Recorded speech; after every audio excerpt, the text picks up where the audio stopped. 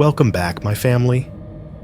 Before we dive into tonight's creepy little journey, make sure to like the video, subscribe to the channel, and share this with someone who loves a good scare before bed. I would love to know where you are watching from and what time it is for you right now. So drop it down in the comments and hype me up a little on YouTube. Now, get comfortable, dim the lights, and let us step into tonight's story. When I moved into a cheap little house on the edge of Columbus, the landlord pointed at the stone ring in the backyard and said, "Don't worry about that. It's just decorative, filled with cement years ago." He said it the way people talk about lead paint or old wiring, annoying, ugly, but harmless. I believed him. The house was exactly what a divorced guy in his late 30s could afford. Beige vinyl siding 2 bedrooms that felt more like 1.5 carpet that never looked clean no matter how many times I vacuumed. The kind of place you only see in daylight on real estate listings with the exposure cranked up and the lawn photoshopped greener. But the rent was low, the commute was manageable, and after signing the papers in that cramped office that smelled like burnt coffee and printer toner, I had this stupid little flicker of hope that maybe finally things were leveling out. The first time I saw the well up close was when I carried a box of dishes through the back door and set it down on the deck. It sat right in the center of the yard, like a prop from a Halloween store someone forgot to put away. Round stone wall, slanted wooden roof, an old metal bucket hanging from a cracked rope. Up close, it was uglier. The stones were stained dark in places like something had once leaked out and dried. The wooden roof was warped and soft at the edges. And when I laid a hand on the stone to lean and peek in, because of course I did, I expected my fingers to brush smooth cement. They didn't. They touched nothing. Just cold air and blackness. It was deeper than I thought. Far deeper than a decorative anything needed to be.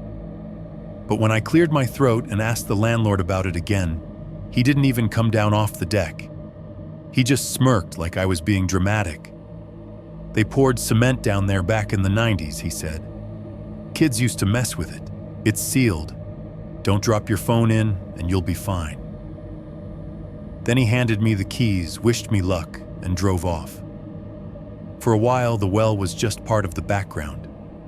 I'd see it through the kitchen window while I rinsed coffee mugs in the morning.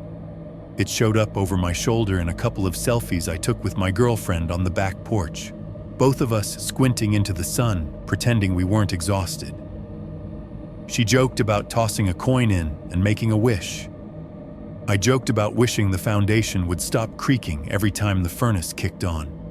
It was just this weird old thing in the yard, a conversation piece, until she died. I am not going to soften that for you. One night she went to work, and a drunk guy in a lifted truck decided red lights were suggestions. When I saw her again, she was lying under fluorescent lights in a room that smelled like antiseptic and cold metal. The doctors used polite words like impact and trauma. All I saw were tubes, blood, and a sheet pulled up too high. After the funeral, the house went quiet in a way I did not know houses could be quiet. The TV still played. The fridge still hummed. Cars still went by out front. But under all of that, there was this emptiness. A space where her laugh should have been. The spot on the couch where her blanket still lay. Her toothbrush still in the holder next to mine. And out back in the middle of that dead yellowing grass, the well just sat there, waiting. It took me a week to go near it again. It took me a bottle of cheap whiskey to lean over the stone rim and talk to it. I remember my breath fogging in the cold air, my voice sounding stupid and small as I whispered a wish I never actually believed anything would hear. I remember the sound the coin made when it left my hand. I remember that it did not sound like metal hitting cement. That was when things started changing. The texts, The pictures, the sounds inside the walls that did not line up with any pipe in the floor plan. The feeling that when I looked down into that black circle, something down there was already looking up at me. When I moved into a cheap house with a decorative well in the yard, the landlord told me it was sealed with cement. Last week I went down there myself. The floor is made of skulls and ribs, and one of them still had my girlfriend's engagement ring on it. You can decide if you think I am crazy after you hear the rest. But if you have ever stood over water or a drain or a wishing well and whispered what you would give to have someone back, then you need to know exactly what might be listening. 1.1. Moving in with leftovers of a life. I am hearing it again while I write this. Little patient drips somewhere inside the walls. Tack, tack, tack. My apartment is on the 3rd floor of a brick building with brand new plumbing, at least according to the smug property manager who handed me the keys. Maintenance has checked the pipes twice. There are no leaks, they say. No water damage, no mold, nothing. But when I sit with my bad leg stretched out on this stained couch, toes numb where the screws are, I can hear it a slow drip from somewhere that is not the kitchen, not the bathroom. Sometimes it feels like it is under me. Sometimes it feels like it is far below, under concrete and dirt and everything I tried to leave buried. I rub my hand over the scar that runs from my knee down to my ankle, a raised rope under my sweatpants. And for a second, the smell of that other place comes back, wet stone rot and a sharp chemical sting like hospital disinfectant, like formalin in a steel tray. That smell does not belong in a quiet Columbus apartment. It belongs in the backyard of the cheap little house I moved into after my life fell apart.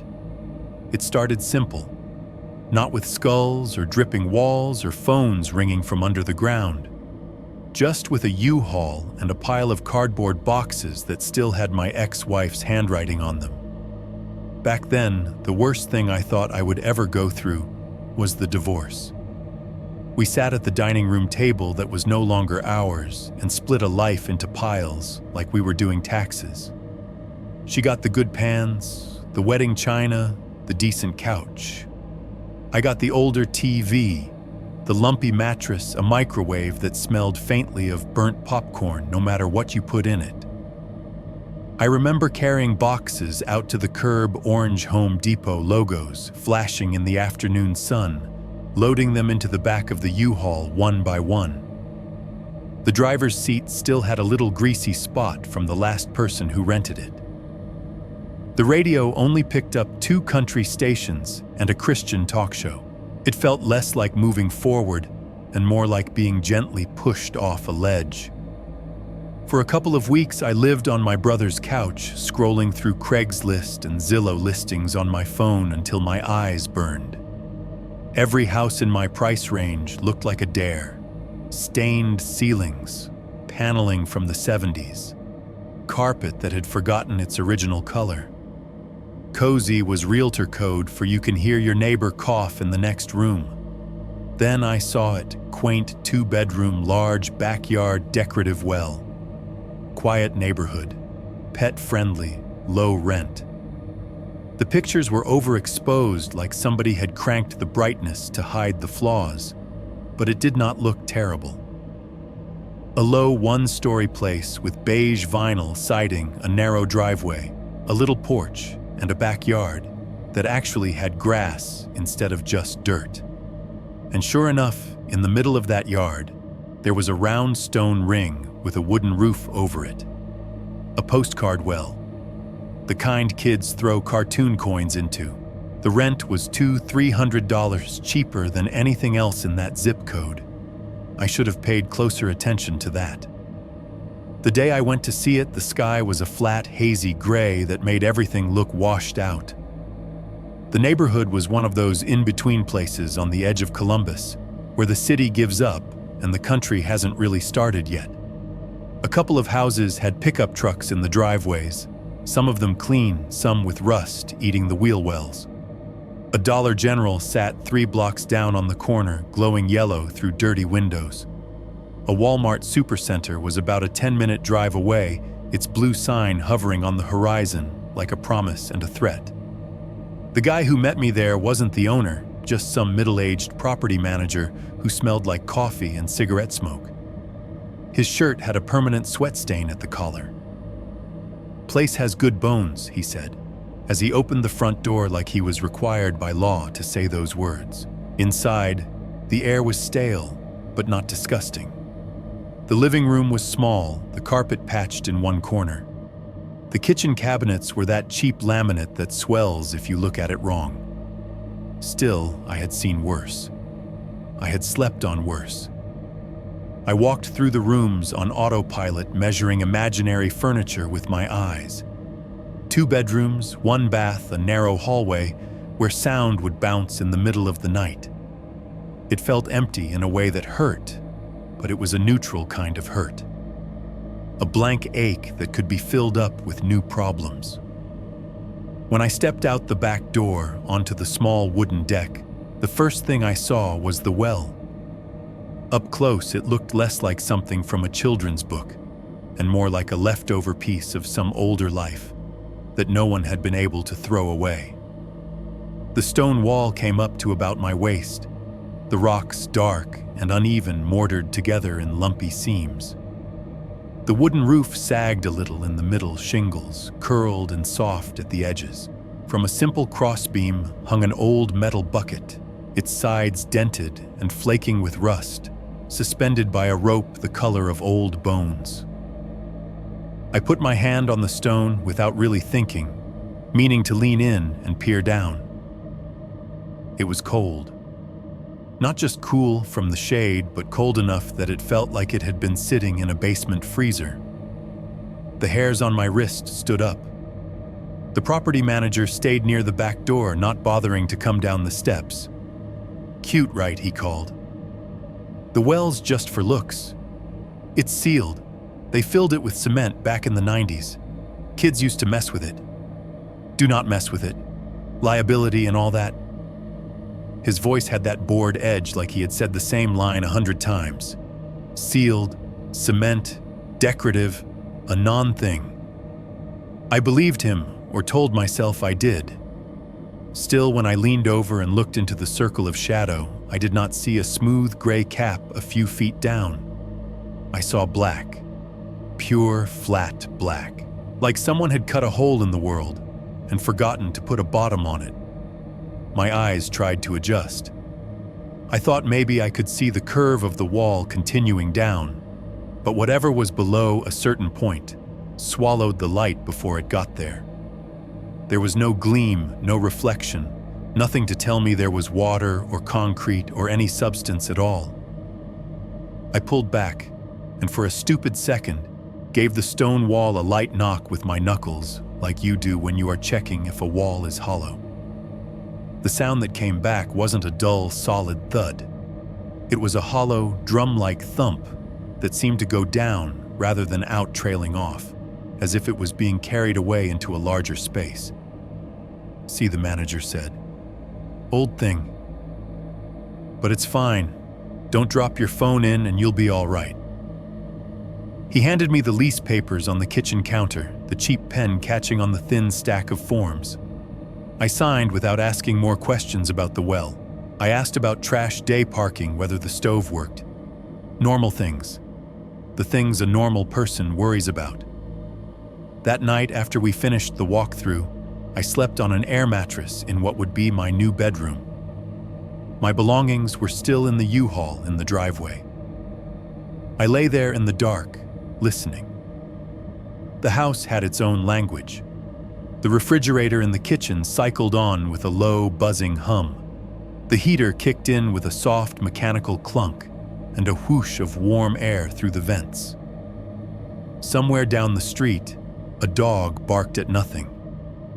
Every now and then, a car rolled past on the road, out front tires, whispering on asphalt headlights, sweeping briefly across the blinds. Through the thin curtains of the bedroom window, I could see a slice of the backyard. The grass was a darker gray than the sky. Right in the center of it, the peaked shape of the well roof sat like a shadow, trying to pretend it was a structure. The open mouth under it was just out of sight, but you could feel where it was, the way you can feel the edge of a drop-off, even with your eyes closed. I fell asleep eventually to the off-and-on rumble of the heater and the mild terror of wondering what my ex-wife was doing at that exact moment with her new, well-lit life. The next morning early, I stepped out onto the back deck with a mug of burnt coffee and a cigarette. The air had that damp chill Ohio can't shake even when the sun's out. The grass around the well looked different in daylight, patchy, a little yellower and thinner than the rest of the yard, like whatever was under there did not care for roots. I leaned on the rail, smoked, scrolled through my phone, pretending not to be paying attention to the circle of stones in the middle of my new life. When the cigarette burned down to the filter, I flicked it without looking, aiming vaguely for the dirt near the base of the well. I heard it land. It did not make the soft, papery sound of a butt hitting dry ground. It made a tiny, distinct plip, the sound of something light touching the surface of liquid. I froze the empty mug halfway to my lips. The manager's voice from the day before replayed in my head, filled with cement, sealed, just for looks. I walked down off the deck into the yard, sneakers dampening in the cold grass. Up close, the stones seemed darker than they had the day before, slicker. I put both hands on the rim and leaned over, holding my breath. Silence. Nothing moved down there. No ripple, no gleam. No cigarette butt floating on water, no curl of smoke. Just that same impossible black and a faint smell rising to meet me. It was not mold, it was not damp earth. It was the sharp, sterile bite of something I had only smelled once before in a hospital room under two bright lights when a nurse unzipped a black bag far enough for me to see what was left of someone I loved. Formalin, stainless steel, cold bone. I straightened up so fast, I nearly slipped on the yellowed grass. The morning suddenly felt louder, cars on the road, a lawnmower somewhere, someone's music thumping faintly through a wall. But under all of it, the part of me that listens for things knew one new fact. The well in my backyard was not dry. 1.2. The old man next door and the not-so-decorative well. I met Doyle the same way you meet most of your neighbors in places like that, by doing something slightly wrong in your yard. It was a Saturday afternoon, one of those flat, washed-out Ohio days, where the sky looks like a dirty ceiling. I had owned the house for exactly 5 days, and decided that if I was going to pretend to be a functioning adult again, I should at least mow the lawn. The mower came with the place, an old push thing that looked like it had survived 3 divorces of its own. I dragged it out of the shed, checked the gas, tugged the starter until my shoulder hurt, and it finally coughed to life in a cloud of blue smoke that smelled like the entire small engine section of Home Depot. The grass wasn't even that tall, but it felt like it was fighting back. The mower blades kept catching on hidden ruts and little chunks of rock, jerking my arms with each clunk. Sweat ran down my spine, sticking my t-shirt to my back. I made the mistake of trying to get cute and run a neat line around the well, skirting the circle of stones as close as I dared. On the second pass, the front wheels hit something solid, and the mower shuddered to a stop with a sharp metallic grind. The engine choked, sputtered, and died. Son of a I muttered, taking my hands off the handle. That rock's been there longer than you, kid. The voice came from my right. I turned and saw him for the first time sitting on the small front porch of the house next door, like he had grown there with the siding. He was in his 60s, maybe 70s, hard to pin down. The kind of old where everything about you has settled into what it's going to be, no more changes coming. He wore a faded Ohio State t-shirt, cargo shorts, and white socks stuffed into old sneakers. A can of cheap beer sweated in his hand, Another empty sat crushed near his boot. A weathered wooden chair creaked under him as he leaned back. He had that look Midwestern old men get: sunspots, deep lines around the eyes, gray stubble like he'd shaved yesterday, and then decided not to care anymore. Almost everyone hits that damn thing the first summer he called lifting the beer in a half toast. "You all right over there?" "Yeah," I said, embarrassed at how out of breath I sounded. "Just trying not to wreck the equipment before I even pay first month's utilities." He snorted. "That old mower's seen worse. Watch your ankles, it likes to bite." I bent down and tipped the mower back, freeing the blade from a chunk of buried stone that had worked its way to the surface. The rock was about the size of my fist, dark and smooth, as if it had been worn down underwater for a long time. "Name's Doyle," he said. "I'm next door. Been here since before half these houses existed." I wiped my hands on my shorts and gave him a small wave. "I'm Mark. Just moved in." I noticed he said not unkindly. "Different car, different boxes. You from around here, Columbus?" I said. "Just different part of it." He seemed to clock that for what it was, a polite way of saying I had been somewhere else and now I wasn't, and let it go. His gaze drifted past me to the center of my yard. "So they rented it out again," he said after a moment. "With the well and all." He said the well, the way a person might say the body in the basement. "Property manager said it's decorative," I answered, trying to keep it light. "Sealed up. Cement. Liability, blah blah." Doyle laughed, but it wasn't a full laugh. More like a sharp exhale that never quite decided to commit. "Yeah, they've been saying that since they slapped these houses on here," he said. "The part about cement changes every few years. The part about the well being here before all of it does not." He took a long drink from the beer, wiped his mouth with the back of his hand. "This all used to be one farm," he went on, gesturing with the can at the line of almost identical roofs. "Big old house back about where your kitchen is now. Barn toward the road. Cows, chickens, whole 9 yards. That well," he pointed directly at it, "was where the family got their water. Them and the animals. Draw it up in buckets, carry it inside." Winter, summer didn't matter.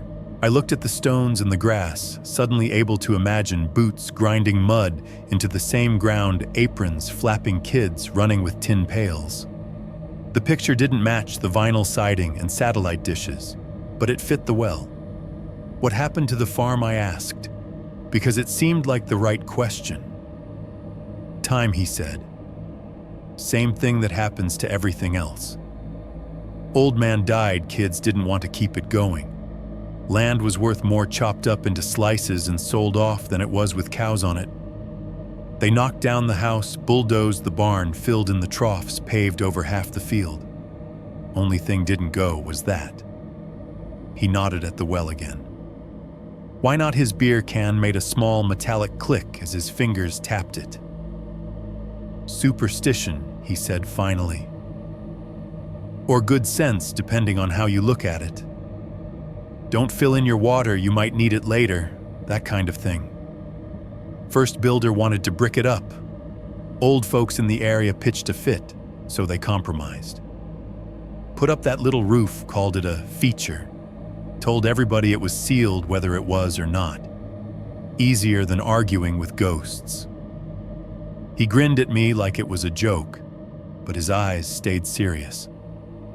"Kids around here used to play with it," he added. "Back before every kid had a phone. Tossing pennies and nickels down for luck. Truth or dare crap. If you throw a quarter and wish for a snow day, it'll come, that kind of thing. Turns into tradition real quick when you're 12 and bored." I thought of my own childhood, wishing on dandelions and falling stars, making bargains with things that never answered. "They ever get their snow days?" I asked. "Sometimes," he said. "Sometimes they got worse." He said it casually, but the air felt a fraction heavier. He looked at the well again, eyes unfocused like something only he could see was sitting on the stone rim. Kids tossed stuff down there they shouldn't have, he said. Not just coins. Little plastic soldiers, Barbie heads' homework they didn't want to turn in. Dead birds they found on the side of the road. Once. He paused, his jaw tightening. Once I think somebody tossed a puppy. Nobody admitted it. We just stopped hearing it bark. My stomach turned. Jesus. He shrugged one shoulder as if trying to dislodge a memory. After that, folks tried covering it now and then, he went on. Boards across the top, padlocks, you name it. Every time a storm'd come through or some teenagers would get bored, and next thing you know, boards are rotted or gone, locks broken, and there it is again. Open. The word sat between us like another object in the yard. Open. I looked at the well. The sun was hitting the stone just enough to draw a bright rim around the darkness inside. From where I stood, the mouth of it really did look like it was just waiting. You ever toss anything in? I asked, partly to shake off the image of a puppy, and partly because morbid curiosity is still curiosity. He smiled, but there was no warmth in it. I've lived here a long time, he said. Long enough to know when something is not mine to bargain with. He stood up, then joints popping faintly, and stretched. You need anything? Tools, sugar, someone to complain about the garbage pickup schedule with, give a holler? He said, nodding toward his house. People come and go on this street. The well stays. I ain't going anywhere either. With that, he went inside screen door, squealing and then slamming shut with a tired smack. I finished mowing, giving the well a wider berth, the mower engine buzzing loud in my ears. It felt good to focus on something as simple as making parallel lines in the grass. By the time I wheeled the mower back into the shed, my shoulders ached and my brain felt pleasantly blank. For a few hours, I didn't think about the farm or dead birds or puppies or anything under my yard older than the foundation. I showered, threw on clean clothes, and started on a basic bachelor dinner, boxed mac and cheese, and a couple of hot dogs boiled in a pot, like I was back in college. After I ate, I stood at the kitchen sink washing dishes by hand, because the dishwasher was one of those rattling ancient ones that sounded like it might cough up a lung if you turned it on. The window was right over the sink, a cheap single-pane rectangle with a view of the backyard. Outside, the sun was low enough that everything was blue and gray. The well sat dead center, its little roof, a darker triangle against the sky. The porch light over my back door sent a weak cone of yellow over the deck and part of the yard, but it didn't reach the stone ring. The inside of the well was just a perfectly round hole of absolute darkness. As I scrubbed dried cheese from a plate, the tap running, I caught myself staring past my own reflection in the glass, down into that circle. It was a weird illusion, no matter how I moved. The darkness inside didn't seem to catch any of the light, didn't reflect even a hint of the sky. It was deeper than shadow. The sink gurgled softly. The plate squeaked under the sponge. Somewhere in the house, the fridge kicked on. Ordinary noises, normal. Then, under all of that, I heard something else. A faint, sharp sound, like metal touching stone. Tink. I froze, fingers still on the plate. The faucet kept running, but I didn't really hear it. I reached into my pocket with my free hand and pulled out my wallet, thumbing through the bills and coins there as if to check whether I had absent-mindedly thrown change without realizing it. Every quarter and nickel was still there. Tink. It came again. Soft, distant, but unmistakable. The sound of something small and hard dropping down and hitting rock somewhere deeper than my yard should go. The hair on my arms lifted. I shut off the faucet. The sudden lack of water made the house sound enormous and empty. The only other noise was the low hum of the refrigerator and the faint buzz of the porch light fixture outside. I stood there holding a dripping plate and listened. For a long moment, nothing. Just silence pressing against the window. The well sat in the frame like a still photograph. No movement. No sound. A cricket started up somewhere, its chirp thin and lonely. Another answered from beyond the fence.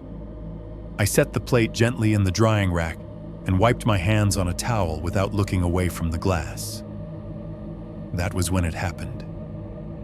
From the direction of the well cutting clean through the evening and into my bones came a single sharp cop, not the sound of a dropped coin this time. Harder. Deeper. It sounded exactly like a dry bone hitting stone. My whole body flinched. The towel slipped from my fingers into the sink.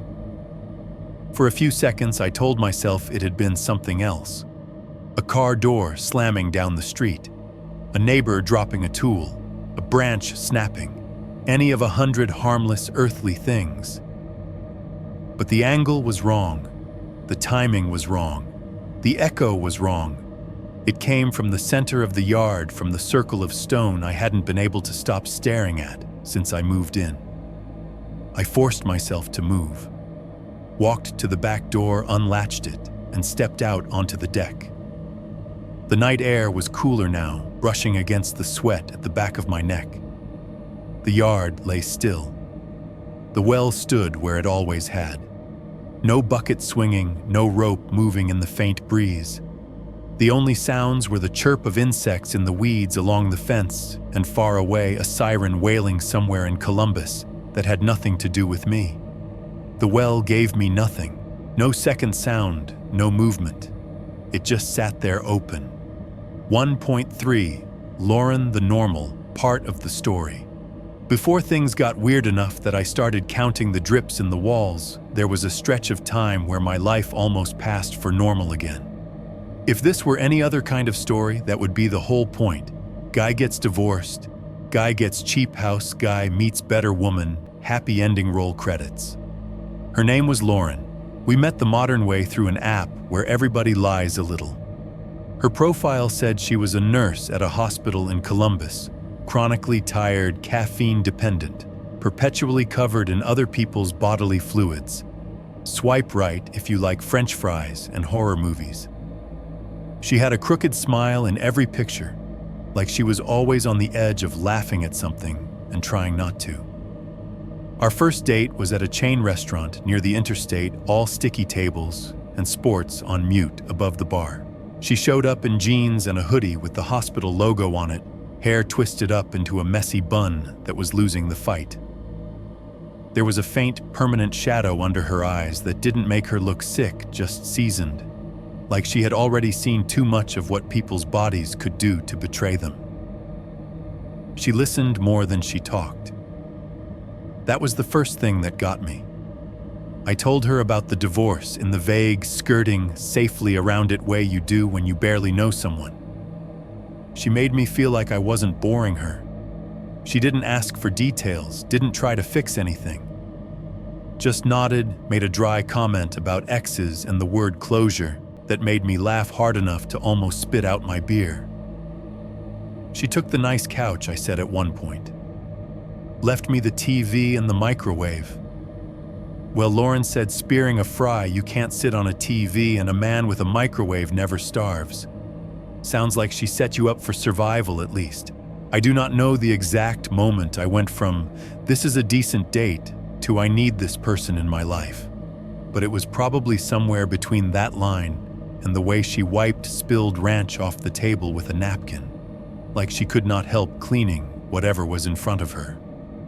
She started coming over on nights she wasn't on shift.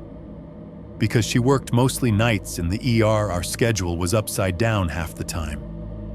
She'd show up at my place at 9 or 10 p.m., hair still damp from a shower at the hospital, carrying a plastic bag from the cafeteria with whatever sad, lukewarm meal she'd snagged on her way out.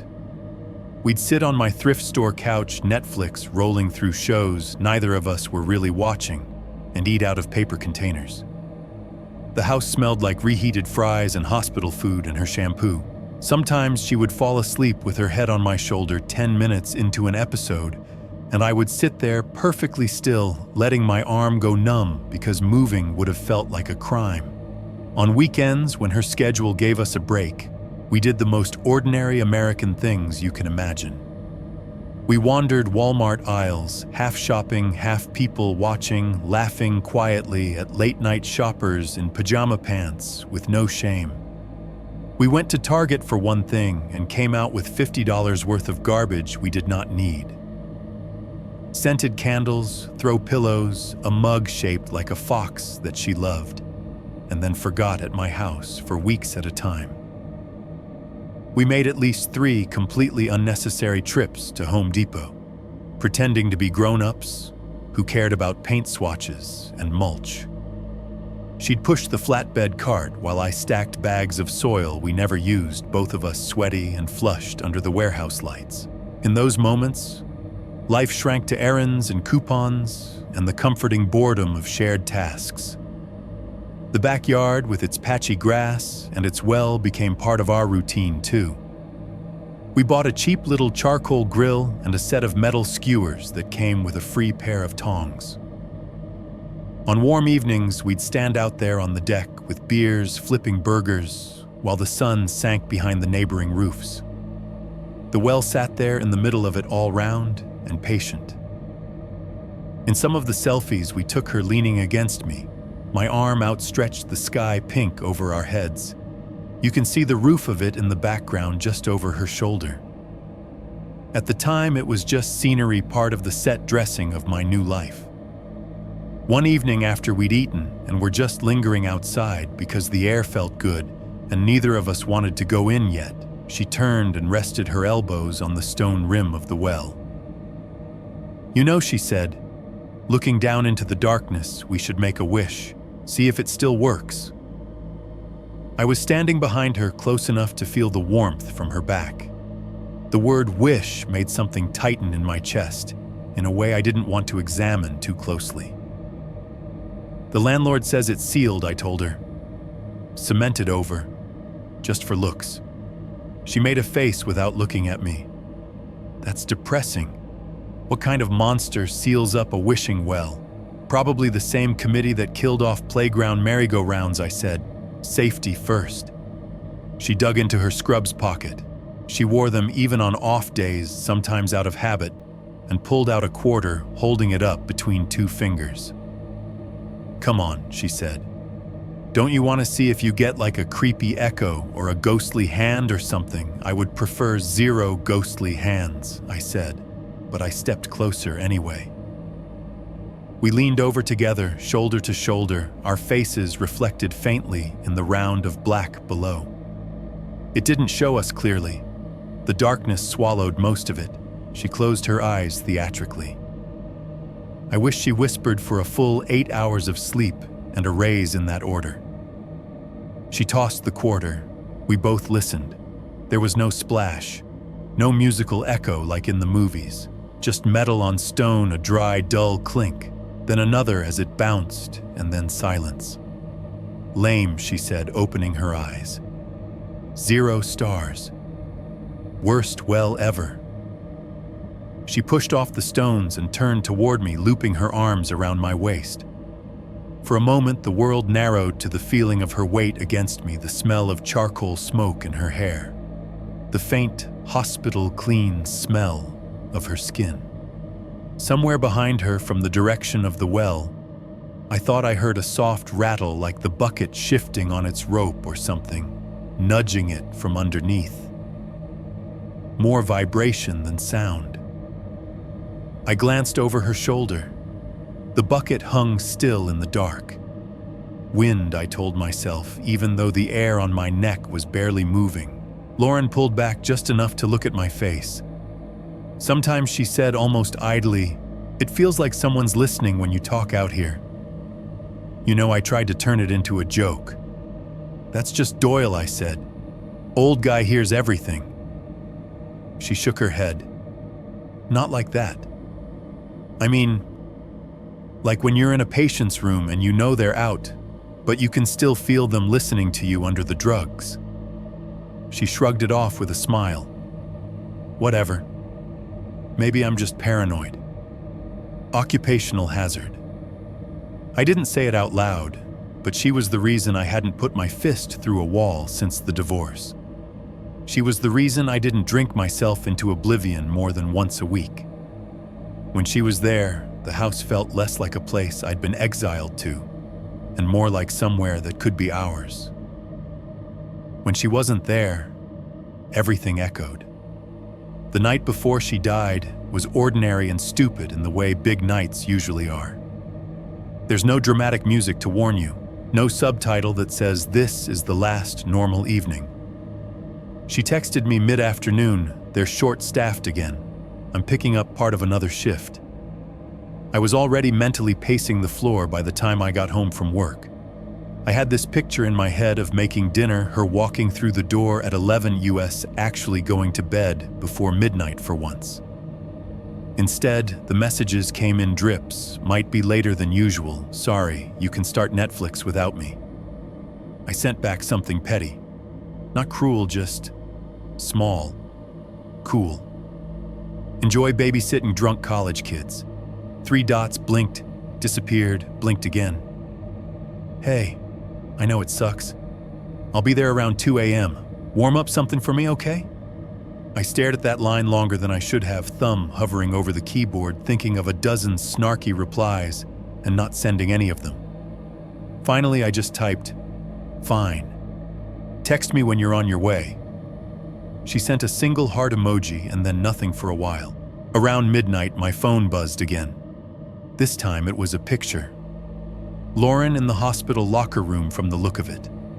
She was in her dark green scrubs top, a little wrinkled, a streak of dried something blood I knew, but I tried not to focus on that just above her left pocket. Her hair was pulled back tight, a few strands escaping around her face.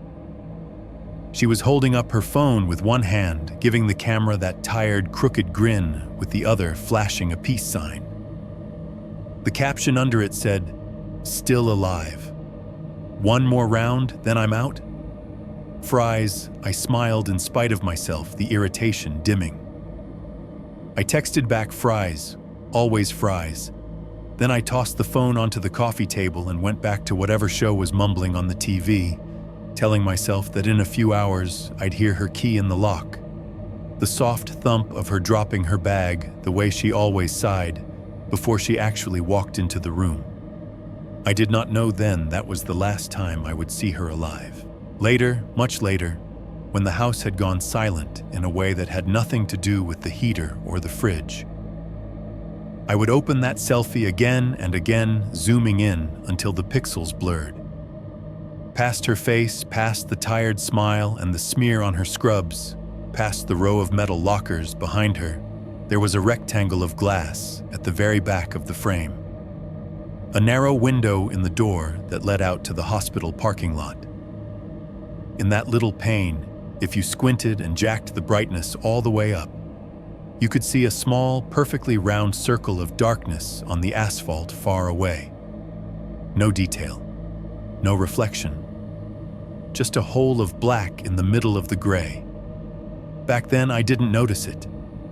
Now when I look at the picture, it is the only thing I can see. 2.1. The crash and what was left of her. The call came at 2:58 a.m. That was the time glowing blue on my bedside clock when my phone started vibrating on the nightstand, skittering a little on the cheap wood. I remember being annoyed first. That's the ugly part. I was half asleep and half pissed, thinking it was spam, a wrong number, anything that could be pushed off until morning. The screen lit my face in the dark. Unknown number. Local area code. I answered with the thick, stupid voice of someone yanked out of bad sleep. Hello? The sound on the other end was not what you want to hear at 3 in the morning. It was chaos pushed through a thin speaker, voices overlapping, something metallic clattering, a constant, distant beeping. And over it all, a woman's voice, clipped, controlled, running just ahead of panic. Is this Mark? She used my last name. Yeah, I said, sitting up so fast the room swam. Yeah, this is Mark. Who is this?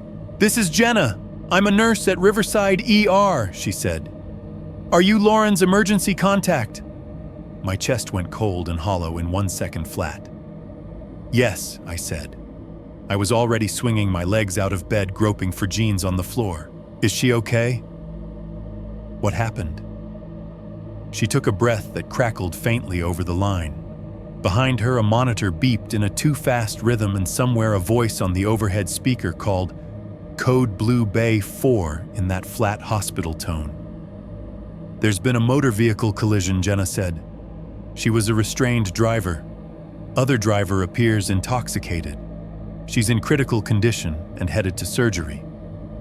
We need you to come in as soon as possible. Is she awake? I asked, mangling the zipper on my jeans with shaking fingers. Can I talk to her? Right now, she's intubated, the nurse said carefully. We're doing everything we can. Is she? I swallowed. Is she going to? I can't say over the phone, Jenna cut in gently, which is medical code for probably not. Drive safe, come to the ER entrance and check in at the desk. Okay, she didn't wait for an answer. The call ended with a small pop, and I was left staring at my own reflection in the dark screen for a second, before I grabbed my keys and bolted. The drive to the hospital is a blur in my memory, not because it wasn't clear, but because my brain won't let me look at it head on. Headlights on empty streets. Red lights that felt like personal attacks. The dashboard clock clicking over to 3:12, 3:14, 3:19. My hands gripping the wheel so hard my knuckles hurt. The ER entrance was a rectangle of harsh light spilling onto the pavement. Automatic doors hissed open as I approached the gust of antiseptic cold air hitting me like a physical thing. Inside, everything was too bright and too quiet at the same time, like walking into a refrigerator lined with fluorescent tubes. The floor shone with that never-quite-clean hospital shine. The chairs in the waiting area were bolted together rows of hard plastic seats, fake green, that was supposed to look calming and failed. A vending machine hummed in the corner, bags of chips and candy bars, lining up in neat rows behind glass, indifferent to whatever was screaming on the other side of the wall. At the desk, a woman in blue scrubs and a ponytail looked up. Her badge said, "Registration." "I'm here for Lauren," I said, giving her full name. They called me. "Car accident." They said her expression flickered when she heard the name just for a second before she schooled it back into professional neutral. "Have a seat," she said. "Someone will come get you." If you've never sat in an ER waiting room in the middle of the night, it feels like floating in a tank while you listen to bad things happen through the walls. Somewhere down the hall, a man was coughing wetly over and over like his lungs were trying to come out. A baby cried in these sharp, exhausted bursts. The PA crackled every few minutes with codes and numbers I couldn't decode. There was a TV mounted near the ceiling, playing an infomercial on mute, a woman on the screen, smiling too wide as she peeled Tupperware lids off in slow motion, like that was a thing anyone had energy to care about. Time folded in on itself. It could have been 5 minutes or 50 before a doctor came out.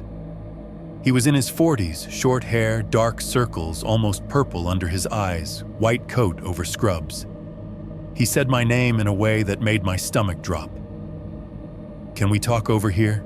he asked, gesturing toward a side hallway. They don't say "I'm sorry for your loss" right away. They build to it with phrases like scaffolding around a collapse. There was significant impact on the driver's side, he said, hands folded in front of him. The other vehicle was a large pickup. Your friend Lauren took most of the force to her left flank and chest. He used words like blunt force trauma, pelvic fracture, internal bleeding. Each term was a brick. "We intubated her on arrival," he said. "Tried to stabilize. She had multiple broken ribs. One of them punctured her lung. There was extensive damage to her liver and spleen. We got her to the OR as fast as we could, but He hesitated for a fraction of a second, and in that pause, I already knew what he was going to say. "She coded on the table," he said quietly. "We were not able to bring her back." Somewhere a monitor went into a steady tone, a flat line that belonged to someone else in some other bay, but it bled into the moment like a soundtrack. I remember making a noise, but not what it sounded like. I remember the feel of the wall at my back when he guided me into a chair. His hand on my shoulder was light and useless. "There's a chaplain on call if you'd like to speak to someone," he offered, words falling into the white noise. "We will need you to identify the body. When you're ready. When you're ready." As if that was ever a real option, the morgue was in the basement down an elevator that smelled like bleach and metal. The doctor walked with me saying things I didn't catch. The hallway was lined with doors that all looked the same, each with a small plaque and a card reader. The air felt denser there, heavier, like time moved slower out of respect. A second nurse met us at a door and swiped her badge. Inside, the tile was colder, the light harsher and flatter. There was a row of stainless steel tables, and beyond that, a bank of refrigerated drawers. The room smelled like disinfectant, and something underneath it, something faintly sweet and fatty and wrong. They did not pull a drawer. She was still on a table, a sheet pulled up to her collarbones. A black body bag lay folded on a gurney nearby as if it was waiting. "We'll uncover just enough for identification," the doctor said gently. "We don't recommend viewing everything. It's better if you remember her face." He nodded to the nurse. She stepped forward and folded the sheet down from Lauren's chin. I thought I had prepared myself. I had not. Her face was at once completely familiar and horribly rearranged. The left side looked almost normal, just pale lips slightly parted, as if she was about to exhale. The right side had taken the hit. The cheekbone had caved in, leaving a flat, wrong angle where there should have been a curve. The eye socket on that side was swollen and dark, the eye itself a bloodshot marble half hidden under swelling. There was a jagged tear at the corner of her mouth, where her teeth had cut through her lip. Her hair was pulled back, matted with dried blood near the scalp. There was a faint, hospital-clean smell in the room, but under it I could smell copper and something like raw meat left too long on a cutting board. "I'm sorry," the doctor said quietly. I forced myself to look, to register. That was Lauren. That was the person who had been texting me about fries a few hours earlier. As I looked, I noticed something that didn't seem like it should be visible. Just above where the sheet ended at her throat, the skin was bruised in a spreading purple and yellow stain. Running through that bruising, right at the base of her neck where it met the collarbone, there was a thin, pale line pressing up from underneath. A white ridge like bone pushing against too thin fabric. A strip of something hard and smooth sat just under the surface like there was not enough muscle left to cover it. It made her neck look segmented. It was such a small thing compared to all the obvious damage, but my eyes locked onto it. Later, much later, that single glimpse would circle back on me in ways I couldn't have imagined. I managed, dragging my gaze back to her face. That's her.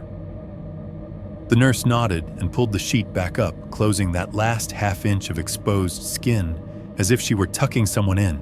The doctor murmured something about arrangements about the funeral home contacting me, but it all bounced off. The rest of that week moved like a bad slideshow. The funeral home smelled like flowers and carpet cleaner. They recommended a closed casket as if it were a menu choice. I picked a photo of Lauren where she was laughing at something just out of frame, the crooked smile full force, no dark circles for once.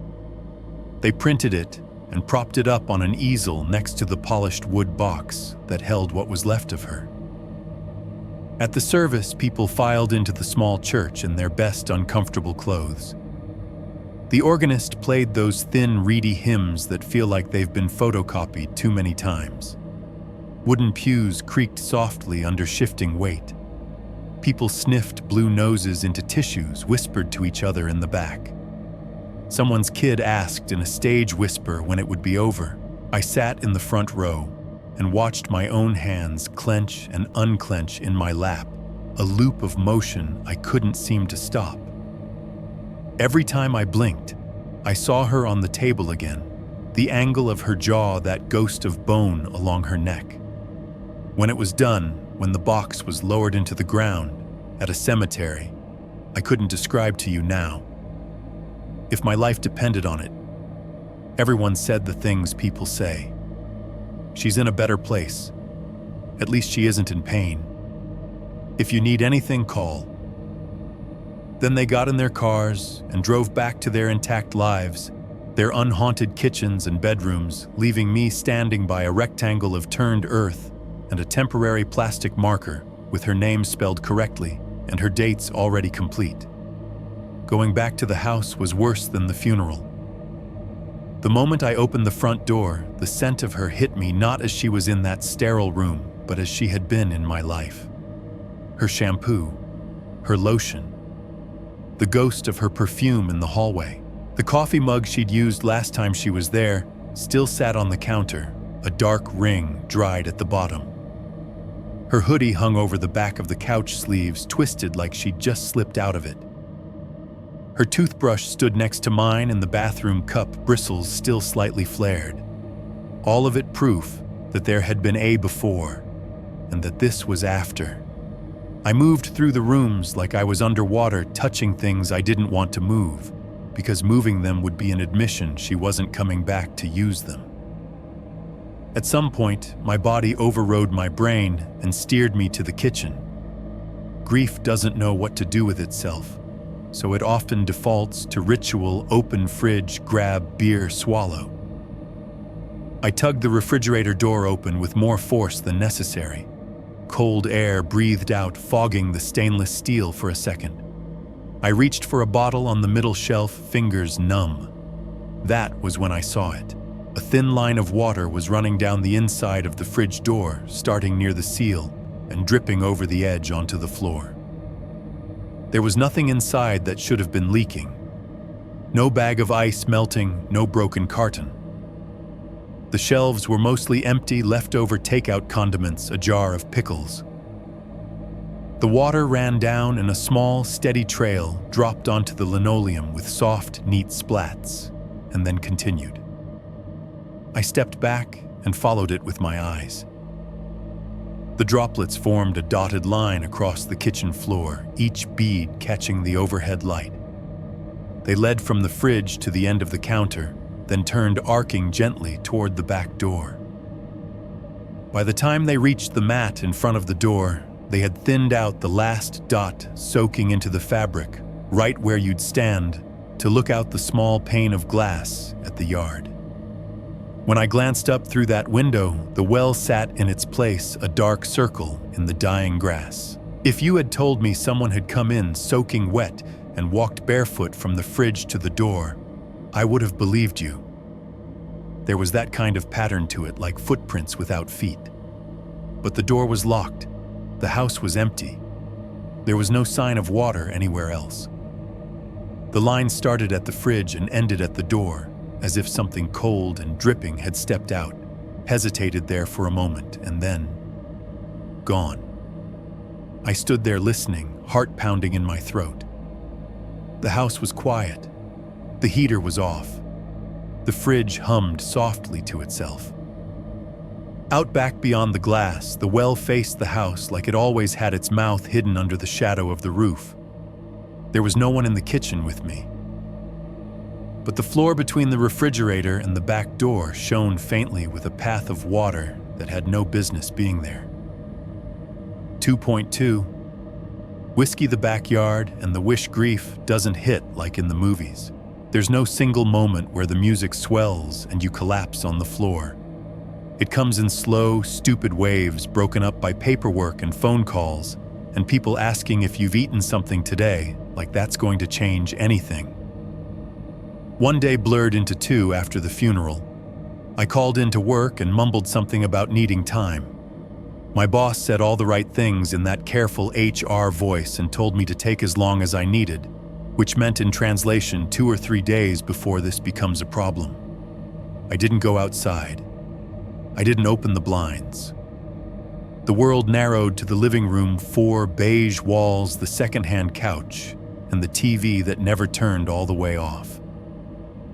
I lay there with the remote in my hand and let streaming services shovel content into my skull until it all became the same noise crime show sitcom documentary about whales, late-night talk show reruns. None of it stuck. I couldn't have told you a single plot point if my life depended on it. The coffee table in front of me turned into a little landfill. Empty beer cans crowded together like silver tombstones.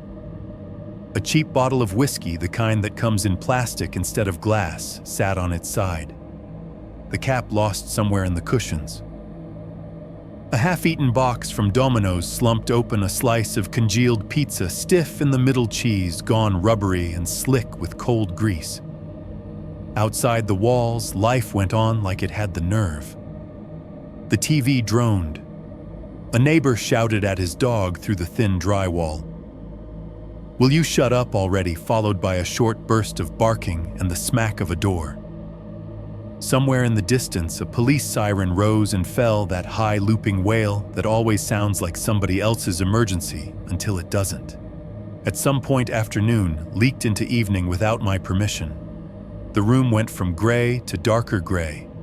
I realized I hadn't turned on a single light. The only illumination came from the flickering TV and the small digital glow of the cable box clock, the numbers changing with smug regularity. Around 9 or midnight or some meaningless time in between, I drained the last of the beer in my hand and sat up the world, tilting a little to one side. My throat burned faintly from the whiskey I'd been chasing the beer with. My mouth tasted like cardboard and salt and regret. I caught movement out of the corner of my eye and turned my head. Through the doorway to the kitchen, past the edge of the counter, I could see the back door window.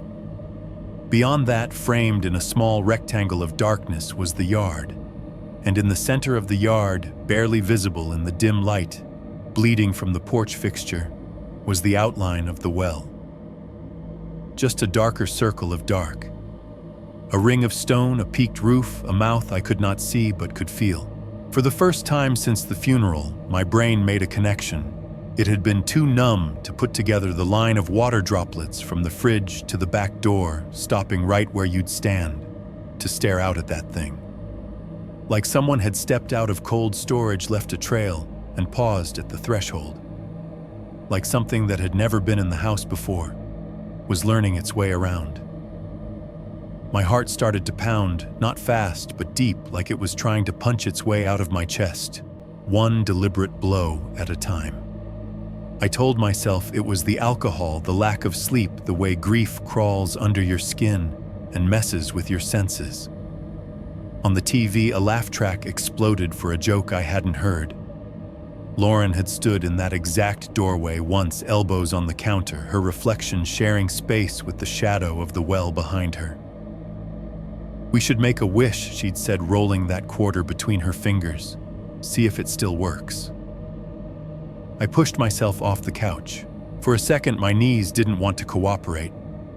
There were pins and needles from too long spent bent at the same angle. I steadied myself with a hand on the wall and then headed for the kitchen. The overhead light flicked on with a dull click, washing the countertops in cheap yellow. The tile felt cool under my bare feet. The fridge hummed innocent. No puddles on the floor this time. Through the window, the backyard looked flat and empty. The deck was a darker smear, the grass a low, fuzzy texture. The well sat like an absence more than an object, a patch where the night seemed thicker. I opened the fridge, grabbed another beer without really wanting it, and then set it on the counter instead of opening it. My hands were shaking enough that I watched the aluminum can tremble in place for a moment. It would have been easy to go back to the couch to drown in noise until I passed out. That's probably what I should have done. Instead, I found myself moving toward the back door, pulling my jacket off the hook by habit more than intention. The air that rushed in when I opened the door was a wet kind of cold, the kind that seeps through denim and into your bones. My breath came out in thin white plumes as I stepped onto the deck. The boards under my feet were slightly damp, darkened by the day's leftover moisture.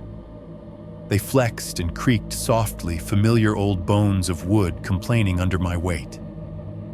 The yard smelled like late fall and early winter pressed together damp earth, dead leaves, the faint tang of something growing mold out of sight.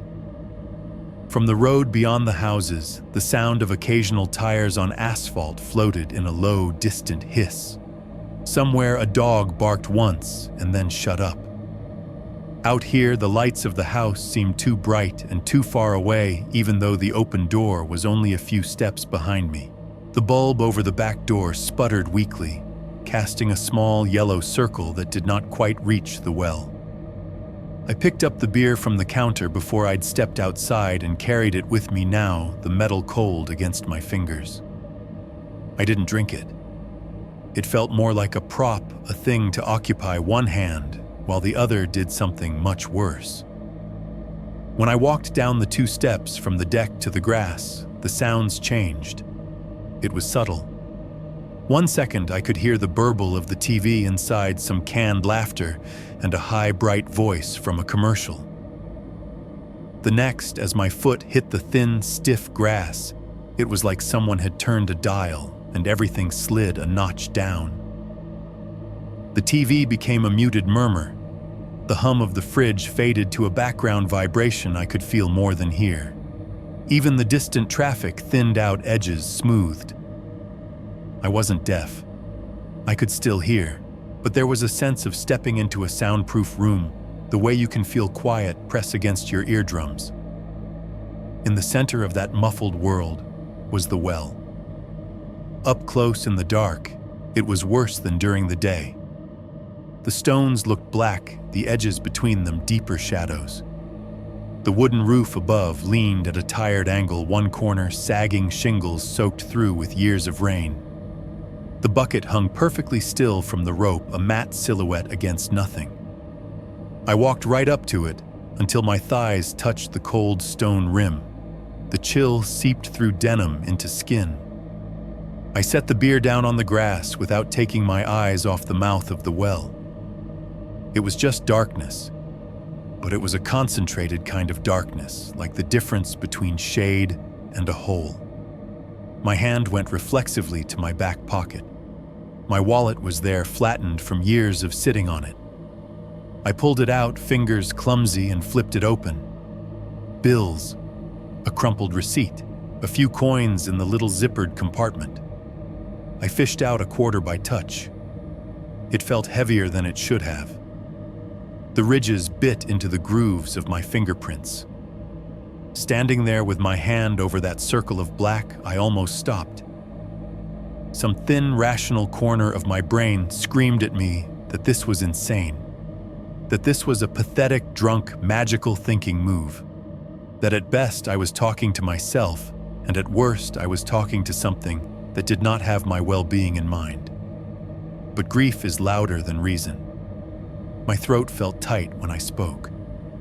My voice sounded strange in the muffled air, like it was being absorbed by something instead of bouncing back. If anything down there can hear me. I began feeling stupid and desperate in equal measure. The darkness did not change. Nothing moved. "I want her back," I said. The words scraped. "I want Lauren back. Just one more night. I don't care the cost." The last part came out before I had time to think about it. I meant it when I said it. That was the worst part. I would have signed anything in that moment, agreed to any terms, just to see her walk through the back door once more. Hoodie, half-zipped hair, smelling of hospital soap and smoke from the grill. I held the quarter over the center of the hole and let it go. Time slowed in the half-second between my fingers opening and the coin dropping into the dark. In my head, I expected the sound I'd heard when Lauren tossed her quarter, the clean clink of metal on stone echoing in a dry emptiness. That's what would have happened in a sealed well. That's what was supposed to reassure me that this was a dumb gesture, nothing more. That is not the sound I heard. The quarter fell invisible, almost immediately swallowed by the black. There was a fraction of silence, a thin slice of nothing. Then, plop. It was not the ringing note of metal on rock. It was a wet, smothered impact, thick and rounded at the edges, like something small hitting the surface of a dense liquid. Not the clean splash of water, more like dropping a coin into a vat of oil or blood. The sound didn't echo. It just happened, and then seemed to sink, drag down into a depth that didn't want to give anything back. I held my breath without meaning to. For a second, the world was a frozen snapshot.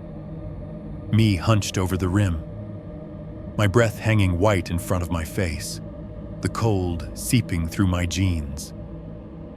Then I heard something else. Far below, somewhere in the column of space under my feet, there was a faint shift, a slow, deliberate sort of movement. It was not the splashy slosh of water. It was a dragging, slurping sound, as if something heavy and soft was adjusting, pulling itself across stone, like a big, wet sack of meat being slid along the floor. I don't know how I knew it was getting closer. The volume didn't change much, but there was a sense of approach, of motion curling upward through the shaft. The skin on my arms prickled. Every instinct I had screamed at me to move back, to put as much distance as possible between myself and that hole. I took a stumbling step away from the well heart beating so hard it made my vision pulse with each thud. I bent down, fingers scrabbling for the beer can, more to have something in my hand than because I wanted the drink. I had just straightened up when the bucket moved. There was no wind. The air was as still as a held breath. The metal bucket gave a tiny jerk, then began to sway, just a little creaking on its old rope. The sound it made was small, but razor-sharp in the muffled quiet, a thin, high creak, like a question being dragged out. It swung forward toward me, then back, like something under it had pushed upward and bumped it from below. I stared at it, frozen, watching the slow oscillation. It should have slowed and stopped quickly, given how stiff the rope looked, how old the wood above it was. But it took longer than seemed right, the bucket rocking in a lazy, stubborn pendulum. Finally, it settled, hanging still over the dark. I backed up another step, then another, until the backs of my legs found the lowest deck step. I climbed up without turning my back fully on the well, the way you do when you're leaving a dog you're not sure about. At the top of the steps, I reached inside and hit the switch for the porch light. The bulb flicked off with a small pop, plunging the yard into a deeper, more honest darkness. I stepped into the kitchen and shut the door. The latch clicked. The normal sounds of the house washed back over me all at once, the fridge hum, the distant TV, the faint buzz of the overhead light. In my head, I replayed what I'd just heard, and then, because I'm human and stupid, I started reaching for explanations. The bucket had probably just been loosening for a while and picked that moment to shift.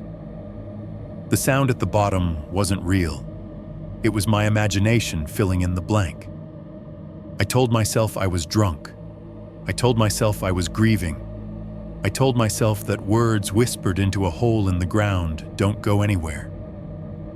I told myself a lot of things, but under all of it, another thought slid into place and stuck there, cold and certain. Something down there had heard me. 2.3. The text at 3:17 a.m. I did not sleep so much as blackout. After I came back in from the yard, I left the empty beer can on the counter and walked around the house on autopilot. I checked the locks twice. I stood in the bathroom for a minute with the light on, staring at my own face in the mirror, daring it to look wrong. It didn't. I still looked like myself, tired, hollow-eyed, older than my driver's license said, but at least my features were where I remembered leaving them. I left the hallway light on when I finally went to bed. The bedroom itself stayed dark, the door a pale rectangle where the light leaked through. It made a thin stripe across the floor and up onto the wall like a blade laid gently against the room. I lay on my back, staring at the half-lit ceiling. Every time I closed my eyes, I heard that sound again. Not the little plip of the coin, but the thick, obscene plop afterward, and the slow drag of something shifting deep underneath. Eventually, exhaustion won.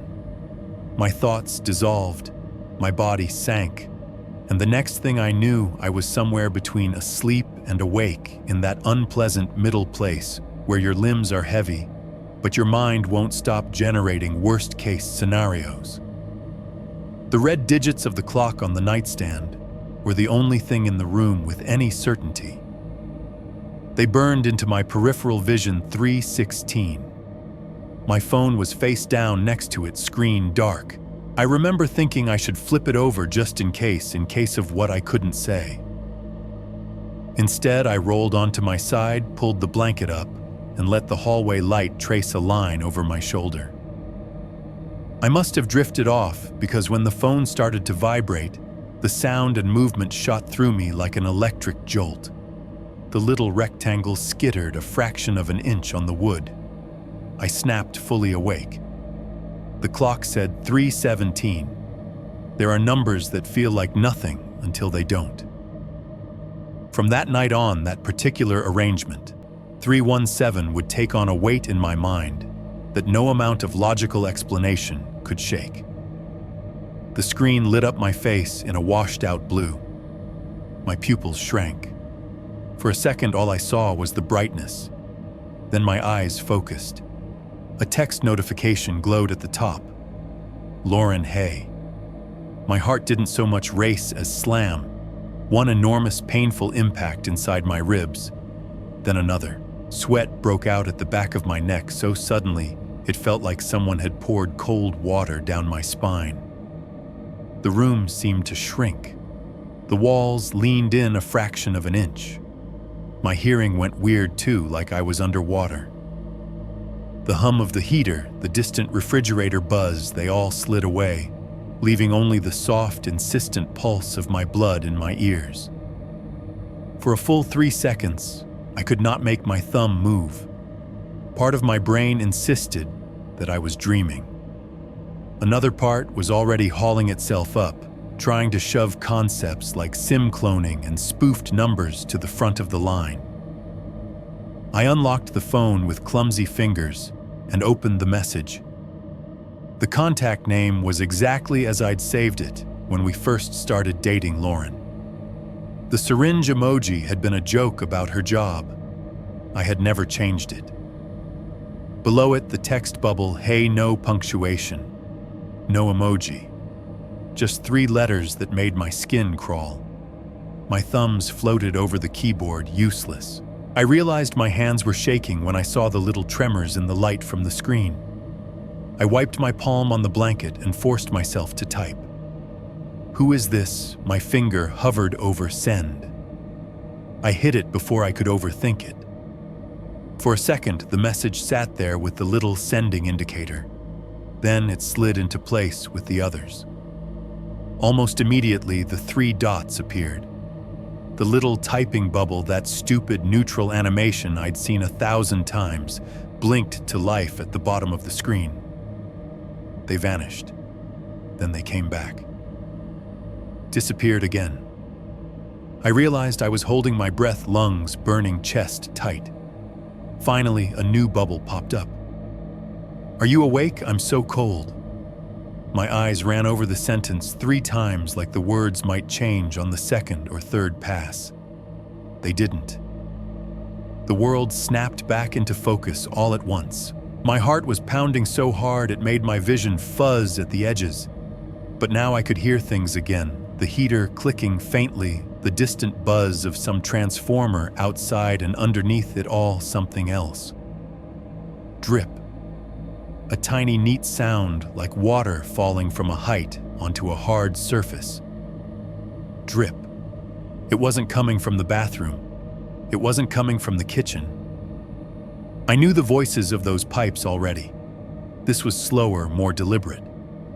The interval between drops felt chosen. Drip. My throat was dry. I swallowed, eyes still locked on the phone. Instead of answering the message, I swiped up and opened the entire thread. It was all still there at first, weeks and weeks of normal life compressed into colored bubbles. Leaving now. Traffic sucks. Pick up milk, got puked on twice tonight, you still want to kiss me, Netflix? Or are you pretending to read again, Taco Bell, or real food, little domestic negotiations and stupid jokes? A picture of fries, a gif of a skeleton dancing on a hospital bed. Her telling me about a drunk guy who tried to fight a vending machine. Me complaining about my boss. Each line was a ghost version of us that did not know what was coming. I scrolled down. The last exchange before she died. I'll be there around 2 a.m.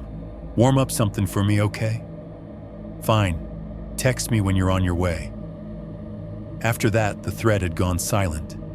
Until tonight. Below the heart, there was now something new I hadn't seen before.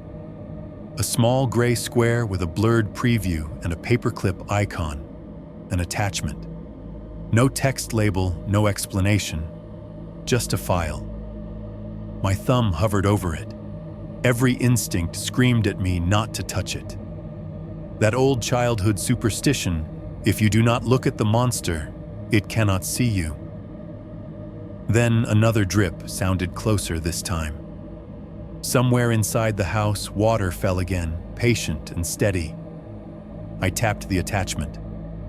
The screen went black for half a second as the phone loaded the image.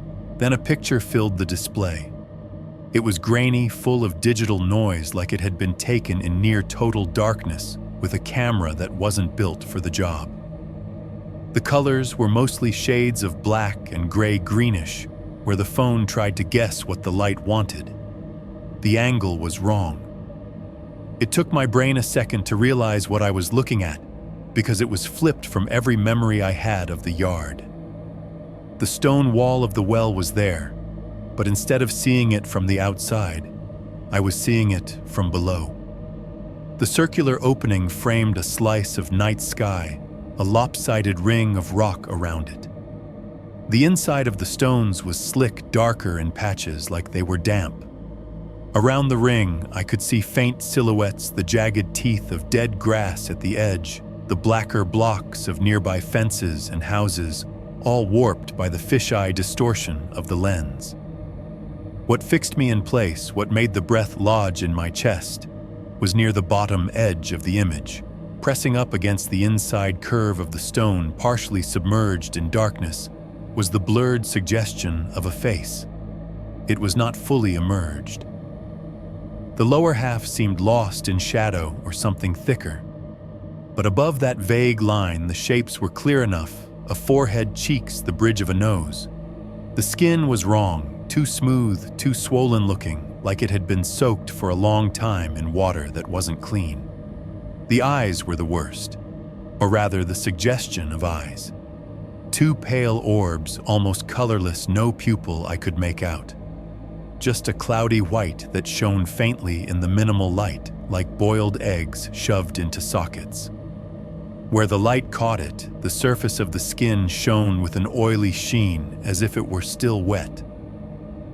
The longer I stared, the more details my brain tried to fill in. Was that hair plastered back against the stone? Were those teeth, or just light on rock until the entire bottom third of the screen seemed to pulse like something alive? I didn't get to study it any longer. Without me touching anything, the photo vanished. The screen snapped back to the message view, and then in the span of a heartbeat, the entire app crashed. The screen went white, then kicked me back to the home screen icons in neat little rows like nothing had happened. My fingers moved on their own, jabbing the messages icon. The list of conversations popped up. Work group chat, spam code, my brother, no Lauren.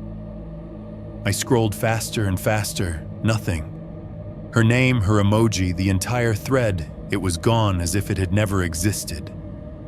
Cold washed through me, the kind that starts at the spine and spreads.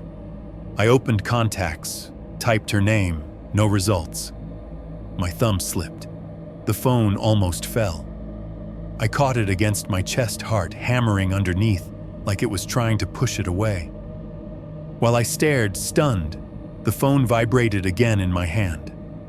This time I didn't have the app open. The alert came up over everything, a gray bar at the top of the screen, the lock screen glowing underneath. No contact name this time, just a number. The message preview read, "Come outside." The words sat there calmly, black on white, utterly ordinary. I did not tap them. For a full 10 seconds, I couldn't make myself move at all. Then, with a tiny sound, the notification blinked out, replaced by the plain lock screen, like someone had swiped it away from the other side. I fumbled back into the messages app, heart in my throat. No new thread, no message, no record of the instruction I had just read. For a moment I thought, if I pretend this didn't happen, maybe it won't be real. Maybe this is a stress hallucination, and if I stay in bed long enough, the world will rearrange itself into something sensible. Then another drip sounded, this one clearly from the direction of the kitchen. The idea of staying put felt worse than the idea of moving. I got out of bed slowly, as if any sudden movement might provoke something. The temperature in the hallway felt a little lower as I stepped into the pale spill of light. My bare feet made almost no sound on the floor, but I could hear my own breathing slightly faster than normal. The dripping stopped as soon as I reached the living room. The house held its breath. In the kitchen, everything was ordinary. The light overhead hummed, throwing its same tired yellow over the counter and the sink. There were no puddles on the floor, no overflowing faucets. The fridge door was closed dry. The back door window was a dark rectangle. I stood in front of it for a long time before I could make myself reach out and touch the lock. The metal was cool under my fingers. The door opened with its usual soft whine, and then I was stepping out onto the deck again, into that wet, cold air that immediately found the thin spots in my t-shirt. The yard was a flat field of shadow. No porch light this time, the bulb had blown earlier, or maybe I had turned it off in some misguided attempt at sleeping.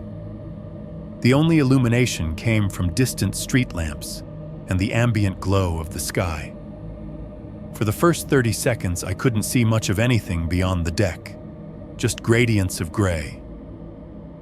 Then my eyes adjusted. The shape of the well resolved itself in front of me, darker black against regular black, the roof a squat triangle cutting into the sky. My eyes were drawn to the bucket like metal to a magnet. It was not hanging straight. The bucket sat at a slight angle, tilted toward the house, the rope taut on one side and slacker on the other, as if something heavy had pulled down on it from below and then let go. As I watched, it began very slowly to move. Not swinging wildly this time, just easing back upright, the metal kissing the air in almost imperceptible arcs. The rope creaked with tiny, strained kinks, a sound that raised goosebumps on my arms. There was no wind. Not a leaf on the fence line rustled. When the bucket finally settled, hanging straight again over the center of the well, the quiet that followed was as loud as any siren. In that silence, clear as if it were right beside me, I heard a breath. Short. Wet. Not quite a gasp, not quite a sigh. It came from inside the well, rising up through the stones and the dark. It did not sound like lungs full of air.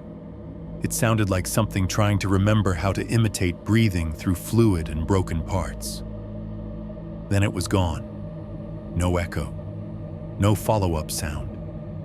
Just my own breath, ragged in the cold, and the distant whisper of tires on the highway, far, far away from the circle of stone at the center of my yard. 3.1. Drips in the walls. By the time the sun came up, I had almost convinced myself I had imagined all of it. Almost. Morning light does this trick where it pretends nothing bad can live in it. The same house that feels haunted at 3 in the morning looks stupid and small at 9 a.m., dust in the airmail on the table, sink full of dishes. I clung to that. I made coffee with hands that still weren't quite steady and forced myself to ignore the way my eyes kept flicking toward the back door window, toward the empty patch of yard where the well sat out of sight. The phone lay on the counter screen, black innocent. The rationalizations lined up like soldiers. Grief, lack of sleep, alcohol, some glitch in the phone, spoofed numbers. A hacker somehow, because hacker was still easier to swallow than dead girlfriend texting you from the bottom of a well. I unlocked the phone, went to messages again.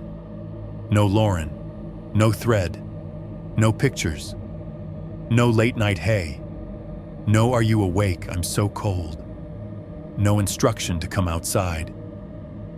The call log showed nothing from unknown numbers around 3:17 a.m.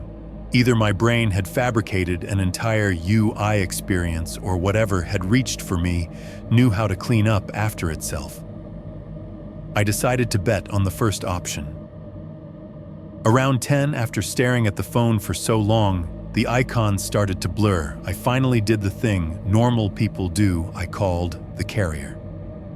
The automated system made me fight through the usual maze. For English, press 1. Please enter or say the 10-digit number associated with your account. Did you know most account issues can be solved online? Every time the robot voice suggested the app, something in me wanted to scream. I held the phone to my ear and listened to the tinny hold music, some royalty-free jazz loop that reset every 45 seconds while I paced the kitchen. Eventually, a human picked up. She sounded like she was on her third double shift of the week and hated everyone equally. Thank you for calling customer care. This is Tracy. How can I help you today? I think my phone's been hacked, I said, hearing how paranoid it sounded even as I said it. Or glitched. I'm getting messages that vanish, numbers that show up and disappear. Is that a thing? We went through the script. She had me power cycle the phone, reset my network settings, check for system updates. She looked at my account activity on her end and told me she didn't see anything unusual. No flagged numbers, no suspicious charges, nothing to suggest someone had hijacked my line. Sometimes messages fail to send and the system retries them, she said. You might see the notification and then it goes away if it can't deliver. These did deliver, I said. I read them. Well, sometimes the display can be delayed, she offered, already losing interest. It might be catching up on previous traffic. From a contact that's been dead for a week, I didn't mean for it to come out that sharp, but it did. There was a silence on the line, the kind that says you've stepped outside the bounds of what the help desk is paid to handle. I'm very sorry for your loss, sir, she said in that careful tone people use when they want to be sympathetic without getting involved. From what I can see here, your device and line are functioning normally. If you're still concerned, you can visit one of our stores and they can run a diagnostic. Sure. Let me just walk into a strip mall and tell a 20-year-old in a polo that my dead girlfriend is texting me from the plumbing. Yeah, I muttered. Thanks. I hung up before she could ask if there was anything else I could help with today. The day dragged on, thick and slow. I tried to stay awake, afraid of what might be waiting if I drifted off. But around late afternoon, my body made the choice for me. I dozed in front of the TV, jerking awake at every small sound. When evening settled in and the sky turned that dirty cotton color, the house began to feel wrong again. The light from the hallway and kitchen couldn't quite hold back the shadows in the corners. That was when the dripping started. At first I thought it was the kitchen faucet, the steady, patient tack of a tap not fully closed. I went in, checked dry.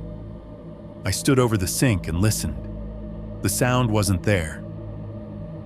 In the bathroom, I checked the shower head, the tub faucet, the tank on the toilet. Everything was still. No leaks. But when I went back into the bedroom, the dripping followed. It seemed to be coming from the wall behind the headboard, a plain painted surface that backed onto the narrow strip of space between my house and the neighbors. As far as I knew, there were no pipes in that wall. The plumbing ran through the kitchen and bathroom, not here. Still, when I lay down and turned off the lamp, the sound settled in like it had always lived there. Tack, tack, tack. Even measured like a metronome marking time. I tried to ignore it, pulled the pillow over my head, counted backwards from 100, tried every trick I knew. The dripping persisted. After a while, it changed. Every so often, between the neat little drops, I heard something else, a faint scrape like something soft dragging against wood from the other side of the wall. Not quite nails, not quite cloth, something in between. Tack, tack, scrape, tack. It sounded stupidly like wet skin sliding slowly down old studs. On another night when I was more rested, I might have laughed at myself. That night, with exhaustion and whiskey still in my system, the sound burrowed in and refused to leave. Finally, I sat up and flicked on the lamp. The dripping didn't stop. It kept going indifferent to the light. I swung my legs over the side of the bed, the floor cool under my feet, and stepped closer to the wall. The paint was smooth, the color, something a landlord had picked from a discount swatch years ago. I pressed my ear to it. Up close, the sound was clearer. Tack, tack, tack. Each drop landed with the precise, almost smug sameness of a clock's tick. There was space between them, 3, maybe 4 seconds that made my heartbeat fall into sync, whether I wanted it to or not. Then faintly underneath, I heard that trailing noise, a soft, irregular shk, like something moist shifting against rough wood. Every few cycles, there was a tiny crisp click that was none of those things. It sounded like bone, a knuckle, or a small joint tapping very gently against a nail head. My throat went dry. I put my hand flat on the wall. The paint felt cool, ordinary. No vibration, no dampness, just sound. Eventually, I pulled back. I left the lamp on and crawled back into bed like a kid blanket pulled up high. The dripping kept pace until sometime near dawn, when I must have finally lost consciousness out of sheer exhaustion. The next morning, there was no trace of it. No water stains, no swelling in the drywall. If I hadn't been so tired, I could have convinced myself it hadn't happened. It did not stop, though. The next night and the next, the pattern returned. Always worst in the small hours. I started sleeping in snatches, an hour here, 40 minutes there, waking up in the dark with my heart pounding and my mouth dry. My eyes began to take on a sunken, bruised look in the mirror. I drank more, not because it helped me sleep. If anything, it made the dreams worse, but because it dulled the edges of the waking hours. Work became a blur of mistakes narrowly avoided, and coworkers giving me sideways glances. I mumbled something about not sleeping well and working through some stuff, and they nodded like they understood, because everybody has some version of that story. At home, the house began to feel less like a place, and more like a lung full of stale air I couldn't quite exhale. The dripping behind the wall changed too. Some nights it was further away, dimmer. Other nights, it felt like it was right behind the headboard, practically in my ear. The scraping came more often, that suggestion of weight shifting. Once around 2 in the morning, I heard a sharper sound amid the rhythm. A brittle, unmistakable cock. Not loud, not dramatic, but it made every nerve in my body stand on end. I had heard that noise before, in the well, when something had hit stone in a way that didn't sound like metal. It was the sound a dry bone makes when it meets something harder than itself. Sleep got rarer after that. One night, I don't remember what day of the week it was. They'd all blurred.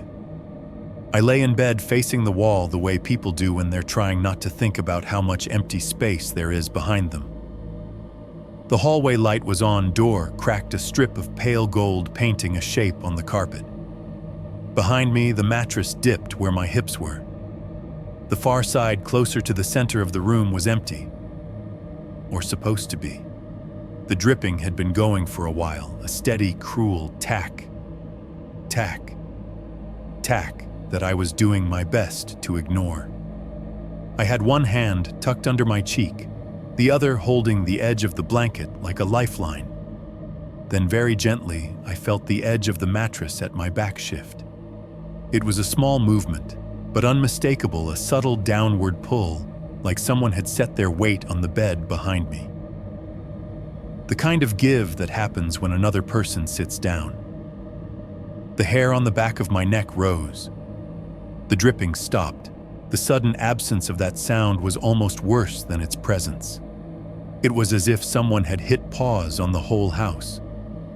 In the stillness that followed, I felt something else, a faint warmth at the nape of my neck.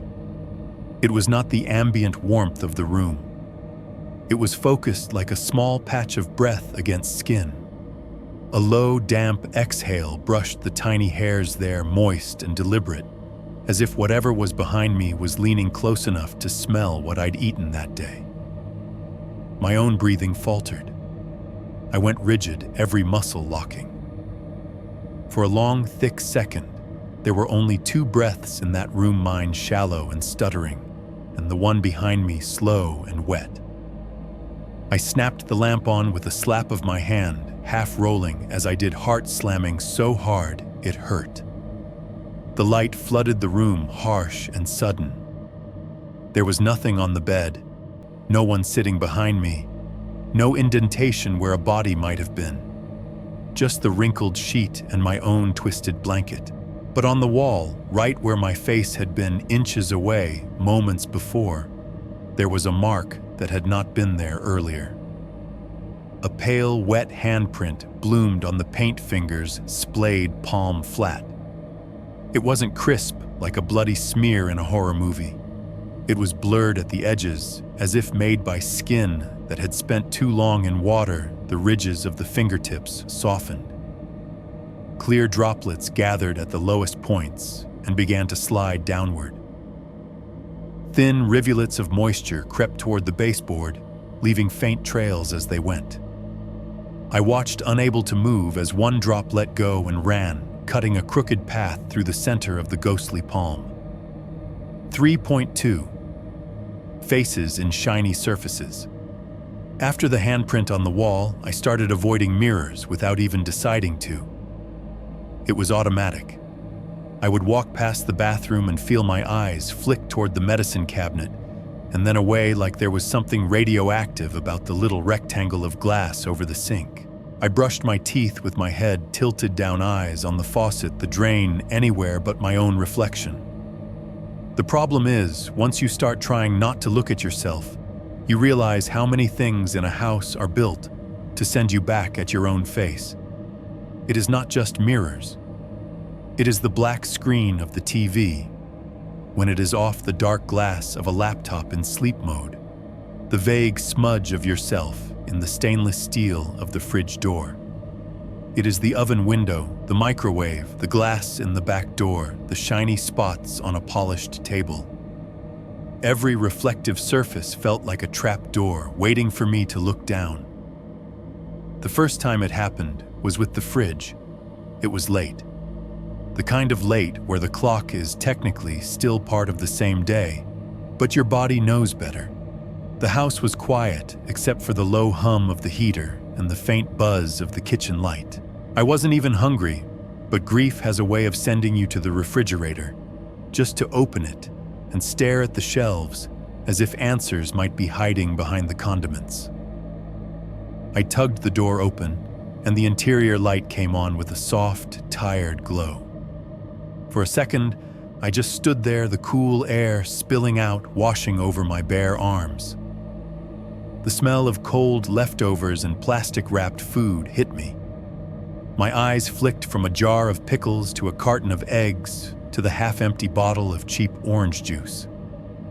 On the inside of the door, the rows of condiments stood in neat little armies: mustard ketchup, a bottle of hot sauce Lauren had insisted on buying and never got around to using up. My gaze drifted uninvited to the stainless steel of the outer door just beside the open edge.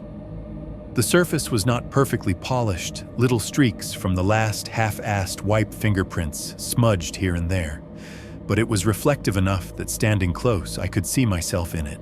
A warped, slightly stretched version like a funhouse mirror run through a discount filter. For a heartbeat, it was just me. Tired eyes, hollow cheeks, hair sticking up at the back. Then something else slid into the frame. Over my left shoulder in the reflection, another shape appeared, a half-face pressed just behind me. It was only there for a blink, but that was enough. The hair looked wet strands clinging in clumps to a swollen forehead. The skin had that bloated, pale look of something that had been soaking in the wrong kind of water for too long, glossy in the kitchen light. One eye was larger than the other, cloudy and off-center like it had been pushed slightly out of alignment. The mouth, what I saw of it, hung open too wide, the corner split, as if the skin there had torn and never bothered to close again. A drop of something ran down from the edge of that reflected cheek, leaving a faint trail on the steel. My body reacted before my brain could catch up. I jerked forward and spun around, shoulders hunching, heart slamming into my ribs. The kitchen behind me was empty. Just the table, the chairs, the doorway to the hall. The back door closed. No one standing close enough to fog my neck. No drowned half-face leaning over my shoulder. My breath sawed in and out. After a second, I forced myself to look back at the fridge. The stainless surface showed only one person this time, me alone, distorted slightly by the curve of the metal, but still unmistakably mine. The smudge where I thought I'd seen moisture was drying, shrinking into nothing. I shut the fridge door harder than I meant to. The bottles inside rattled against each other, glass clinking, and for a moment it sounded too much like bones shifting in a bag. I told myself it was a trick of the light. A little pareidolia, the brain's habit of finding faces where there aren't any. A flash of my own image smeared and doubled. Then I started seeing it other places. One night, when the food in my house all tasted like cardboard and bad memories, I drove to Walmart just to be around other people. If you're looking for proof that the world keeps spinning, no matter what has been torn out of it, go to a 24-hour Walmart at 2 a.m. The parking lot was half full, cars spaced out like teeth in an old comb. Inside the store was its own buzzing universe, under rows of fluorescent lights, endless aisles of too bright packaging displays for things no one truly needs. Whole families wandering in pajama pants and work boots. There was a woman arguing with a boy about cereal, their voices bouncing off the high ceilings. A man in a reflective vest slept upright in a motorized cart chin on his chest. Two teenagers loitered near the electronics section, laughing at something on a phone.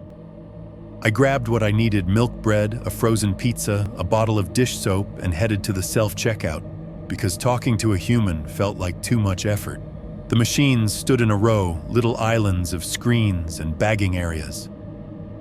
A tired employee in a blue vest watched from a podium, eyes glazed. My lane's screen was dark when I walked up, reflecting the world in a black, glassy way. I could see myself in it faintly, a cutout shape in the middle of the store items cradled in my arms. "Please scan your first item," the machine chirped when I waved a hand near it, the screen flickering to life in a burst of touch icons. I set the pizza on the scanner, the barcode beeped. Bread, milk, soap. The movements were automatic. I reached down into my basket for the last thing, then straightened up, ready to hit pay now. For a split second before the U, I fully reappeared. The screen went dark again, a mirror catching the world behind me. In that moment, someone was standing right over my shoulder in the reflection. Not the Walmart employee, not another customer, too close. A figure loomed behind me, head cocked at a wrong angle, like the neck was no longer entirely trustworthy. The person, if it was a person, wore a hospital gown, the cheap green kind, that ties in the back and never quite covers enough. The fabric clung wetly to the chest and shoulders, as if it had just come out of a tank. The face was wrong. Like Lauren's, if you dragged it through water and concrete, features swollen, one cheek collapsed inward, the eye on that side dark and pooled with blood. The other eye was pale and staring, fixed not on the screen, but on the spot where my real neck would be. I could see the impression of an IV bandage still clinging to the back of one hand. My stomach lurched. I spun, almost knocking my basket off the stand.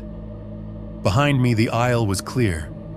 No hospital gown, no soaked patient. Just a man in a camo jacket 2 lanes over, bagging a mountain of Mountain Dew, and the bored employee who looked up at my sudden movement with mild curiosity and then back down at his terminal. When I turned to the screen again, the checkout interface glowed bright and sterile, ready for my card. My reflection was alone this time. I paid and left half my items on the bagging platform in my hurry. It was halfway to the door before some dim, functioning part of my brain made me go back and grab them. The car ride home was a tunnel I could barely feel. I kept catching my own eyes in the rearview mirror and looking away as fast as possible. Every red light seemed to last forever. Back at the house, I shoved the pizza into the oven without thinking about it, turning the knob to some arbitrary temperature. Heat kicked on with a low woof, the fan whirring. The ticking timer clicked down. I sat at the kitchen table, phone face down, staring at the scratched surface of the wood until the timer beeped. The sound made me jump. When I went to open the oven, I noticed the glass window in the door. The inside of the oven was hot air shimmering. The pizza sat on the middle rack, cheese just beginning to bubble.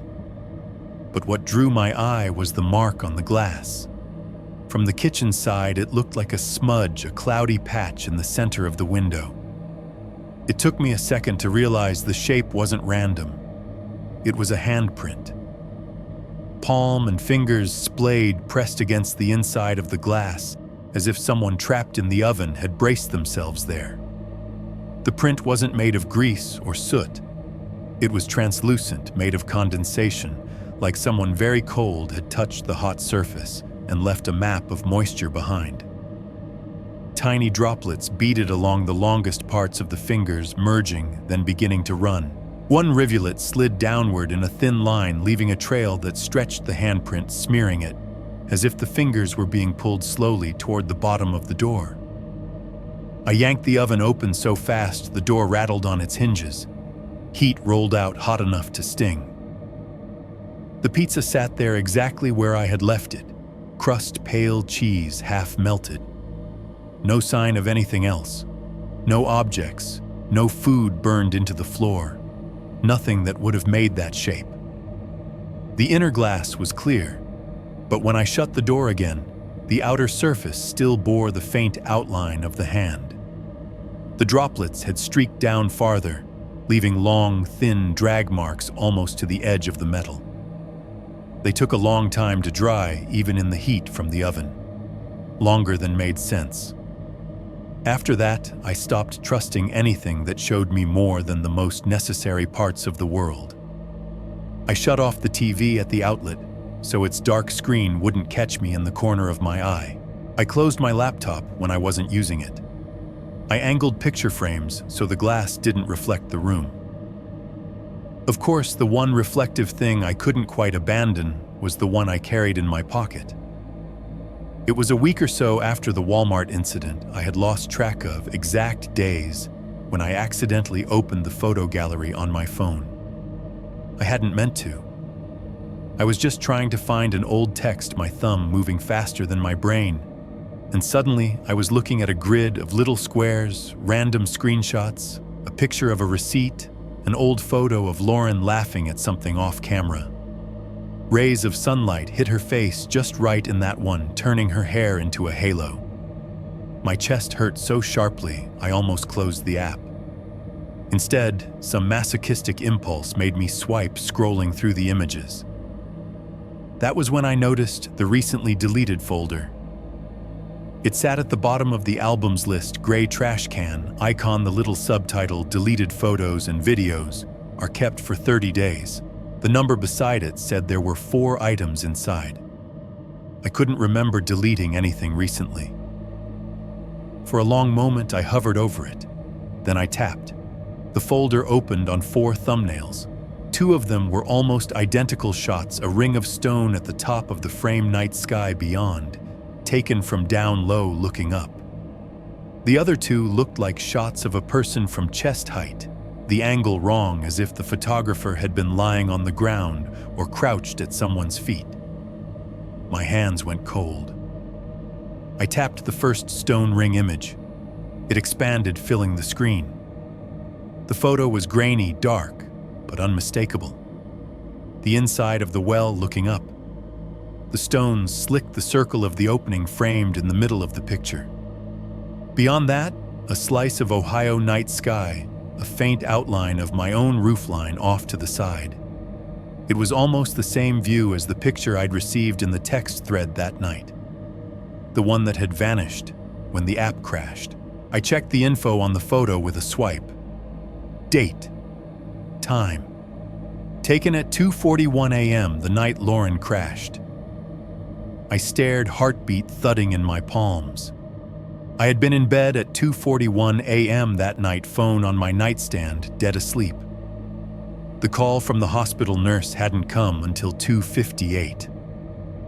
I had not been standing at the bottom of a well with my phone pointed toward the sky. The second stone ring picture had the exact same timestamp down to the minute. I opened one of the other 2 photos. Lauren filled most of the frame.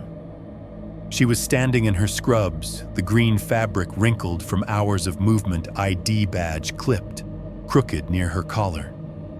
The picture was taken from so low, it distorted her proportions, long lines of her legs, foreshortened shoulders, closer head, tilted down just slightly, as if she were looking at the photographer. No, the thing holding the camera at her feet. Behind her, blurred but visible, was the hospital parking lot. The yellowish pools of light, the stripe of the crosswalk, the glass doors. Her face in this picture was not smashed or bruised. She looked tired, but whole. This was pre-impact. In the bottom edge of the frame, out of focus, but there, if you knew what to look for, was the stone lip of a circular opening, the texture of old rock catching what little light there was, as if the camera had been held just below ground level, pointed up. The timestamp on that picture was 2:41 a.m. as well. Exactly the same minute the well photo had been taken. Exactly the same minute, according to the police report I'd later force myself to read, that a drunk man in a lifted truck blew through a red light and turned Lauren's small car into scrap metal. I stared at the screen until my eyes burned. I did not remember taking those pictures. I could not have taken those pictures. Yet there they were, quietly waiting to be erased forever, hiding in the recently deleted folder, like someone had tried to cover their tracks and not quite finished the job. The last thing I saw before I shut the app, before I shut the phone entirely, like closing a lid on something still moving, was a tiny notice at the bottom of the screen. 29 days until permanently deleted. It felt less like a warning and more like a countdown. 3.3. Doyle's story about the first wish. It took me longer than it should have to tell anyone. For a while, I walked around with it sitting in my throat like a swallowed stone, the wish, the plop, the text, at 3:17, the pictures in recently deleted. I told myself there was no point in saying it out loud. People would think I was losing my mind. Maybe I was. But the house kept getting smaller around me. The drips in the wall, the handprint, the faces in the metal and glass. At some point, you either start talking or you implode. Doyle was the closest thing I had to a witness. It was a cold afternoon, one of those Ohio days where the sky is the color of dirty dishwater and the air has a wet bite to it. I'd taken the trash out and saw him already on his front porch, sunk into that same old wooden chair, like it was molded to his shape. He had a cheap beer in his hand and another in the little plastic side table waiting its turn. A football game played low on the TV just inside his door, the announcer's voice leaking out in soft bursts. Afternoon, he called when he saw me like it was a normal day in a normal neighborhood. I hesitated at the edge of my driveway, trash lid still in my hand. Then I heard myself say, "You got another one of those." He nodded toward the cooler by his feet. "Always." I walked over and sat on the step below his, the wood cold through my jeans. He passed me a beer. The can was already damp from the ice, tiny beads of water clinging to the metal. We drank in silence for a while. Cars went by on the main road. Somewhere somebody's kid yelled about a basketball. Leaves scraped along the curb, gathering in the gutters. Finally, Doyle said, without looking at me, "You look like hell, son." "Yeah," I said. "Feel like it." Still, working through it, he asked which was old man code for the dead girlfriend thing.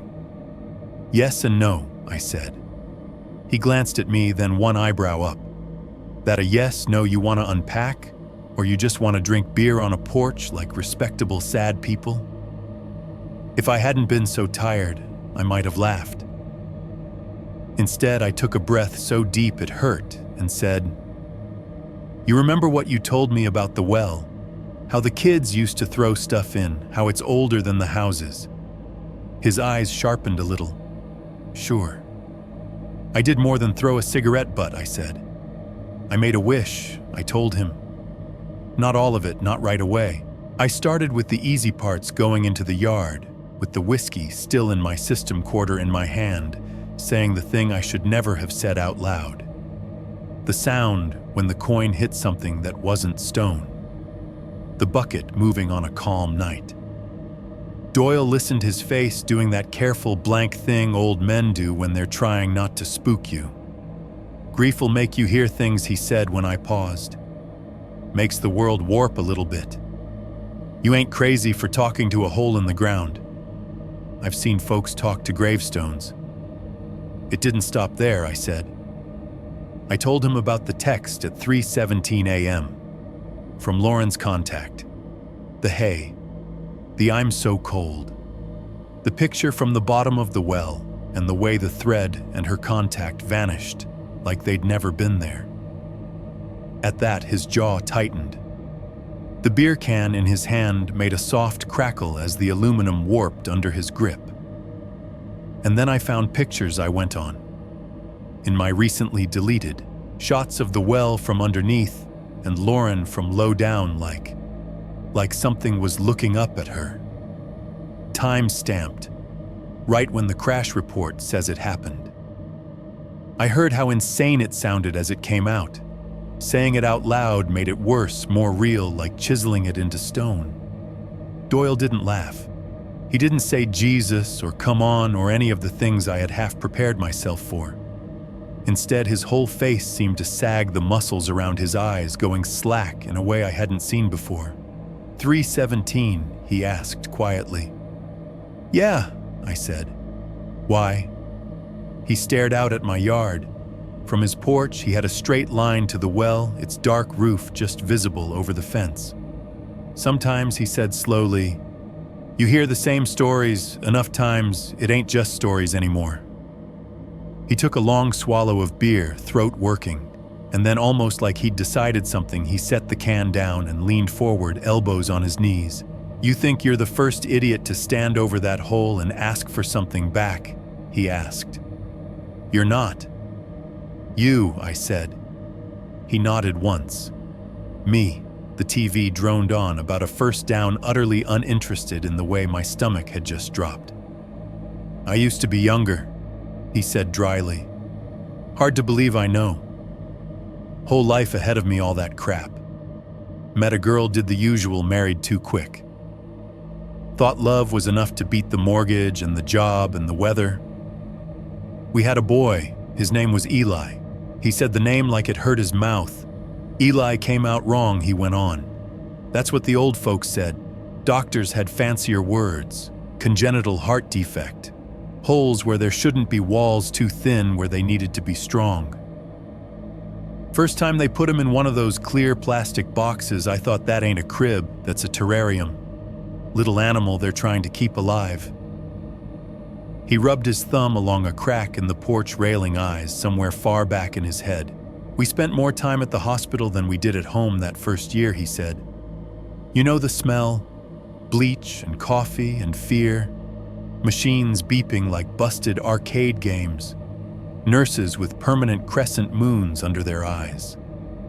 I learned what it sounds like when doctors say, 'We're doing everything we can,' and mean start saying goodbye." He cleared his throat, a sound like gravel. "One night they told us he probably wouldn't make it to morning," he said. "His little heart was doing something it shouldn't. Arrhythmia, they called it. I called it betrayal." His hands twisted the air as if he were still holding something there.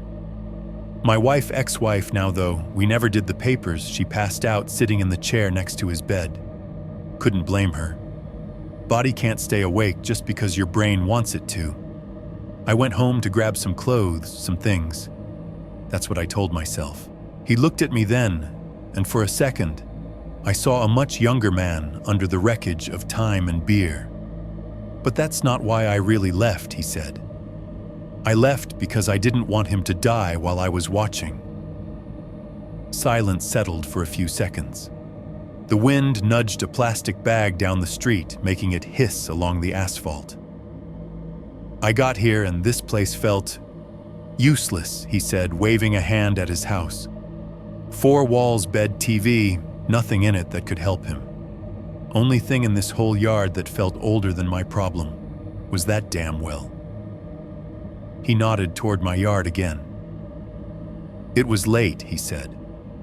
"Colder than it had any right to be for the time of year." I took my ring off. He held up his left hand, the bare groove on his finger still visible, and I walked out there. I could see it in my head as he spoke, a younger Doyle in work boots and a flannel standing where I had stood over the same black circle. "I didn't think about it in terms of deals or devils or any of that," he said. "I just thought about trade, like I had any say in it. I held the ring over the dark and I said, 'Take me, leave him.'" He swallowed beer forgotten at his feet. "Not fancy," he said. "No poetry, just those words." Then I dropped the ring. He didn't have to describe the sound. My body already knew it. I heard it in my memory, plop, thick and final. About an hour later, he continued. The hospital called. Said they didn't know what happened. Kid's heart rhythm had normalized. That was the word. Numbers on the screen went from red to green. They called it a miracle. He smiled without any humor. For 3 months after that, he got better, Doyle said. Little by little, color came back into his face. He cried stronger, started laughing at dumb things. Nurses stopped looking at us like we were a tragedy waiting for an open bed. And then I asked, even though I knew, stories like this only go one way. And then I was out in the field with a tractor, he said. Old machine, more rust than metal. I was mowing by the fence line, clearing brush. I thought Eli was inside with his mother watching some cartoon. You can guess how that turns out. He paused. His jaw worked. He came running out, proud of himself, 'cause he'd snuck past her, Doyle said. I didn't see him in time. Ground was uneven, machine lurched, and he slipped right under the back wheel before I could even hit the damn brake. He didn't dress it up. There was a lot of noise, he said. Metal dirt me, screaming. When it was done, the back half of him wasn't right. Skull cracked like a dropped plate. Part of his head. He trailed off, shaking his head. They never found all of it. The wind shifted, bringing with it the faint smell of someone grilling a few houses down meat and lighter fluid. It made my stomach turn. They told me it was an accident, Doyle said. Called it bad luck. Wrong place, wrong time. He looked down at his hands, at the deep grooves and scars that mapped out the decades. I don't think it was a miracle that night at the hospital, he said softly. I think something down there heard me. And it took its time, twisting what I asked for. I thought of Lauren's body on that table, of the photos of her standing whole at 2:41 a.m. and the mangled version I'd seen an hour later, of the pictures taken from below.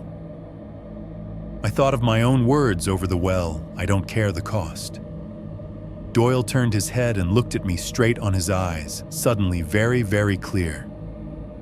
If that thing texted you, he said, it's already got your number. You don't get to hang up. The hair on my arms rose. For once, the metaphor lined up with the literal in a way I didn't like.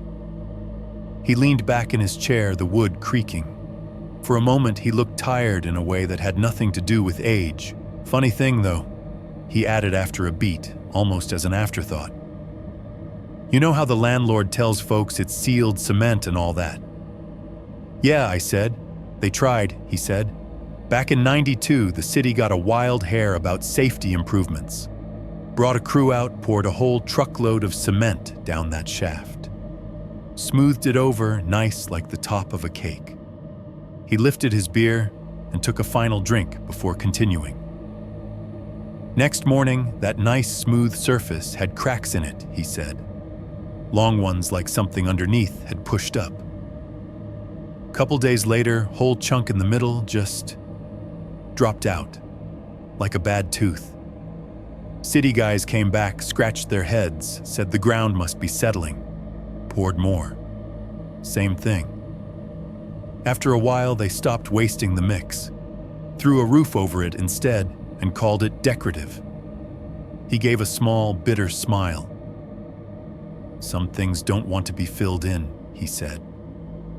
The game on the TV shouted about a touchdown. Someone down the street laughed too loud at something. A car door slammed. The normal world rushed back in around the edges, thin and unconvincing. I finished my beer without tasting it, muttered something that might have been thanks, and went back to my own house. It was getting dark by the time I stepped onto my deck. The sky was sinking toward night, the first stars smothered under city glow. The backyard lay in that in-between light where everything is still visible but harder to trust. The well sat in the center, patient as ever. I don't know why I grabbed a flashlight. Maybe part of me wanted to prove Doyle wrong, to see a nice solid plug of cement and be able to call him an old drunk with a tragic story. Maybe I just needed to look the monster in the mouth.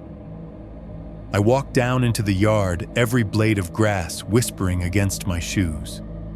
Standing at the rim, I clicked the flashlight on and aimed the beam straight down. The light cut into the darkness, a white column that should have hit a flat surface a few feet below. For a moment, I saw gray concrete, rough and pitted.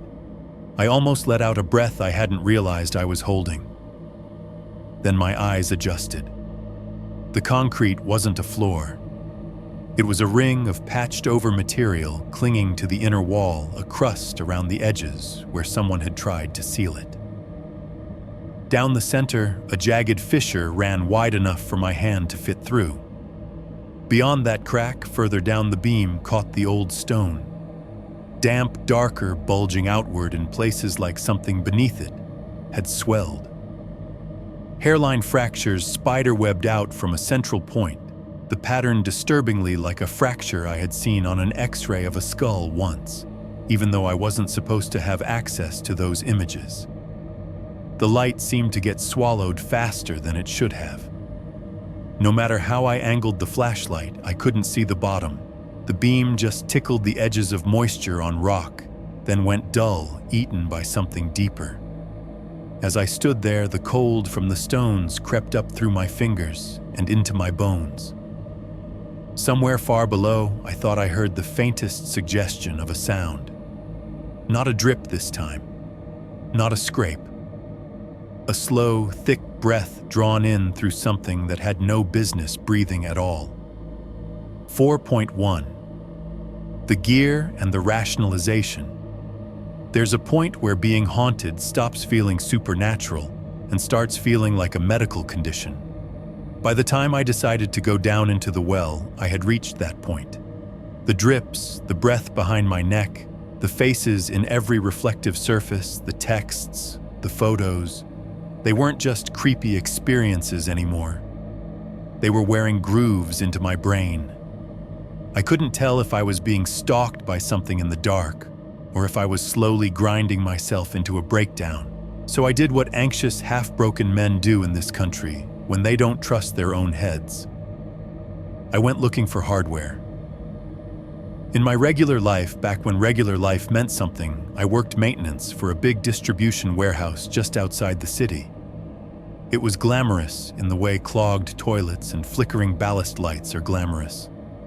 But the job meant I knew my way around ladders, harnesses, ropes, and all the boring, necessary stuff that keeps people from breaking their necks when they go somewhere they shouldn't. If I could get into that well, even just far enough to see a boring, solid cement floor, I could prove something to myself. Either I was catastrophically insane, or I was right to be terrified. Both options were bad, but one was at least measurable.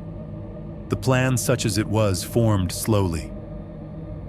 I didn't wake up one morning and decide today I'll drop into the pit where I may or may not have fed my wish. It came in bits between sips of coffee and slices of leftover pizza, and the moments when I caught myself staring at the back door like an addict looking at a locked cabinet. "You're just checking," I told myself in the bathroom mirror one morning, forcing myself to meet my own eye. In light out. You're not staying down there. You're not exploring. You're just verifying. The face in the mirror didn't look convinced. At work, I started quietly assembling what I needed. Not in a movie heist way, just in small, plausible moves. From the safety cage in the back room, I signed out a length of good climbing rope, the kind we used when someone had to get onto the higher steel racks. Rated for more than my weight, no visible phrase. I borrowed a full-body harness, checked the stitching, made sure the buckles weren't cracked. A handful of locking carabiners went into my work bag, along with a battered hard hat that still had someone else's initials in Sharpie on the inside. The warehouse had a couple of old headlamps hanging on hooks near the breaker panel. I took one that still had some life in it, along with spare batteries. The last thing I wanted was to be halfway down that shaft and suddenly blind. At home, I dug out an ancient GoPro knockoff I'd bought years ago when I thought I might get into mountain biking. The bike died 2 summers and 3 bad decisions ago, but the camera was still in a plastic tub in the closet, wedged between a box of Christmas lights and a stack of Lauren's books I couldn't bring myself to touch. The camera powered on after a few seconds of coaxing. I wiped dust off the lens with the corner of my shirt. Its field of vision was wide and fish-eyed, good for catching as much as possible in tight spaces. I tested the mount on the side of the hard hat, tightening the little plastic screw until it squeaked. Then there was the magnet. At work, we had a retrieval tool, A heavy-duty magnetic hook on a long line meant for fishing dropped wrenches or bolts out of vertical shafts. That took more nerve to borrow, so I waited until a Friday night, when the only other people around were a skeleton crew and some half-asleep security guard watching YouTube at the front desk. I signed it out on the clipboard for weekend maintenance check and tried not to think about how accurate that description was. On Saturday, I drove to Home Depot because somehow my brain had labeled going into a possibly cursed well as a DIY project. The place was its own weird comfort, high orange shelves, forklifts, beeping dudes in paint-splattered shirts comparing drill bits. I walked the aisles in a daze, dropping things into the cart. A roll of duct tape, work gloves with rubberized palms, a cheap canvas tool bag, the kind of dust mask you wear when you're sanding drywall, a little bottle of antiseptic, and some bandages from the tiny first aid section. Because somewhere deep down, I still believed that the right combination of gauze and tape could fix anything. In the parking lot, I sat in my car for a minute with my phone balanced on my knee, searching how to descend into old well safely. Most of the results were grim news articles about people falling in, not climbing down. A few survival forums had threads about confined space entry, heavy on terms like oxygen monitoring and gas detection. I didn't have that kind of gear. You're not going all the way, I told myself again, scrolling faster. You're not stupid. You're going to anchor the rope, go down far enough to see the bottom, take video, come back up. In Light Out. I watched a YouTube clip about tying a figure-8 follow-through knot fingers, miming the motions in the air. I'd learned it years ago on a job site. Muscle memory came back in little flashes. Back at the house, I spread everything out on the living room floor. The gear looked pitiful and overconfident all at once. Rope coiled in a neat circle. Harness unbuckled like a skeleton missing its skin. Helmet with the little camera eye bolted to the side, staring up at the ceiling fan. The TV was on for background noise, turned low. Some local news anchor was reading from a teleprompter in that smooth, fake concern voice they all use. I wasn't really listening until a phrase slid past my ears and snagged. Still no sign of the missing woman last seen near Brookside Park late Thursday evening. Police have cordoned off the area around the decorative well and pond. My head snapped up. On the screen, a shaky cell phone video showed yellow tape fluttering around a small city park playground. Picnic tables, a little footbridge over a pond with a fountain turned off. In the background, under the scrolling banner of the station's logo, you could just make out a round stone structure near the water. A well dressed up with landscaping rocks and flowers. Family describes her as an avid runner who liked to visit the park in the evenings. Authorities are urging anyone with information. I muted the TV. The air in the room felt thinner. Decorative well. Pond. Another circle of stone with a hole in the middle somewhere else in the city. Another feature built over a mouth. How many doors does one thing need? I muttered, though the sound of my own voice in the quiet made me flinch. I stood, walked to the back door, and looked out at my yard. My well. My door. The plan suddenly felt less like investigation and more like willingly sticking my head inside an animal's mouth. I could have stopped then. Should have. Instead, I went back to the living room and started packing. I coiled the rope carefully, counting the loops, checking for any frayed spots with my fingers. I clipped the carabiners to the harness, listened to the little metallic clicks, reassuring in their normalcy. I wrapped duct tape around the tail ends of knots, more for the comfort of over-preparation than actual necessity. When I slid the harness on and cinched it around my thighs and waist, the pressure felt familiar, awkward, but solid. A hand around my center, promising, if not safety, at least a fighting chance. "I'm just checking," I said again under my breath as I adjusted the helmet strap. In Light Out. like a mantra, like a lie I needed to believe at least halfway. Before I even thought about putting my body over that hole, I wanted some idea of what I was dealing with. Depth, obstacles, any sign that this was just a stupid old well and not a vertical ossuary. That's what the magnetic hook was for. It was a heavy puck of metal with an eye bolt in the center, hung on a long, thin rope of its own. Strong enough to snag wrenches, hammers, anything ferrous that got dropped where human hands couldn't reach. At dusk, when the sky was a flat bruise and the first porch lights on the street winked on one by one, I took the magnet and the flashlight out to the yard. The harness and helmet stayed inside for now. One step at a time. The grass whispered against my boots as I walked to the well. The stones were colder than they had any right to be when I laid my forearms on the rim and leaned in. I clicked the flashlight on and aimed its beam down. The concrete ring with its fissure greeted me, the cracks looking wider in the angled light. Past it, the stones fell away into darkness, glistening here and there with moisture. I killed the light for a second just to feel the weight of the dark. It sat in the shaft like something poured in and left to set. I tied off the magnet rope to one of the deck posts, first half-hearted safety protocol, then brought the puck over the hole. My hands felt clumsy, but I managed to center it. Just checking depth, I told myself. Just see if it hits bottom quick. If it's only a few feet down, you're done. You don't go. I let the magnet go.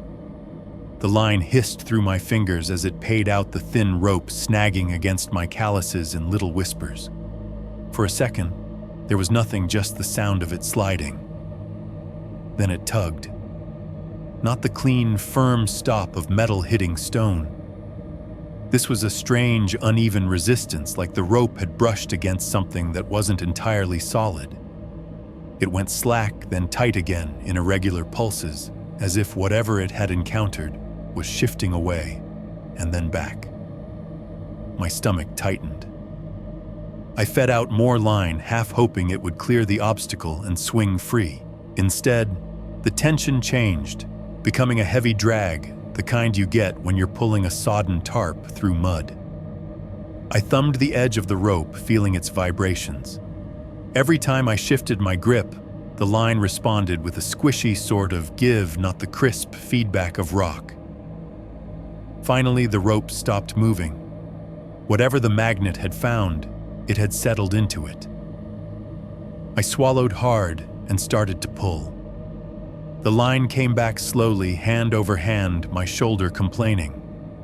Every few feet, I felt something along it, a subtle wobble, like it was rubbing against something irregular. Then for an instant, the weight on the line increased sharply, like something heavy had been jolted upward. There was a faint, wet tearing sound from below, muted but distinct. My grip almost slipped.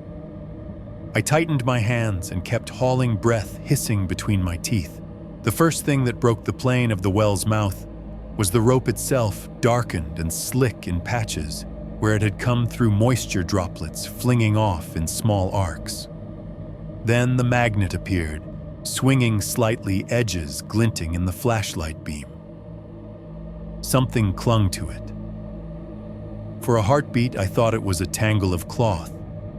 It looked white in the light, curved with something black and ragged stuck to one side. As it cleared the rim, the object twisted on the magnet's face, turning just enough that my brain could finally make sense of the shapes. It wasn't cloth. It was a piece of bone, smooth and pale, where it had sheared away, curved in a familiar arch.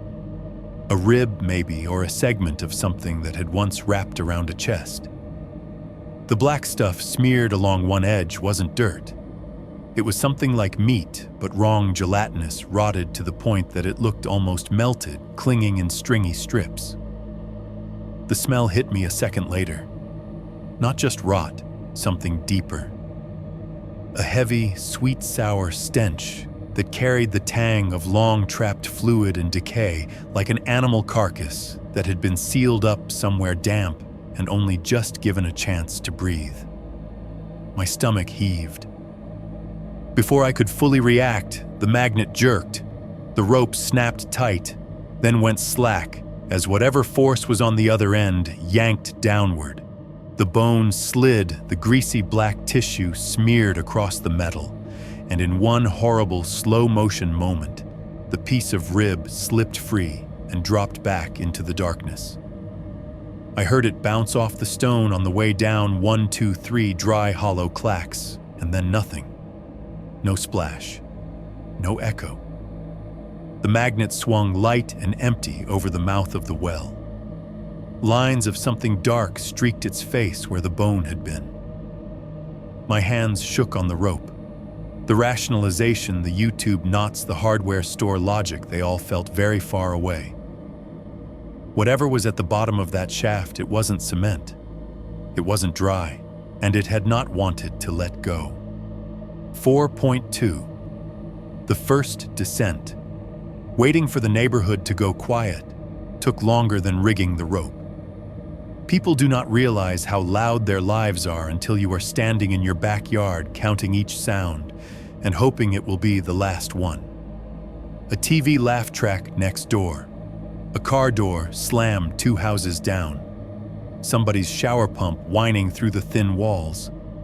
The high, thin shriek of a distant train I had never noticed before.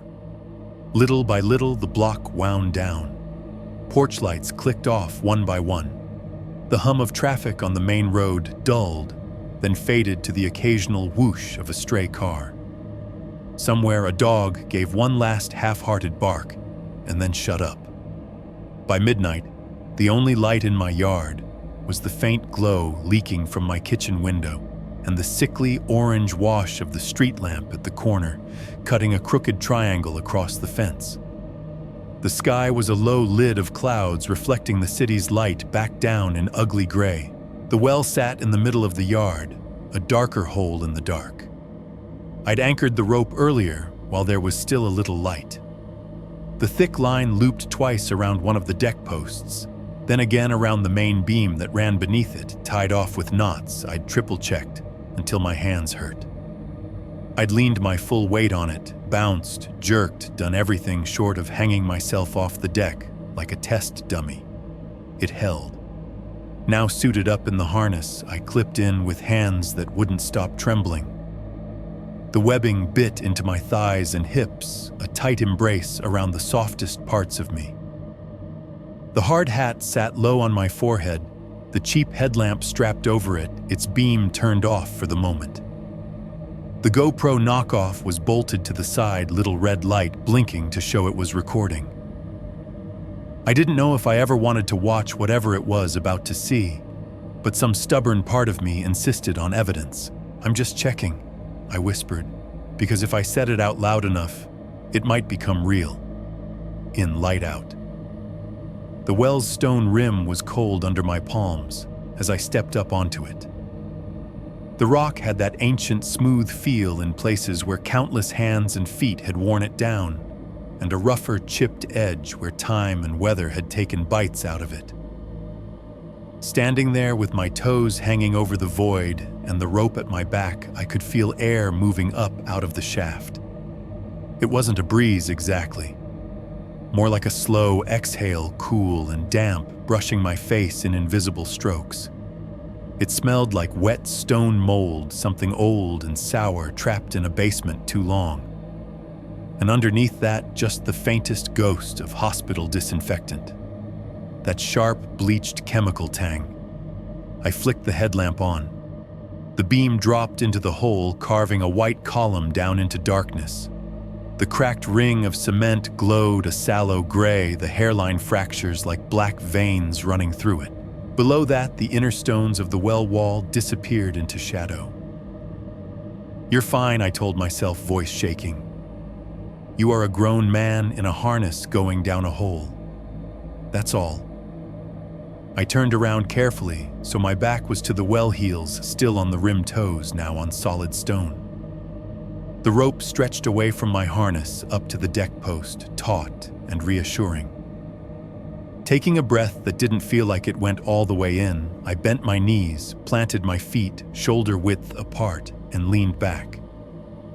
There is a moment every time you rappel when your body thinks you've decided to die. Instinct knows that leaning backward with a drop behind you is stupid.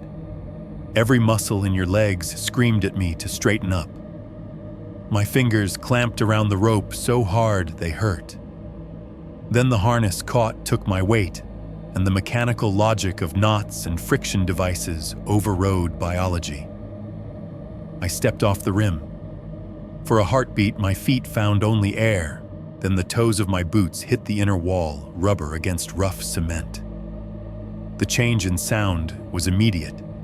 The distant hiss of the street, the faint hum of the fridge from the kitchen, all of it muffled turned into background fuzz as the stone rose around me like a throat. My world narrowed to the circle of light from my headlamp, the coarse texture of the wall under my soles, and the rope sliding through my gloved hand with a soft, rhythmic shh. I lowered myself inch by inch. The upper section of the well where they'd done their safety sealing was all new cement rough, pocked a ring where the city had tried to plug an old mouth. From up close, I could see the seams where they'd poured it in layers, each ring a slightly different shade. In some places, the material had flaked, revealing little glimpses of the original stone behind it. My breath sounded loud in the confined space, each inhale and exhale bouncing back at me. The headlamp's beam picked out tiny imperfections. In the wall, little nubs of aggregate hairline cracks, stains where water had seeped and stopped. After maybe 10 feet hard to judge distance when all you have is rope and stone, the cement changed. The neat poured surface began to fracture lines, widening into gaps where the old well wall bulged through. The texture shifted under my boots from man-made to ancient stones of irregular size, fitted together with the kind of care people used to give the things that kept them alive. Here, the dampness began. A clinging slime slicked some of the rock's green-black patches that glistened when my light hit them. Tiny beads of moisture clung to the stone like sweat, merging and crawling downward in thin trails. When the edge of my glove brushed the wall, it came away wet. The smell intensified. Less bleach now, more earth and rot. Something metallic floated in the back of it, rust blood hard to separate. I swallowed against rising nausea and kept going. The rope creaked softly where it rubbed against a stone edge, the sound traveling up and down the line in little shudders. Every now and then, from somewhere below, I heard a faint tack. Not the neat drip I'd been hearing behind my bedroom wall. This was sharper, brittle. The sound of something small and hard giving way, a chip of stone falling, or a fragment of bone cracking under pressure. I told myself it was rock. It was easier. About halfway down again, I only knew because my shoulders were starting to burn and my thighs shook with the effort of keeping my boots planted. I stopped and braced, letting the harness take more of my weight. I needed a second to breathe. I clicked the headlamp to a wider angle and slowly panned the beam around the shaft. That was when I saw the marks. At first, they just looked like stains. Dark streaks running downward along the stones in irregular lines. Then my eyes focused, and I saw the shape in them.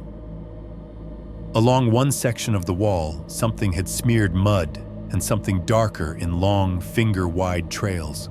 5 of them at a time, fanning out and slanting down like someone had dug their hands into the stone and dragged as they fell. In some places, the streaks were almost black, dried to a crust that flaked when a stray droplet hit it. In others, a rusty brown remained soaked into the porous rock. My brain didn't want to assign it a word, but it did anyway. Blood. I swung gently as I turned light following the curve of the well. On other stones, I saw scratches burned into the mortar and rock clumsy shallow carvings. Names mostly. Tommy, 1978. S plus K inside a crooked heart. A shaky please gouged into the joint between two stones, the E half finished, like whoever started it ran out of time. Lower down, sorry, the letters jagged desperate. Forgive me. Stretched over 3 stones, the last word cramped where they'd run out of space. My gloved fingers hovered an inch from the carvings. I could almost feel the press of other hands there, decades old. People who had hung in this same shaft, in this same cold, talking to the dark, and trying to leave evidence that they existed before it swallowed them. A small chunk of something flaked off above me, bounced against my helmet, with a soft tick, and spun into the dark below. The sound made me flinch, toes slipping for a second before I caught myself. "You're fine," I told myself, voice echoing oddly. "You're fine. Just a hole. Just old rock. Just idiots with knives." I shifted my feet, easing myself down another few feet, careful not to let the rope rub too hard against any single point on the stone. The headlamp's beam sliced lower, following the curve of the wall, illuminating more carvings, more stains. Then the light caught on something round, tucked into a little recess where 2 stones didn't quite meet, flush about 3 feet below my boots, and off to the right was a small, pale shape. At first, my brain filed it as another rock lighter than the rest. But rocks didn't have eye sockets. It was a skull, smaller than an adult's, maybe the size of a cantaloupe. It had been wedged into that crack in the wall at an angle as if something had pushed it upward from below, and it had lodged there, caught like debris in a grate. The headlamp picked out its features in harsh relief. Both orbits were empty, hollow cups staring into the center of the well. The cheekbone on one side was shattered, caved in almost to the teeth, like it had met something heavy and unkind. The row of top front teeth was mostly intact, small and even. A child's teeth. Over the left brow, the bone showed a jagged gouge, a crude attempt at carving. The line curved, then stopped. Just enough to suggest the start of a letter, maybe an E or an L before whoever had started it had been interrupted or dragged away. Eli, I thought, unbidden. Doyle's son, or some other kid whose parents never got to bury a whole body. My stomach clenched so hard it hurt. I hung there suspended in the shaft, my rope gently swaying the skull, staring through me. The headlamp's light made the pale bone almost glow against the damp, dark stones. A tiny movement caught my eye. From the left eye socket, something white and glossy began to emerge. At first, I thought it was a spider, a pale, fat thing squeezing out. But spiders didn't move like that. This thing pulsed as it slid forward, body compressing and extending in obscene rhythm. It was about the length of my thumb, thick as a cigarette, segmented with a blunt, rounded head that glistened wetly in my beam. A maggot, but wrong. Too big. Too deliberate. It crawled out of the skull's eye, as if the socket were a hole in rotten fruit, the rim of bone scraping against its soft body with a faint, sticky sound I could almost hear over my breathing. For a second, it clung to the edge, half in half, out-writhing. Then it lost its grip and fell. I watched it drop, hypnotized, a pale little comma tumbling end over end into the darkness below. I listened for it to hit stone, to make a tiny distant tick or splat or anything. There was nothing. No impact. No echo. Just the sense of it disappearing into something that did not ring or splash. Something that absorbed. The rope creaked softly as I shuddered. The skull seemed to grin wider in the LED glare, its empty sockets like 2 little wells of their own. 4.3. A floor made of people. I should have stopped when I saw the skull. Any rational person would have. But rational people do not climb into cursed holes with a camera taped to their head.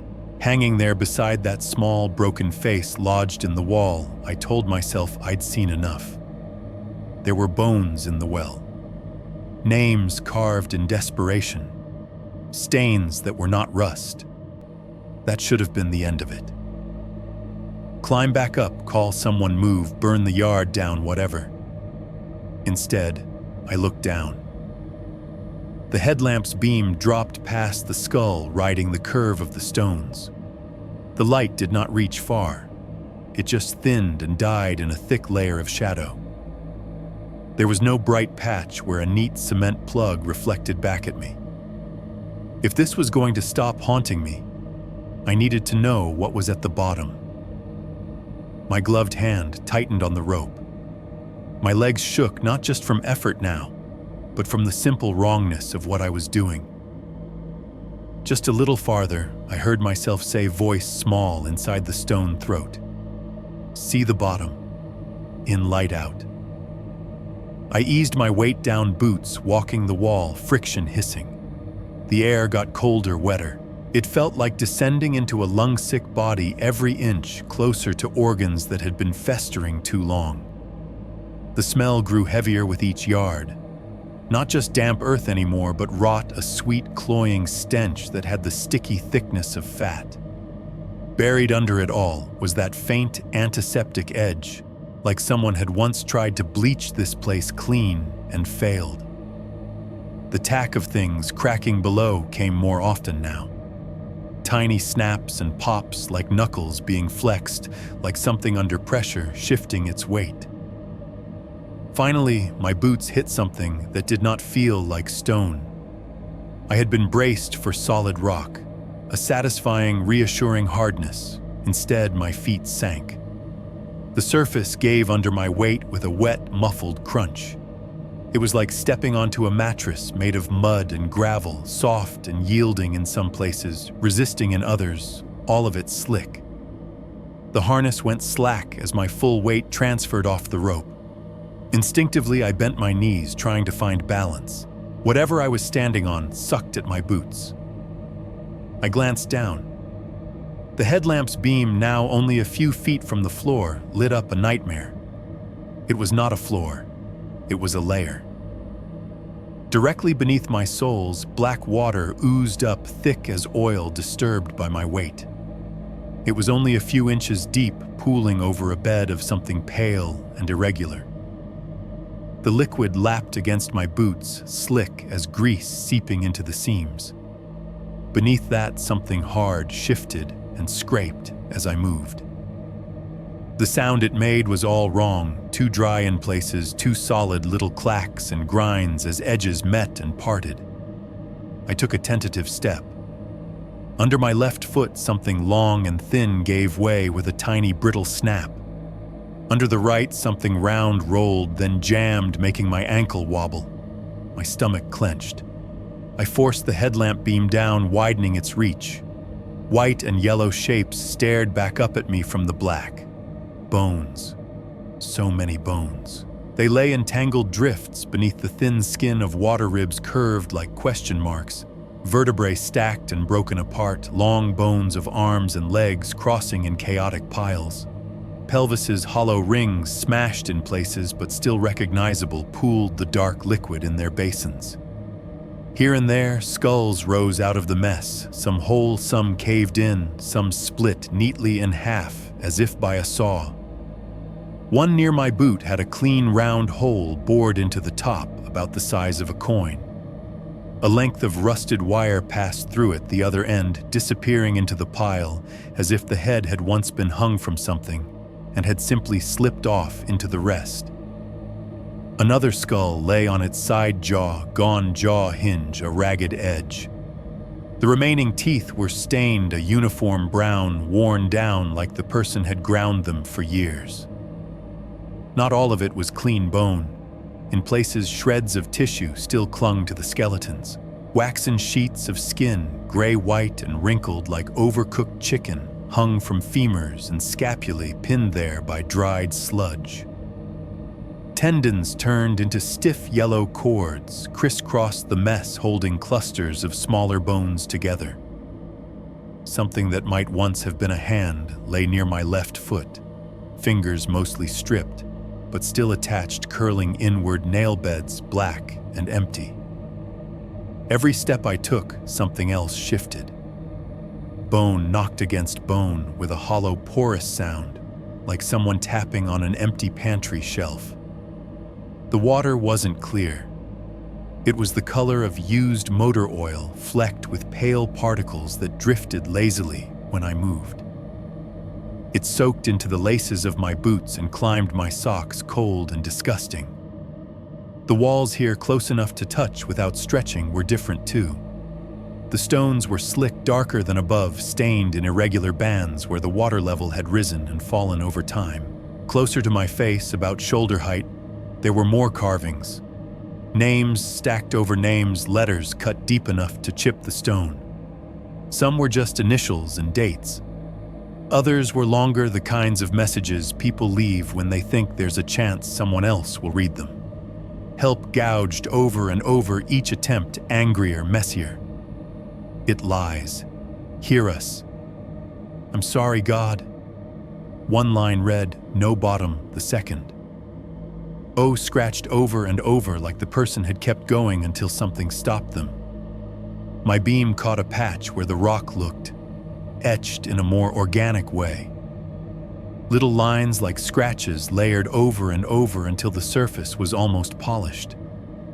I realized they were fingernail marks, dozens upon dozens dragged downward until the nails had worn away. Under everything faint but constant, I heard water dripping from somewhere above, hitting with dull plunks into the black. Not in neat metronome rhythm now. More like random percussion, each drop landing on a different surface, swallowed in a second. Beneath that, almost too quiet to notice unless I stopped and held my breath, there was another sound. A soft, measured tapping. Somewhere in the darkness, just beyond the edge of my light, something was gently hitting bone against stone again and again in a slow, steady pattern. Not frantic, not loud, just keeping time. I realized with a sudden sick lurch that I was holding myself as rigid as I could, afraid that if I shifted my weight too fast, I would break through the top layer and sink, swallowed in, filled up. What the hell is this? I whispered, though, saying it couldn't change the fact that I knew exactly what it was. The floor was made of people. People who had fallen, people thrown, people who had climbed down like I had and never climbed back up. Maybe some had been dead before they got here. Maybe some hadn't. I fought the urge to claw at the harness buckle and try to climb back up hand over hand. My shoulder muscles were already shaking. Panic would make me do something stupid. Stupider. The rope was still taut above me, hooked to my harness, my only clean line out of this mess. I could feel its faint tension, a lifeline connecting me to the air and grass and cheap vinyl siding of the normal world. I forced my headlamp higher, sweeping the wall in front of me. More names, more dates, a row of little tally marks. Then my light hit a patch of stone where the carving was newer. The scratches were cleaner, the dust still clinging in pale crumbs in the grooves. The letters slanted in a way my brain recognized before it had time to explain why. Lauren. The name was cut into the stone about a foot above my eye level, right where someone her height would have been able to reach if they were standing where I was pressed against the wet rock, something unspeakable beneath their feet. The letters weren't neat like some of the older ones. They were a little crooked, the line of the A a bit too long, the R leaning into the E. I had seen that handwriting before, on post-it notes stuck to my coffee maker. Start this at 6 or I'll kill you, on the whiteboard by my front door, night shift. Don't wait up. You will anyway. On a scrap of paper she tucked into my wallet once, buy milk, idiot. My chest caved inward. It felt like the air had been yanked out of the shaft. I reached out with a shaking hand and traced the first letter glove sliding over the grooves. Little bits of stone dust crumbled away under my fingertip. Below her name, there was a line started and never finished. Bring him. The words had been started with the same jagged determination, but the last stroke, the dash ran downward, gashing the stone in a long, ragged scratch that went almost to the top of a nearby ribcage embedded halfway in the wall. It looked like whoever was carving had had their hand yanked away mid-letter, or something had pulled them down while they pressed the tool to the rock. Bring him. The rest of the sentence didn't need to be written for my brain to fill it in. Bring him back. Bring him down. Bring him here. My stomach turned over. She had been here. Not just her body thrown in after the fact, but her mind at least for a moment. Conscious enough, even in agony or whatever was left after the crash, to carve her own name into this wall, to begin a sentence with those words. The tapping in the dark continued. Slow, measured. Tick, tick, tick. The drip of water joined it a jagged counterpoint. Somewhere in that wet, grinding orchestra, I could almost hear her voice layered with all the others who had spoken to this place. I thought about the text from her number. Are you awake? I'm so cold. About Doyle standing on his field with his ring held over the dark. Take me, leave him. About my own stupid bargain spoken directly into this mouth. I want her back. Just one more night. I don't care the cost. Maybe wishes went both ways. Maybe in whatever space she had occupied between the asphalt and the operating table and this pit she had reached out to. Not to God, not to the surgeons, not to me, to this. To the thing at the bottom of the well, sitting on a floor made of history and regret, listening to every plea like a bored judge. Bring him. Bring me. A shiver ran up through the bones under my boots, a collective tiny clatter, as if something far below had shifted, amused. The tapping stopped. In the silence that followed, the black water lapped lazily against a nearby skull, rocking it, so its empty eyes turned toward me as if it were waiting to see what I did next. 5.1. Records, obituaries, and the farm that vanished. Getting out of the well is the part I remember the least clearly and the most in my nightmares. When I try to replay it, my brain gives me flashes instead of a clean sequence. My boots slipping on something round and hard, bones grinding underfoot, the wet suck of that black water clinging to my soles, my hands closing on the rope so hard my fingers cramped inside the gloves. I know I shoved my back against the wall to get my feet under me, almost lost my balance twice, felt something long and jointed roll under my weight. I know I kept my eyes up because every time my headlamp beam dipped toward the floor, my stomach lurched like it wanted to come out of my throat.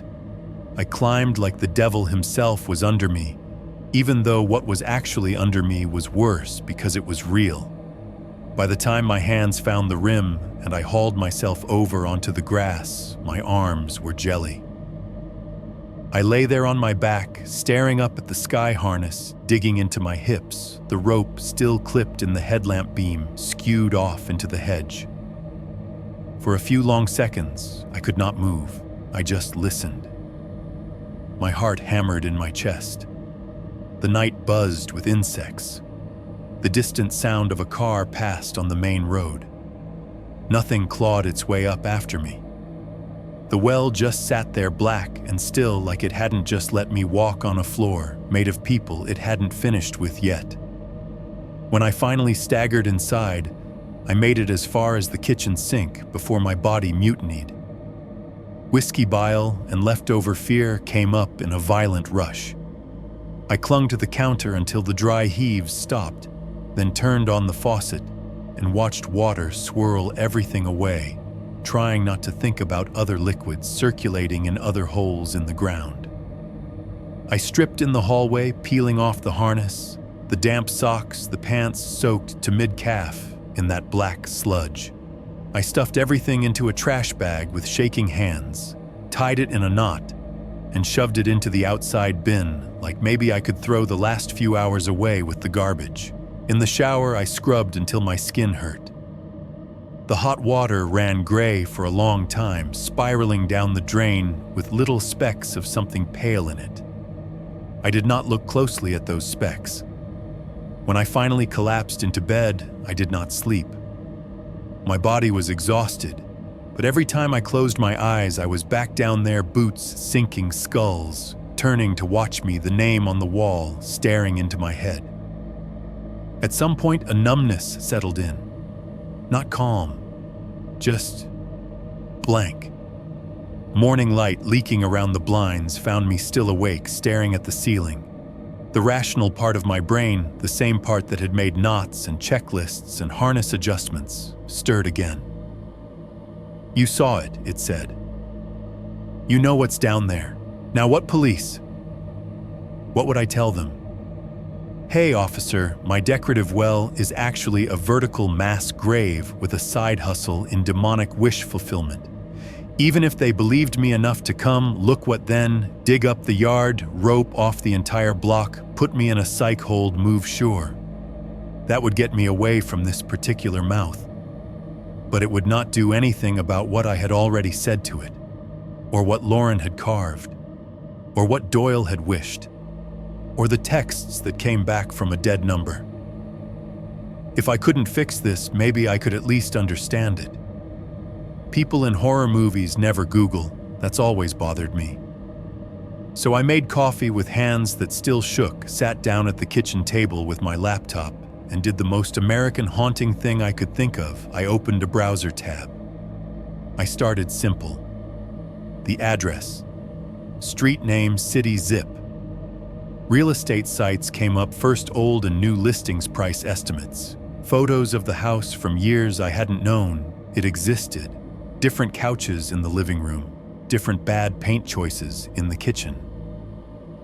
The well was in all of them, always described the same way, charming decorative feature in spacious fenced yard. I added the word farm to the search. A couple of hits from a local history blog popped up, the kind you can tell is run by a retired teacher with too much time and a scanner. Grainy black and white photos of a big 2-story farmhouse, a barn, a couple of smaller outbuildings. The caption said, Rayburn Farm, circa 1940s, and the little map in the corner put it right where my subdivision is now. One of the pictures showed the house from the back. A circle of stone sat a few yards out, a familiar outline even under decades of wear. A well taller and narrower than mine now, no cute shingled roof, just a ring and a pulley. I filed the name away, Rayburn. That gave me somewhere to go. I pulled up the online archive for the local paper Riverside Courier, the kind that prints Little League scores and school lunch menus. Their website was ugly as sin, but they had a search bar and PDFs going back to the 1940s. I typed Rayburn well into the archive search and got nothing. Just a spinning wheel and then a polite no results. So I got broader. Rayburn Farm accident. Rural well fall. Boy dies well. The results were sparse and slow. Old scanned pages loaded crookedly, like someone had slapped them on the copy machine at an angle. But the stories were there if you were willing to squint. A 1951 article about local farm tragedy described a Rayburn boy, age 8, who had fallen into an open well on family property. Rescue crews had tried, the column said, lowering ropes and lights, but were unable to recover the body due to dangerous conditions. The last paragraph mentioned a fundraiser at the church to support the grieving parents. The accompanying photo showed a group of firefighters standing around a hole in the ground. In the background, you could see the family looking on mother with a handkerchief to her face, father staring into the pit. The boy, of course, was not in the picture. I thought about the small skull wedged in the wall of the half-carved letter on its brow. I kept going. The more I searched, the more a pattern emerged. Not just at the farm around it. Every few years, within a few-mile radius of where I was sitting, there was a death or disappearance that made the paper. Not in one neat list, of course. Sliced across decades buried between grocery ads and church announcements. A man killed in freak fall from ladder while cleaning gutters. A teenage girl who never returned from a late-night run, last seen cutting through a field near the old Rayburn property.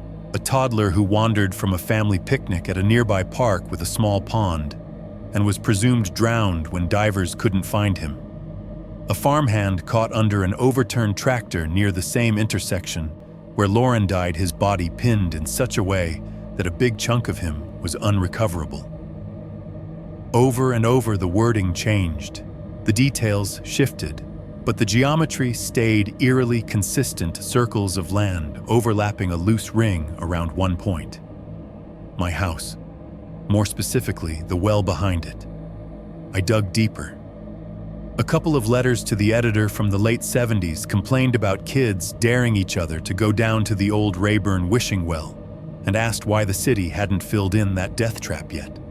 An editorial responded that the property was in private hands and that the owners had assured inspectors the well has been adequately sealed. I knew how well that had held. I shifted in my chair, the kitchen clock ticking too loud. My coffee had gone cold.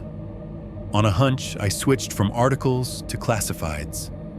The archive lumped them together by date in fat gray blocks, page after page of tiny text selling used cars, babysitting services, loving homes for unwanted pets. I searched for my street name. One hit surfaced in the early 1990s when the subdivision was going up, and the farm officially ceased to be anything but lines on an old plat map. House for sale, it said in bold. Beneath that charming 2-bedroom bungalow on former Rayburn property. New roof, updated kitchen, decorative well and backyard recently sealed. The phone number listed was for a reality company that no longer existed. I could see the layout in my head, though the same narrow hallway, the same cheap cabinets, the same stupid decorative lie out back. My eyes drifted down the page over ads for lawn care and car parts until they snagged on a small boxed notice directly underneath the listing. Missing sat at the top, in bold, the letters a little fuzzier where the ink had bled. Below was a grainy black and white photo of a woman in her late 20s, maybe early 30s. She wore what was obviously a nurse's scrub top, patterned faintly, even in grayscale. Her hair was pulled back in a low ponytail. Her smile was tired but warm, the kind you give when someone says, "Say cheese" at the end of a long shift. The caption read, "Have you seen Melissa Hart, 29 of Riverside last, seen leaving night shift at St. Vincent's Hospital on October 12th, approximately. 2:30 a.m., described as 5'5", brown hair, green eyes. Please call," the rest was a phone number and a plea from her family. The date on the notice was the same week as the house listing. Same page, same column. One selling a charming bungalow with a sealed well. One begging for the return of a young nurse who had walked out of a hospital into the dark and never arrived wherever she was supposed to be going. I stared at the tiny print until the words blurred. Melissa's face, even smudged by the old ink, bore a resemblance that made my skin crawl. Not a perfect match. Lauren wasn't some reincarnation ripped from a police posting, but an echo. Similar build, same profession. The same exhausted lines around the eyes from too many nights under fluorescent lights, tending to other people's bodies while ignoring their own. Caregivers. Eli's pediatric nurses. Doyle's wife, who had probably spent as much time at that hospital as he did. Melissa leaving St. Vincent's into the cold October air. Lauren texting me from a parking lot with dried blood on her scrubs, promising she'd be home around 2. People who looked after others. People who made wishes for someone else's sake more easily than they ever wished for themselves. The well liked that type. Liked people who could not stop trading pieces of themselves away. I scrolled back up, looked at the words, decorative, well recently sealed. and thought of the cracks in the concrete ring, the old stones bulging, the bones shifting under my boots. Somebody had poured cement down that throat, and then right below the ad that claimed victory, the page itself contradicted it with a ghost. My yard had been advertised the same week somebody else vanished into the ecosystem. "You don't get to hang up," Doyle had said. Looking at those clippings, I started to think it wasn't just about one wish, not just mine, not just his. It was a system. Every few years, someone in the orbit of that well got desperate enough to ask, to bargain, to whisper into the dark. Sometimes they got what they thought they wanted for a while. A child's heart rhythm stabilizing. A driver surviving long enough to carve a name on a wall. A man thinking he could drag his grief into the light and weigh it against what the whole could offer. The payment came later. It always came later. I sat back from the laptop, the chair creaking under me, and stared through the kitchen window at the faint outline of the roof over the well. It wasn't just a hole. It wasn't just unlucky geography. It was an accountant. And it had been balancing books on this land for a very long time. 5.2. Doyle's Confession and the Partial Trade. I lasted less than 24 hours before I went back to Doyle. There are some things you cannot carry on your own without them reshaping you into something else. Bones under your feet. Names carved in stone 40 feet below your lawn. Your dead girlfriend's handwriting on wet rock. By late afternoon, I was pacing the living room, wearing a groove into the cheap carpet, glancing every couple of minutes at the back door, like the well might decide to come inside if I ignored it too hard. The house felt smaller. My own skin felt smaller. Finally, I grabbed my keys, stepped out onto the porch, and crossed the patch of dead grass between our houses. Doyle was where Doyle always seemed to be, when the sun was low on his porch, in that same old chair watching the neighborhood, like it was a rerun of a show he'd seen too many times, but couldn't quite turn off. He had a beer balanced on one armrest, his hand wrapped loosely around it. The TV inside his living room played some talk show on mute, the hosts' mouths flapping silently under closed captions. He squinted at me as I came up the steps. Immediately, something in his expression tightened. "You look worse," he said. "Didn't think that was possible." "I went down," I said. His eyes flicked past me toward the well in my yard, then back. "You what?" "Into the well," I said. "All the way." I saw the bottom. His face went still.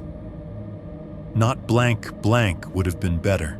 This was something else, like someone had reached up and grabbed all the muscles at once and told them to freeze. The beer can in his hand started to crinkle under his grip. "Jesus Christ, kid," he muttered. "Sit down." He didn't wait to see if I did. He pushed himself up, joints popping, and went inside. I heard the clink of glass and the dull thud of a cabinet. When he came back, the beer was gone. In its place was a bottle of whiskey that looked older than both of us and two mismatched glasses.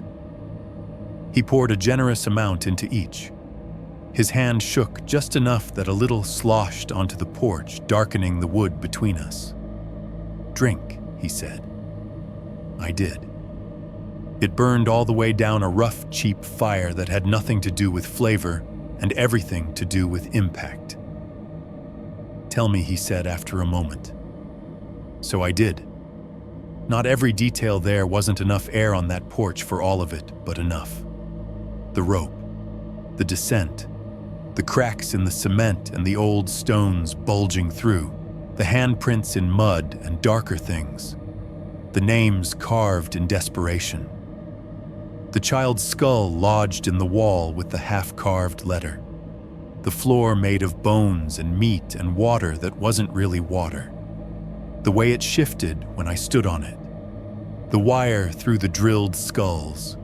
The tapping in the dark. Lauren's name on the wall, The unfinished bring him. By the time I finished, the whiskey in my glass was halfway gone and my voice sounded like it belonged to someone else. Doyle didn't interrupt. He stared out at my yard while I talked, the lines around his mouth getting deeper. His knuckles went white around his glass. When I mentioned Lauren's name carved in the stone, he flinched like I'd hit him. For a long moment after I shut up, he just sat there, jaw-working eyes on some point far past my fence. "You weren't supposed to go down there," he said, finally, voice low. "I figured that out around the time my foot landed on a rib," I said. "It came out more bitter than I intended." He drained the rest of his drink in one pull, coughed once, then reached for the bottle again. The hand that poured this time was less steady. "I never made it all the way," he said. "Not like you." He stared into his glass, the whiskey catching the fading light.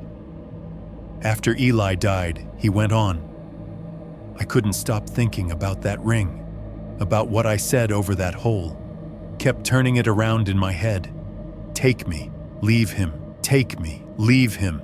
Didn't do either far as I could tell. Took him anyway. Left me here as punishment." He huffed a humorless sound. It wasn't quite a laugh. "Couple months after the funeral, I got real drunk," he said. "Too drunk to be smart, not drunk enough to pass out. I went out there with a flashlight and a rope. No harness.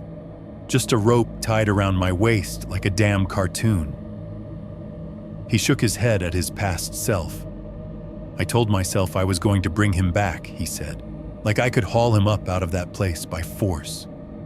Or at least find something. A piece. Something his mother could bury instead of that empty box." His fingers traced the rim of the glass nails, clicking softly. "I went down maybe 20 feet, he said. "Long enough to see scratches, smears, long enough to smell it. Long enough to hear things that made me want to dig my ears out with my own fingers." He took another swallow, eyes unfocused. "I swung the flashlight around and saw something caught in the wall," he said. "Little piece of bone. Smaller than yours from the sound of it.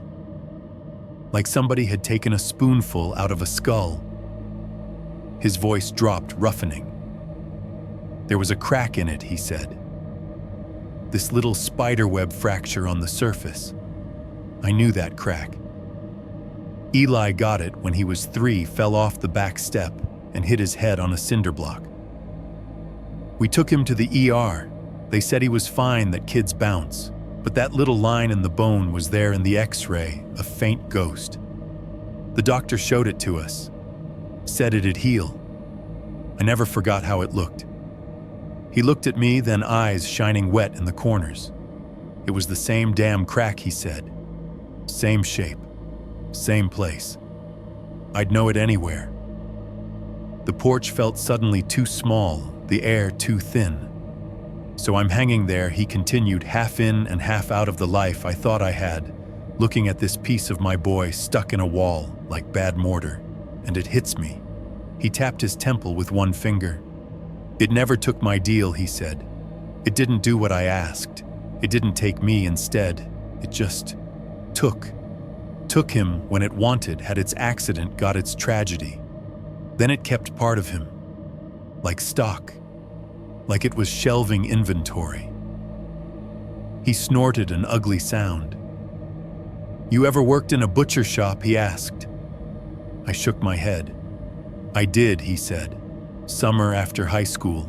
You hang the sides of beef on hooks, right? Big heavy things all lined up. Then the butcher comes through and carves what people ask for. Takes a little from here, a little from there. Grinds it all up together and shapes it into something else. Sausage, meatloaf. Doesn't matter where any particular piece came from once it's in the mix." He looked back toward the well. "That's what it does," he said softly. "That thing down there. It doesn't grant wishes. It doesn't give.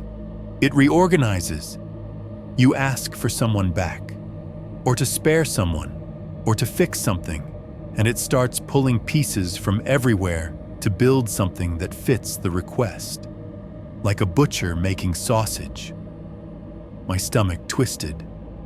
I thought of the bones under my boots, the shreds of skin, the drilled skulls, the tapped rhythm in the dark. The way the floor had felt almost alive. How many wishes, I asked, does it take to put something together? He didn't answer. Instead, he stared at me very intently, as if he could see the outline of something standing behind my chair. "When was the last time you checked your own bathroom mirror with the lights off?" he asked. The question landed in my gut like a stone. "What?" He shrugged one shoulder, eyes not leaving mine. "Just wondering," he said. "You've been seeing it in other things, right? Fridge door, oven, store screens. But the mirror's the oldest trick in the book, oldest channel. You stand there long enough in the dark, just a little bit of light. Things show up. Faces that ain't yours. Pieces that don't belong. It always starts subtle." I thought of how I'd been avoiding the mirror since Lauren died. The way I brushed my teeth with my head down. The way I flicked the light on and off fast, never letting my eyes adjust. "I haven't," I said. "Not with the lights off." His mouth twitched. It wasn't quite a smile. "You should," he said. "Then you'll understand how far along it is." That night, I stood in the bathroom doorway for a long time before I could make myself move. The hall light cast a soft rectangle into the room, just enough to give shape to the sink, the toilet, the outline of the mirror over the vanity. The overhead light switch was under my hand. The easy option was flicking it on, flooding the room with brightness and clean reflections and tooth-level reality. Instead, I reached in and turned the bathroom light off. The fan didn't come on, it only ran with the overhead, so the room fell into a heavy, close quiet. Only the hallway light remained bleeding in from behind me. It turned the mirror into a charcoal rectangle with a vague, moving smear in the middle. My own shadow. I stepped in. My socks whispered on the tile. The door didn't close all the way behind me. It stayed cracked, my one line to the brighter world. The air felt colder in here than in the rest of the apartment, like the room had been refrigerated. Goosebumps prickled up my arms. I stood in front of the mirror and waited. At first, all I could see was vague shapes, a hint of eyes, the pale blur of my face, my shoulders, the dim strip of hallway behind me. My brain scrambled to impose order, to sharpen the edges. If you stare at your own reflection long enough in low light, your face will start to change. That's a real thing, some cheap psychology experiment. Your brain gets bored, starts to edit. Features warp, noses lengthen, eyes sink. People see monsters where there's just their own tired skin. I clung to that explanation like a life raft. Seconds stretched. In the glass, my features began to soften, then slide. My mouth seemed to drift a fraction of an inch to the left. One eye drooped just a little lower. The longer I stared, the less symmetrical I became. My cheekbones darkened as if something were bruising from inside. The lines under my eyes deepened. My skin took on a waxy sheen, just the Troxler effect. I whispered, my voice sounding small and warped in the tiled room. "It's a trick. It's a trick." Then the background began to change. At first, it was just a sense of depth where there shouldn't be any. The strip of hallway in the mirror seemed to stretch. The doorway, elongated edges slightly out of focus, like someone had pulled the corridor longer behind me. Something darker bled into that space. A shape tall as me, maybe taller, standing just at the edge of the light. It started as a smudge, a vertical shadow darker than the rest. Then the edges sharpened like someone was sketching it in charcoal and deciding to commit. A head took form, tilting slightly to one side. the neck beneath it bent at an angle that made my own vertebrae ache in sympathy. Too sharp, too casual about a position no spine should hold. As my eyes adjusted, the skin on that face, if it was a face, caught the little bit of light. It shone, not with healthy oil, but with the slick, stretched gleam of something that had been waterlogged. Parts of it seemed to sag, other parts too tight, like a mask made from pieces that didn't quite match. One eye socket looked too large, the other too small, as if someone had mismatched them on a template.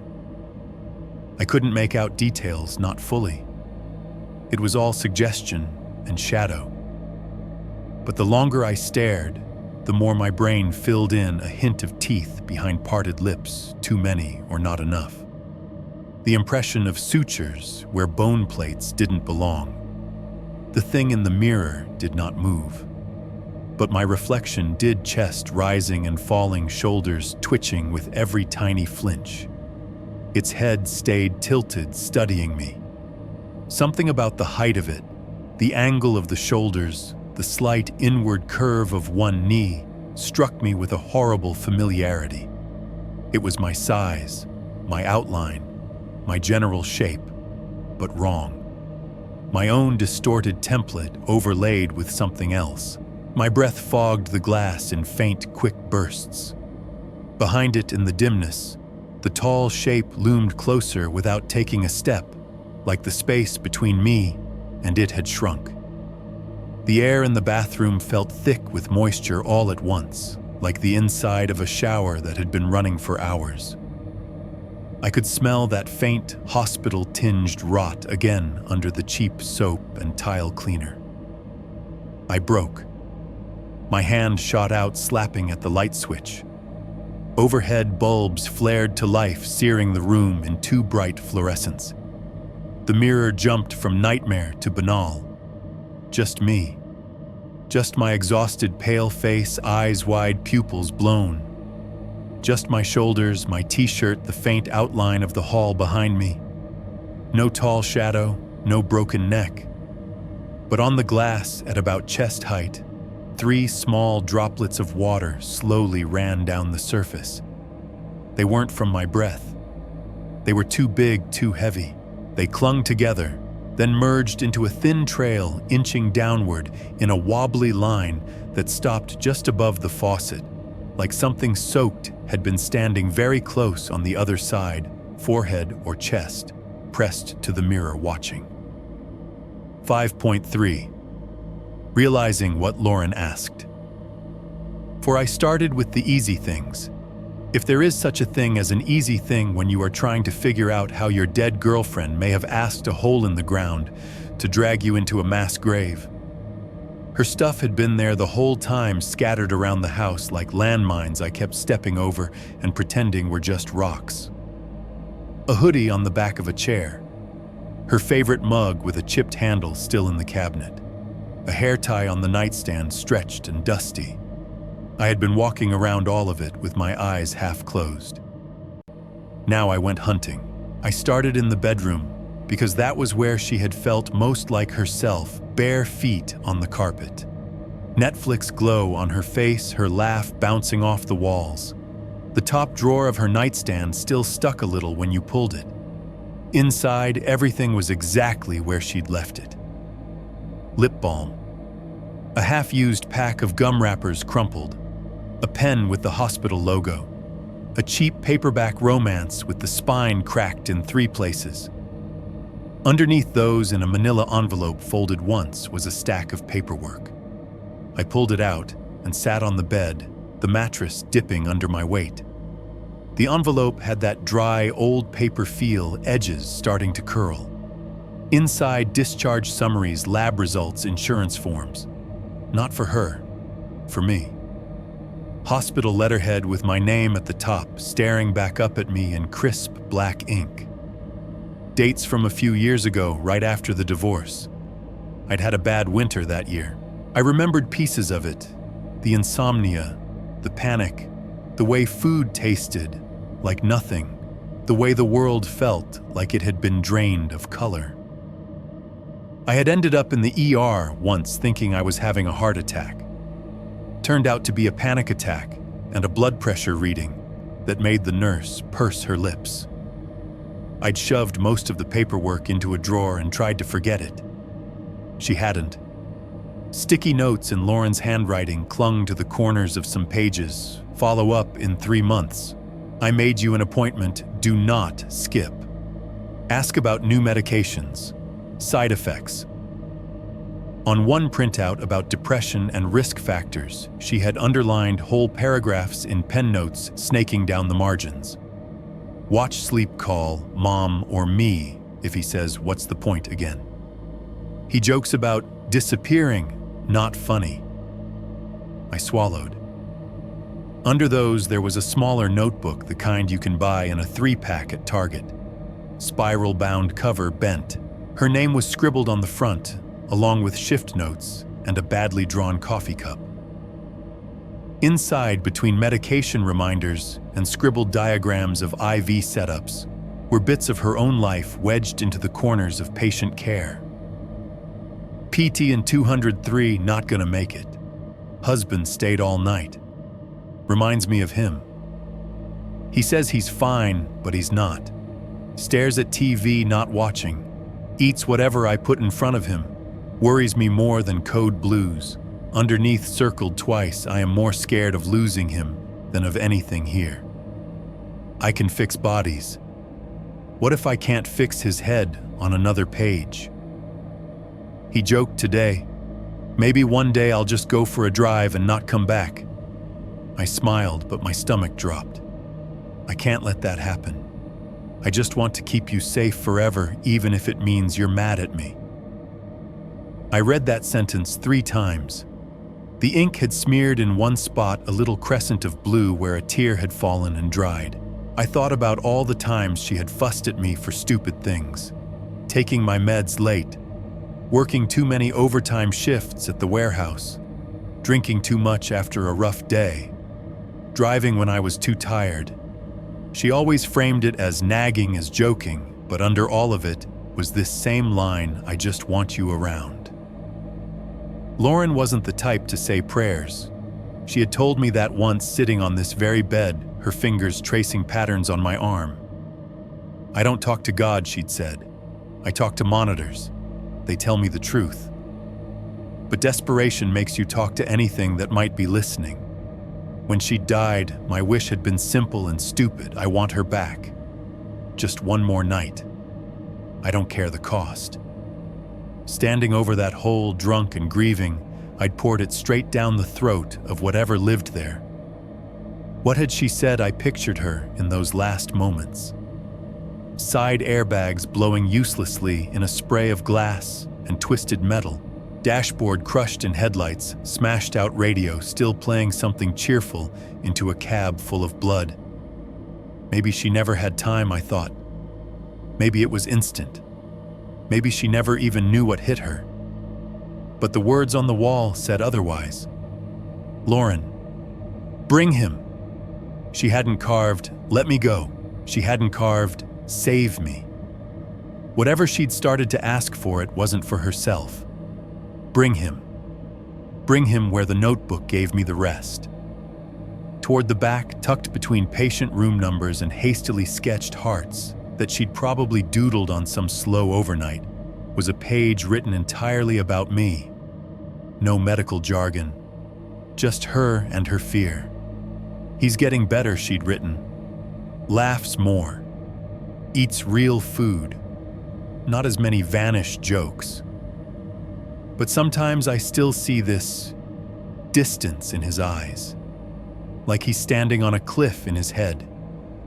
I don't know how to pull him back. Below that, what if there was a way to keep him where I can see him, to make sure he doesn't drive off a bridge or disappear into some motel somewhere? I'd take it. I'd take any trade. I just want him somewhere I can find him. My breath went shallow. The edges of my vision pulsed. She hadn't been thinking about heaven or hell or any of that. She'd been thinking about control. About keeping me safe from myself, from the world, from whatever hole I could fall into. She worked in a hospital. She believed in systems. Machines and charts and cause and effect. Whatever happened in the seconds after her ribs cracked and her lungs filled, she must have felt herself slipping through fingers she couldn't see. Felt the tug of something deep and old under the asphalt. Maybe she saw the same dark ring I had seen in that photograph. Maybe she woke up in a colder, wetter place, all the monitors gone, only stone and dripping and the slow crush of whatever lived there. Maybe she had one chance to speak, one breath, one sentence. And because she was Lauren, she didn't ask it to save her. Bring him. The rest of the sentence could be anything. To me, down here, where I am. My wish, bring her back. Her wish, bring me down. If the well worked like an accountant keeping 2 columns, it would need to settle both accounts. From Doyle's porch, from the articles, from the bones under my feet, a theory sketched itself. It didn't resurrect the dead. It compiled them. Took a jaw from here, a hand from there, a spine from someone who'd fallen off a ladder, a heart that once belonged to a kid in a plastic crib, a voice from a nurse whispering reassurance to a patient at 3 a.m. Pressed them all together until whatever sat at the bottom could wear their pieces like a suit. Enough Lauren to answer a text. Enough to speak in her tone. Enough to stand behind me in the bathroom and tilt a head at the exact angle she used when I said something that worried her. And to balance that, to make the math neat, it would eventually need me. Not just a toe or a rib, the whole thing. The original. I stared at the notebook until the lines doubled. On the kitchen table, my phone buzzed. The sound snapped through the house like a gunshot. My body went rigid. It wasn't the usual text chime. It was the softer, lower vibration of a notification from an app I didn't think I was using. I stood limbs stiff and walked out of the bedroom. The hallway felt longer than it had any right to be. The phone lay where I'd left it on the table screen, dark. It buzzed again as I approached, skittering a fraction of an inch on the wood. The lock screen lit up. No new messages, no missed calls. Just a small banner at the top. New recording saved, well_voices_01. My throat closed. I didn't remember opening the recorder app. I didn't remember naming anything. My thumb hovered over the notification. The logical part of my brain, the part that had Googled confined space safety, whispered glitch, accidental tap, pocket recording. The rest of me knew better. I tapped the banner. The recorder app opened.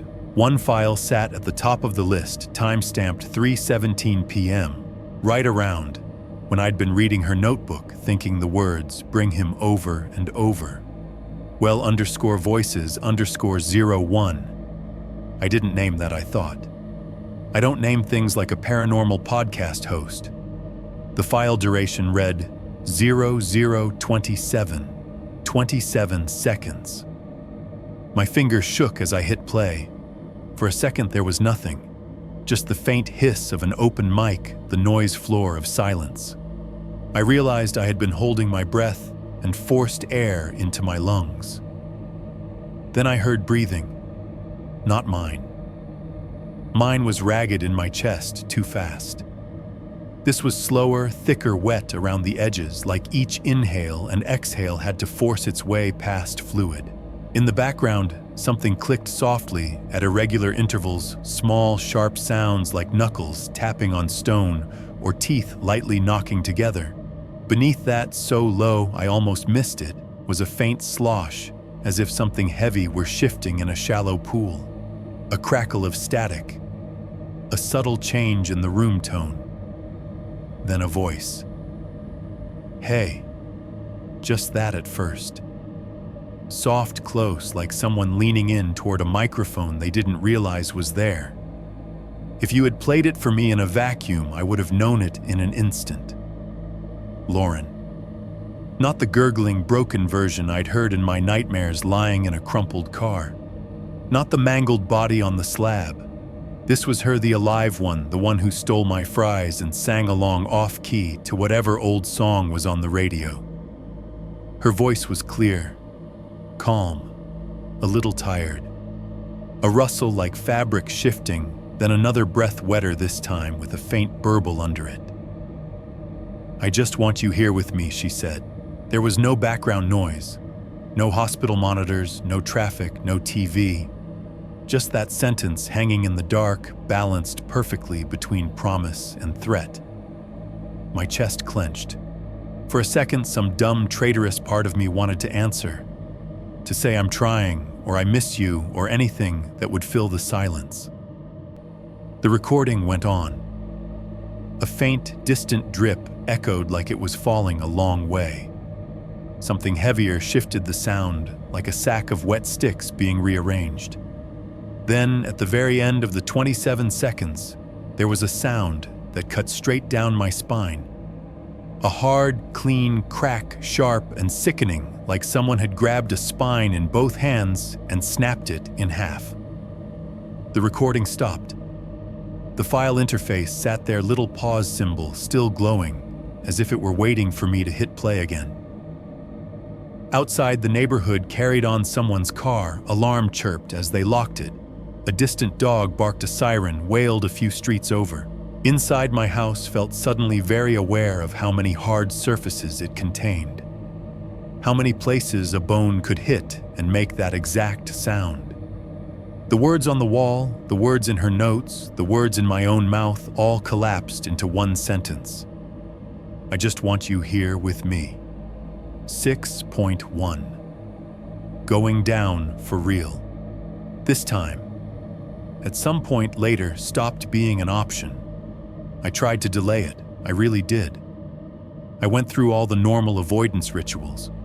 I scrubbed the kitchen counter even though it was already clean. I watched a show I could not have summarized if you'd put a gun to my head. I scrolled through my phone until every app blurred into the same useless screen. But the recording sat there, a 27-second wound on my home screen, and every time my eyes drifted past it, the words came back. I just want you here with me. Her voice. The crack at the end. The well wasn't going to stop at text messages and phantom hands on the mirror. It had a schedule, it had a system, and I could either wait for it to come on its own terms, or I could step into its office and find out what the hell it thought it was doing with us. I wish I could say I made that decision bravely. In reality, it felt more like giving up in a very specific direction. Either I was going to die down there, or I was going to see exactly what I had begged for when I said I didn't care about the cost. I spent the afternoon preparing like a man packing for a long trip he doesn't intend to return from. The harness from work went back on, but this time I upgraded. I drove out to an outdoors shop on the edge of town and bought a better one, real climbing gear, padding in all the right places, rated for falls I didn't have the right to imagine. The kid behind the counter tried to talk to me about weekend routes and bouldering problems. I nodded at all the wrong times and handed over my card. Back home, I laid everything out on the living room floor again. Harness, rope, carabiners. The hard hat now had 2 lights, the original headlamp, and a backup clipped to the side. I added a small flashlight to my chest strap angled down, so if both headlamps failed, I would have at least one beam left. The GoPro knockoff was fully charged. I formatted the card, even though a big part of me hoped no one but me would ever see what it recorded. I strapped a hunting knife, the one half the dads in America seemed to keep in a drawer, just in case, to my thigh. The blade felt stupid and small, a toy against whatever might be coiled under that pile of bone, but my brain insisted on giving my right hand something to close around besides rope. I added a digital recorder with fresh batteries, clipped it to my harness, where the mic would not be rubbing against fabric. If the well wanted to send me recordings, I could damn well send some back. By the time the sky started to go purple at the edges, the gear bag was zipped and sitting by the back door like a dog waiting to be walked. I texted nobody, called nobody. There was no version of this that involved company. As the neighborhood dimmed porch lights flicking on TV windows glowing blue, the sound of dinner dishes clinking through thin walls, I sat at the table and stared at my hands. They looked like a stranger's. Small scars on the knuckles from warehouse work. A faint crescent where I'd burned myself on an oven rack. These are the hands that knocked on the wall and asked, I thought. These are the hands that dropped the quarter. At some point, the kitchen clock hit 11. I stood up. Outside, the air was colder than the night before, the kind of cold that feels wet crawling under your clothes and settling between joints. The yard was a rectangle of dark, the fence line a black frame. The street lamp at the corner flickered like it was thinking about joining in. The well sat at the center. I moved almost mechanically, rope looped and tied around the deck posts, redundancy on top of redundancy. Knots double-checked, tugged, cursed at retied. Harness snug buckles, locked tail ends secured. Knife handle easy to grab. Recorder's little red lights blinking. I sat on the edge of the deck and strapped the helmet on chin strap, clicking shut. The world narrowed to the edge of the beam when I turned the headlamp on. In truth, out, I muttered. The out sounded hollow even to me. Stepping up onto the stone rim the second time felt worse than the first. Now I knew exactly what waited at the bottom. As soon as I stood over the opening, I felt the air rising from it. Colder than before. The moisture hit my face in a sticky wave, beating instantly on my skin. It smelled stronger now, mildew copper, that heavy fatty rot, but braided through all of it was something sharper and cleaner, like someone had spilled a bottle of hospital hand sanitizer down there. I flipped the headlamp to its brightest setting and clicked on the secondary light as backup. The beam plunged into the shaft, painting the cracked concrete ring, the bulging old stones, the faint glisten of slime farther down. Behind me, the house loomed. Somewhere inside, the fridge hummed. The world up here still worked. Bills were still due. People still argued about sports on TV. I turned my back on all of it and leaned into the harness. The stone rim pressed into the backs of my calves for a second. Then my feet found the inner wall again. Rope slid through my gloved hand with that familiar shht, shht. Every movement felt heavier. It wasn't just my weight. The air itself was thicker, like I was moving through breath instead of emptiness. My own breathing sounded loud and awkward, disrupting something that had its own rhythm already. As I descended past the cracked cement and into the older stone, the moisture increased. Water beaded on the wall in big drops, fat and viscous, sliding slowly down and smearing into darker patches. The slime on the rocks was thicker threads of it, stretching and snapping when my boots brushed too close. And underneath the sound of my rope and my lungs, I heard something else. At first, it was just a whisper at the edge of hearing, like the hiss you get when you turn an old TV on with no input. Then, as I went lower, it resolved into something more structured. Voices, not one. Many, layered over each other, pitched too low or too high, some just breaths. Words I couldn't quite make out, syllables swallowing each other in the damp. It sounded like a crowded waiting room underwater, everyone talking at once, every phrase blurred. Occasionally, one thread would surge forward a syllable or two, almost clear, please or don't or stop, before being dragged back into the chorus. My skin crawled. The headlamp beam glanced off the notch where the child's skull was still wedged. It hadn't moved. The empty sockets watched me fall past with the same hollow disinterest. I kept going. The carvings in the walls flashed past, names, dates, please. The gouged, forgive me. The no bottom scratched in frantic repetition. I didn't stop to read this time. I already knew how the story went. The air got colder still. Each breath going in felt like it had been refrigerated. Each breath coming out smoked in front of my face for a second, before dissolving. The tack and snap of shifting debris below grew louder.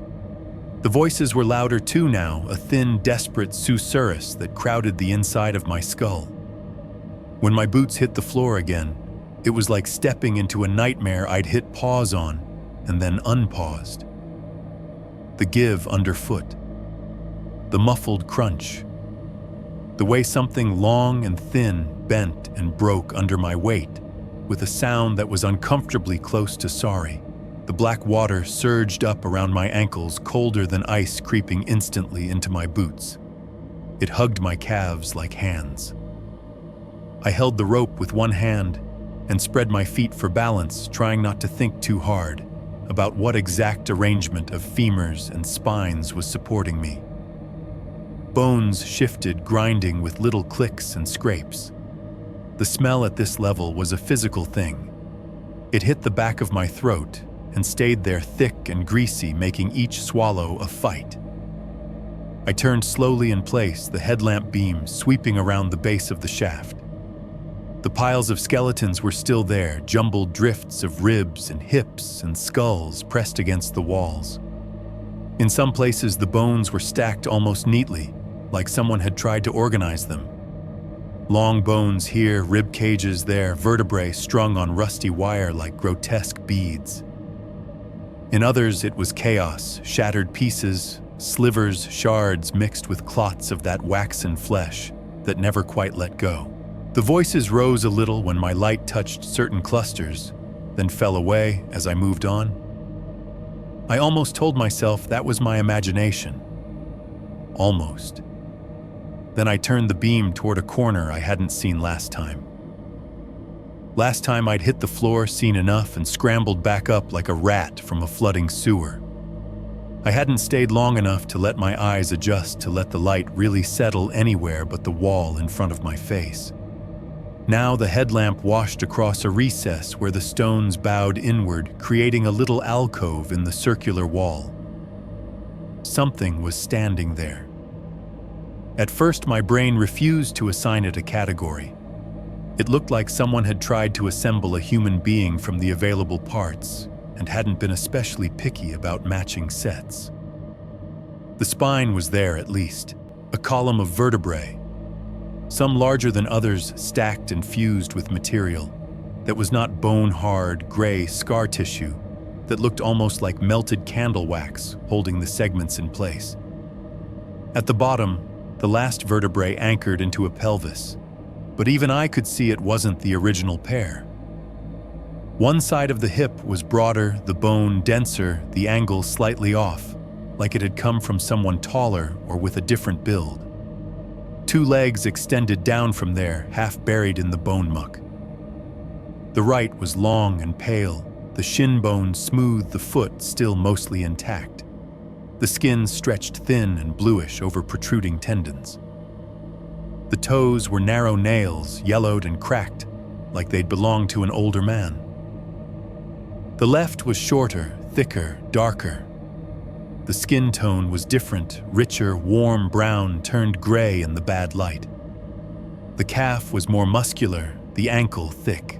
It ended not in a foot, but in a mess of fused bones and skin, as if someone had jammed two incomplete pieces together until they reluctantly stuck.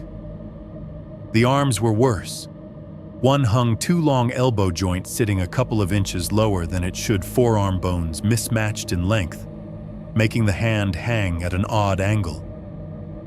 The fingers were wrong, 4 from one donor, a fifth, thicker and shorter, attached with grotesque seams of that waxy tissue. The other arm was shorter, the hand only halfway, formed 3 fingers and a thumb, the 5th digit, a knuckle nub pressed into an angry knot of stitched-together cartilage. Above the collar region, things got messier. There was no neat rib cage. Instead, sections of ribs had been arranged like a cage in progress, some complete, some jagged, all held in place by bands of dried flesh and thick ropey tissue that had more in common with wound scar than muscle. Beneath it, in the hollow, something dark and wet moved with a slow, obscene pulse. The neck was a column of vertebrae that seemed almost too slender to hold the weight above, reinforced with cords of whatever passed for muscle down here. On top of that, half a skull, not cut clean, torn. The right side of the cranium was mostly intact, though part of the parietal bone was missing, leaving a jagged window into the empty space beyond. The jaw on that side was attached lips peeled back enough to expose teeth that were small and familiar. The left side was a ruin, bone gone, flesh gone. The whole thing had been filled in with a patchwork of other materials, smaller fragments of skull plates, fused at wrong angles, bits of pale cartilage. Someone had tried to reconstruct that half of a head from whatever they had lying around, resulting in something that was technically a face if you were being very generous with definitions. On the right, though, the remaining eye sat in its socket. It was not rotted. It was not milky. It was wet. The iris was a color I knew too well, a particular shade of hazel that shifted to green near the edges in certain light. I had watched that color crinkle at the corners, when she laughed narrow when she was mad, soften when she looked at me like I was something fragile and worth keeping. Now it was set into this grotesque assembly, staring out at me from a face that was part skull, part quilt. The lid moved, slowly. Once. The eye blinked at the sudden brightness of my headlamp. My heart tried to leave my body. Something in the chest cavity of the assembled body hitched a slow, sloppy flex under the ribs. The assembled arms twitched the two long fingers, scrabbling weakly at the pile of bones they were half buried in. The voices around the shaft rose a dozen whispers, spiking into panic, then dropping back into their blended murmur. My own name floated out of the chorus for a second, clear and sickeningly familiar in Lauren's tone, then got swallowed by the rest. I stood frozen breath, fogging in front of my face boots, slowly sinking into the mush under me, while the thing in the recess tried to figure out how to be upright, how to be her with everything else it had been given. 6.2. The assembly. For a second, I honestly believed if I just stood very, very still, it would stop. Like a kid who thinks the monster cannot see him if he does not move. The thing in the alcove did not care about childhood rules. It moved. The first motion was small, just a stiff twitch along the spine, a little shudder that ran up the stack of vertebrae like someone sending a signal through cheap wiring. Segments ground against each other, the sound dry and intimate the way your neck sounds if you roll it too fast, multiplied by 10 and dragged through an echo. Then the joints started to wake up. Every place where bone met bone, every crude fusion point, where that gray, waxy tissue held parts together, began to flex with a series of sharp, brittle cracks. It sounded like someone working their way through a box of knuckles, popping each one methodically, except these pops ran down a whole skeleton at once. The makeshift rib cage expanded a fraction, then collapsed again. The bands of ligature and flesh holding it together stretched, glistening in my headlamp beam. Thin threads of black water squeezed out from between the wrapped ribs and ran down in little rivers, dripping off the lowest bones to join the sludge at its feet. The half-skull tilted, the neck creaking. What passed for shoulders rolled a lopsided motion as new tension found its way down new paths. One long arm jerked fingers spasming open and shut as if testing their reach. The shorter arm clawed at the pile of bones embedded around it, each contact making a click that bounced strangely around the shaft.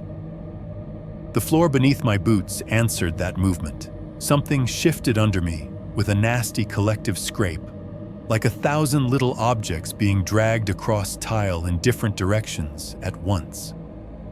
I felt things slide and grind under my weight, long shapes rolling smaller fragments, falling into new gaps. I tried to tell my legs to back up.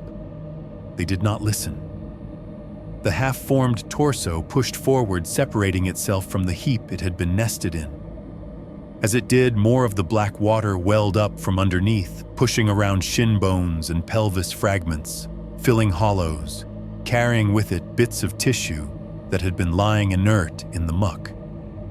Those bits moved like they were remembering how. Little masses of flesh, pale and gelatinous, bobbed up in the dark liquid and slid sluggishly toward the figure, as if nudged by a current only they could feel. They were different colors, some almost translucent, some the gray of boiled meat, some tinged darker, mottled brown and threaded through with veins that writhed faintly. They hit the lower edge of the skull and stuck. I watched frozen as one ugly oblong chunk flattened itself against the bone ridge where a mouth should be. At first, it was just a pad of tissue clinging and quivering. Then it began to pull tiny fibers, reaching out into the cracks, hooking around teeth, finding purchase. The whole mass tightened, then split along a line forming the suggestion of lips. Another blob pressed itself into place above that, stretching into the rough shape of a cheek. It was like watching clay being worked from the inside out. Muscle cords, stolen from God knows how many donors, slid up from the sludge, stringy and red-black, twining into the gaps of the jaw, wrapping around the hinge, anchoring into the base of the skull. When they tightened, the half-formed jaw gave a little experimental chatter, teeth clicking together. Below the half-face, more patches of skin crawled along the ribs, searching for a frame to hang on. Some were astonishingly intact, stretchy, tanned pieces, with the faint suggestion of hair follicles. Others were thin and translucent bluish veins visible underneath. They did not match. On the left forearm, as a new skin sheet suctioned into place, my beam caught a flash of ink. A tattoo. It was distorted by the pull of the flesh, but I could still make it out, a small outline of a bird. Maybe a swallow, mid-flight, its wings spread. Beneath it, a date. The style and size were identical to the one in the grainy missing person photo I had seen in the archive. The nurse who disappeared years before Lauren, the one whose face had nagged at me with its half-familiar tiredness. Her arm, I thought. That's her arm. The fingers flexed. Up close, every reused part betrayed its origin. Patches of skin on the torso were different tones, collaged together without any attempt at blending. One shoulder a deep brown, the chest below it a papery white, the strip across the collarbone a mottled olive. Body hair sprouted in uneven clumps, coarse, dark hairs on one forearm, finer, lighter down on the other, a stray patch of almost white hair near the elbow that looked like it had been taken from someone decades older than the rest. The left leg's exposed calf had a faint line where a sock had once lived.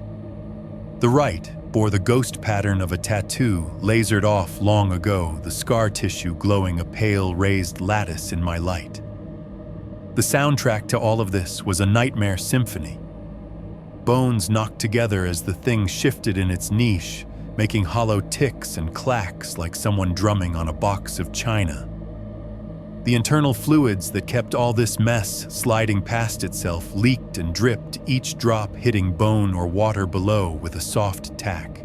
Some of the larger movements sent up little surges of the black liquid, which slapped wetly against buried skulls and spilled into empty eye sockets. The voices in the shaft swelled and fell in ragged waves. Some sounded like sobs, some like laughter that had gone past sane. The assembled body tried to take a step. One mismatched leg lifted the foot, dragging loose bones up with it, like a magnet pulling nails, then coming free. The other did not cooperate. The fused mess at its end caught on a jutting femur in the pile, sending the whole weight of the structure off balance. It did not fall. It caught itself with its hands. The too long arm shot out those mismatched fingers, digging into the bone floor with an obscene familiarity, curling around a rib like it had done it 1,000 times. The shorter arm followed, scraping along the stones, the nails making a squealing sound when they hit rock. It moved not like a newborn, but like something that had already tried on a dozen different ways of locomotion and was choosing what worked best for whatever shape it had this time. It began to crawl. The assembled ribs scraped over the pile, knocking vertebrae loose. The pelvis dragged, grinding on skulls. And beneath all of that, the weight of its progress created a sound that cut through everything else.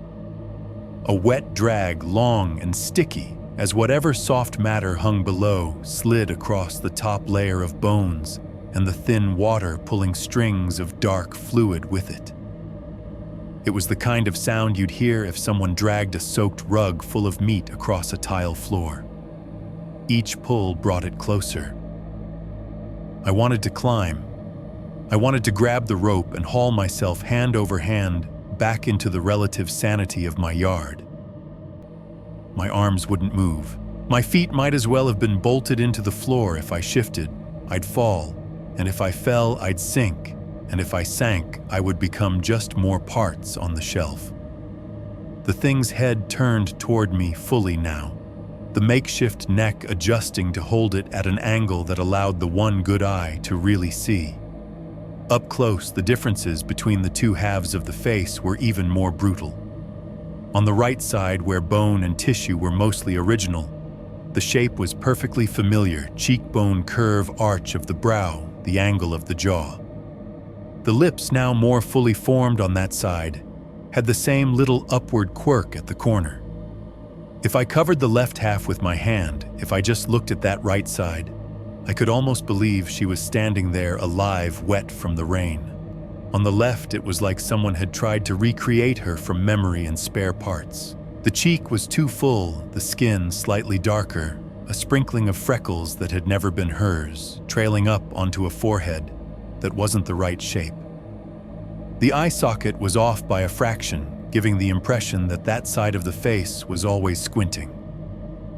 A second smaller scar ran from the corner of the mouth up through the patchwork, bisecting the lichened flesh. It had the look of a surgical incision that had been poorly closed, puckered, shiny wrong. When the jaw moved, the torque of the muscles pulled unevenly, making the left corner of the mouth lag half a beat behind the right. It was like watching two faces trying to sync around a single expression and almost succeeding. A new strip of flesh rose up from the water and slapped itself over the exposed part of the jaw, closing into place with a wet smack. I could see pressed into that strip the faint outline of a hospital bracelet. Impression the ghost of letters and numbers that had once been embossed into soft, swollen skin. It pulled tight. The throat worked. The chest cavity, such as it was, swelled again, ribs creaking the ropes of muscle around them, straining to hold everything in. When it spoke, the voice was flawless. You came. It was Lauren's voice. Not warped, not doubled, not underwater. Exactly the way she sounded when she came home late and found me still up, and there was a mix of guilt and relief in those two words. You came. The perfect mimicry of it hit me harder than any grotesque detail. For a second, my brain almost leapt into the old groove of answering. Yeah, of course. Where else would I be? My throat locked before the words could escape. The assembled body dragged itself another foot closer. The eye did not leave my face. Behind it, in whatever malformed cavity it was using as a chest, something sloshed and shifted, like it was full of more than just air. Its partially formed hand reached out, fingers splaying as if it expected me to take it. There was recognition in that motion, as much as a pile of stolen anatomy could manage. "You came," it repeated, softer. Above us, somewhere in the darkness, up the shaft, something else moved. A subtle change in the acoustics, the way a room feels different when another person steps into it. The whispering chorus of voices dropped, then rose in a different pattern, like they were making space for something. From the circle of black far above, a voice dropped down. Not from my recorder, not from my head. From the open air, sliding along the stone walls as easily as water. "Finish it," it said. "Lauren." Again, but not from the meat in front of me. This was the Lauren who yelled over traffic when we crossed busy streets. The Lauren who shouted from the kitchen asking if I wanted ranch or blue cheese. The Lauren whose voice over the phone in the middle of a shift had once said, "I'll be there around 2 a.m. Warm something up for me, okay, stronger. Whole. Not dragged through lungs full of fluid. Bring him down." The words echoed, bouncing off stone and bone, coming from everywhere and nowhere. The thing in front of me, my stitched-together almost Lauren, did not move its mouth when that version of her spoke. Its eye flared a little wider, as if the sound did something inside it. As if something inside it twitched at the command. That was when it hit me. The presence standing less than 6 feet away, the thing crawling over other people's bones toward me, the mismatched skin and the borrowed tattoo and the one good hazel eye that was not Lauren. It was a container. A body being assembled to house whatever the well was compiling. A suit being tailored out of leftovers to hold something that had been reaching through text messages and mirrors and audio files already. The voice from above, the one that still sounded like her before the crash, was something else. The real her, or what was left of her consciousness, snagged on the stones somewhere between impact and entry, stretched thin between here and wherever the original pieces had gone. She was in the system now, in the ledger, part of the account being settled, and she was helping it finish the job. 6.3. Breaking bones, breaking free. Maybe I do not remember deciding to move. 1 second I was staring at that half-finished face dragging itself toward me. The next, my body finally did the one thing it had been screaming to do since I dropped into this hole. It ran. In a well, running means scrambling backward across other people's bones and praying you do not go down instead of up. My boots slipped immediately. A ridge of ribs rolled under my foot, knocking my leg sideways. I windmilled my arms, caught the rope with both hands, and hauled myself upright just as the thing lunged. There was no graceful buildup, no slow cinematic reach.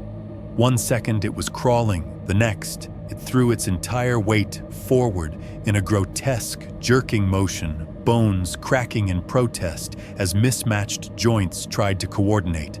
Its 2 long arms shot out fingers clawing for my ankle. I kicked heel, connecting with something bone, maybe a jaw.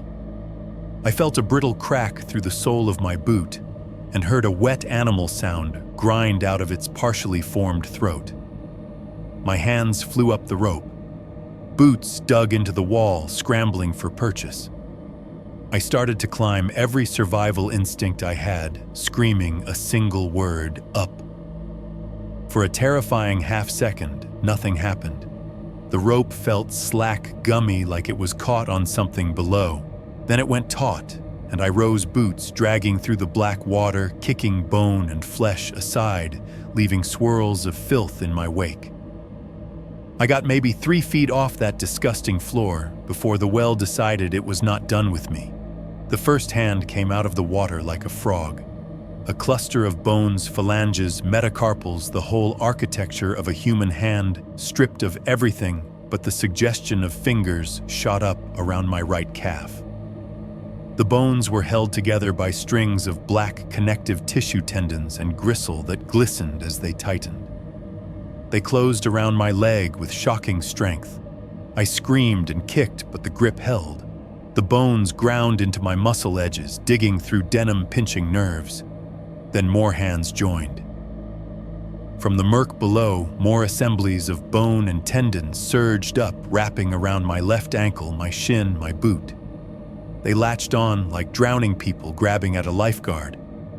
Some were full hands. Some were only a thumb and 2 fingers, or a claw made of 3 fused knuckles. All of them pulled. The rope jerked in my hands, my upward progress abruptly reversed. I heard the pile beneath me shift 1,000 bones, grinding, as if some mass below had rolled over and sent its contents rearranging. Then something grabbed my left leg just below the knee and squeezed. It felt like a ring of rock snapping shut, no give, no warning. Pain erupted so bright and white-hot that the rest of the world dropped away for a second. There was a sharp, dry crack loud enough that I heard it over my own scream and the cacophony of bone around me. I felt it. My tibia, the bigger bone in the lower leg, the one you trust to carry your weight every day without thinking, snapped. The break wasn't clean. It was a break and bend, the kind that takes the bone out of its usual straight line and gives it a new wrong angle. The pain didn't travel so much as explode, radiating up my leg into my hip, into my spine, into the back of my eyes. My vision went gray at the edges. My left foot dangled. I could feel the bones grinding against each other with every tiny movement, the broken ends threatening to punch through muscle and skin. For a second, I lost my grip on the rope. My hands slipped rope, burning through the glove material, dropping me a few inches back toward that clawing, clacking mass. Skulls all around me seemed to turn in unison. I know they were just arranged that way, but in that moment, with my headlamp sweeping crazily across empty sockets, it looked like every single one had swiveled to watch. A pale sea of faces, some smashed, some whole, all angled up toward me, 1,000 mute witnesses waiting to see which shelf I ended up on. I did the only thing I had that wasn't already breaking. I reached for the knife. My fingers found the hilt on my thigh, numb and clumsy, and yanked it free. I slashed downward in blind, panicked arcs. The blade bit into the first skeletal hand, slicing through the stringy tendons that held the fingers together. Bones fell away in a rain of clacks, dropping back into the sludge below. I stabbed again and again, hacking at wrists, chopping at knuckles. Every time the knife connected, I felt the vibration up my arm, heard the splinter and snap of bone giving way under the steel. A few grips loosened. Others tightened in response, pulling harder like the well's nervous system had decided it was time to stop playing. Something latched onto my boot fingers, hooking under the sole, yanking. I felt my heel slide inside the shoe. My broken leg screamed. I aimed higher. The crawling container was nearly on me now, dragging itself through the wreckage. Its too long arm reached again, the fingers now close enough that I could see little crescent-shaped scars on the pads. Someone's old life, someone's old job, someone's old habit of picking at hangnails preserved in this new skin. The half-made face leaned in mouth, working on both sides, as if it couldn't quite remember how many muscles it needed to smile. "You came," it started again, voice hitching. I drove the knife forward, not at the one good eye that part of me refused to damage, but at the other side. The misfit eye on the left, the one that had been stitched together from borrowed pieces, bulged in a socket that wasn't quite shaped for it. I buried the knife there. The resistance was sickeningly soft. The blade punched in up to the hilt. Something burst.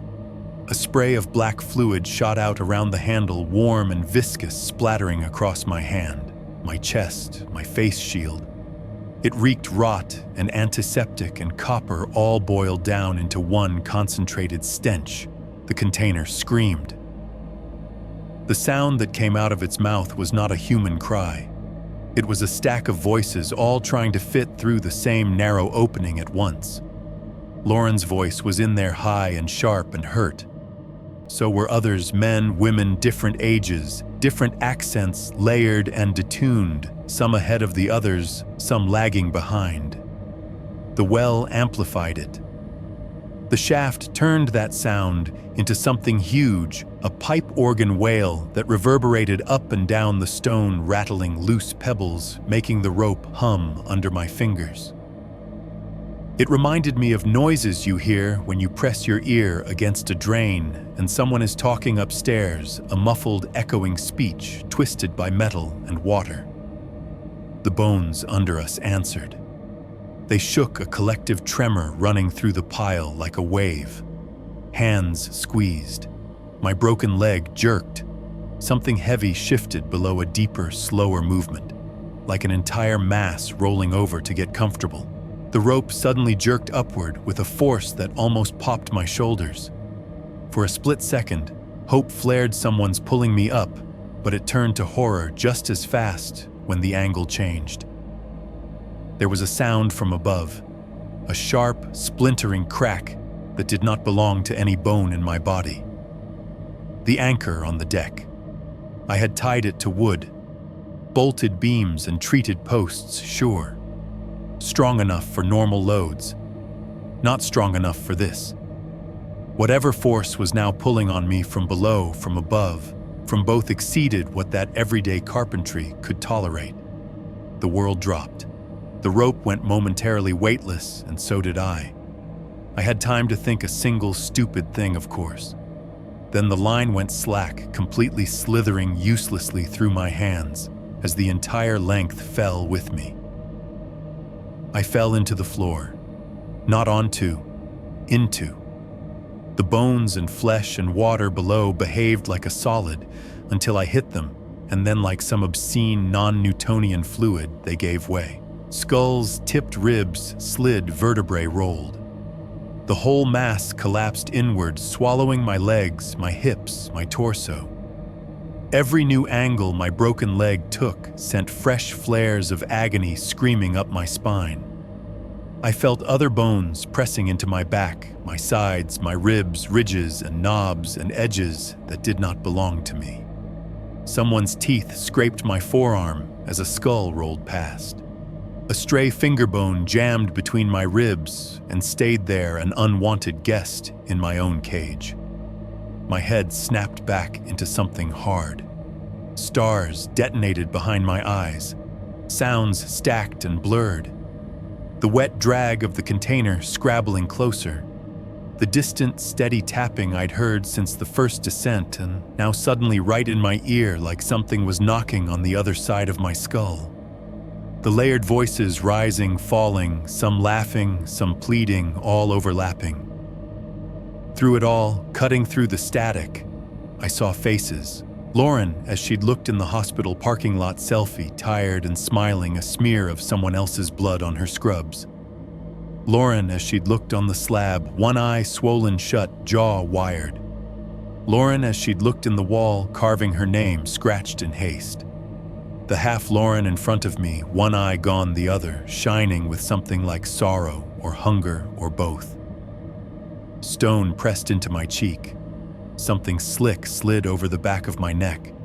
A cold, wet breath filled both my ears at once, as if the well itself were leaning in. And then cut, like a splice in cheap film. I opened my eyes to daylight, blue sky, the stark silhouette of the back fence, the roof line of my house. I was lying on my back on the grass, the smell of dirt and sun-baked weeds filling my nose. The world felt tilted, like gravity had been rotated a few degrees and then hastily put back. Voices buzzed above me. Pressure. Stay with me, sir. How the hell did he? A face slid into view, blocking the sky. A man in a dark uniform, paramedic patch on his shoulder, a pair of sunglasses pushed up on his head. He had a disposable mask hanging under his chin, ready to be pulled up. "Hey," he said. "Stay with me. You took a hell of a fall." Behind him I saw Doyle standing near the back door, one hand braced on the frame, the other gripping a beer so hard the can was crushed. His eyes were huge. My left leg felt wrong. I craned my neck. From mid-thigh down, my leg took a turn it was not designed to take. The shin was bowed, the lower half rotated outward, the foot pointing at an angle that made my stomach lurch. Blood had soaked through the denim around the bend, dark and stiff. A splint was already half in place, EMTs working fast, trying not to jostle it. Every time they brushed it, a distant, delayed pain flared like my nerves were catching up. There was a collar around my neck, a cuff on my arm, the metallic smell of an open ambulance door somewhere to my right. "You're okay," somebody lied. "You're okay. We got you." "What?" My voice came out as a rasp. My tongue tasted like metal. "The well." One of the firefighters glanced over at me. His helmet was off, hanging from his hand. His hair was plastered to his forehead with sweat even in the morning light. "Your neighbor called," he said. "Said he saw a rope hanging down, didn't see you. We got here, found you down there out cold. Lucky you weren't further." "Down," I repeated, tasting the word. He nodded toward the well, now ringed with bright yellow caution tape. A tripod rig had been set up over it, a winch attached to the rope that was still clipped to my harness. I followed his gaze. 2 more firefighters stood by the rim, looking down into the shaft. One of them had a small camera on his chest, body cam red light blinking. "What's at the bottom?" I croaked. They looked at each other. One shrugged. "Concrete," he said. "Flat as a pancake. Dry. We checked 3 times before we went down to get you. You must have knocked yourself out on the way and landed lucky. That's not my throat closed. No bones, no black water, no floor made of people, just cement. Just like the ad had promised all those years ago." "Got it on video," another firefighter asked the one with the body cam. "Yeah," he said. "I'll pull the clip later. It's just gray and boring, man. They talked over me like I wasn't there." My pulse thudded in my ears. Later days later, after the hospital, after the surgery, after the long, quiet nights with the morphine drip humming and the monitors beeping, I asked to see my own footage. The GoPro had somehow survived. The casing was scuffed, the lens cracked at the edge, but the file system still worked. There was only one video file saved from that night. I loaded it onto my laptop in the dim hospital room, the curtain half drawn. The timestamp matched the time I'd gone out.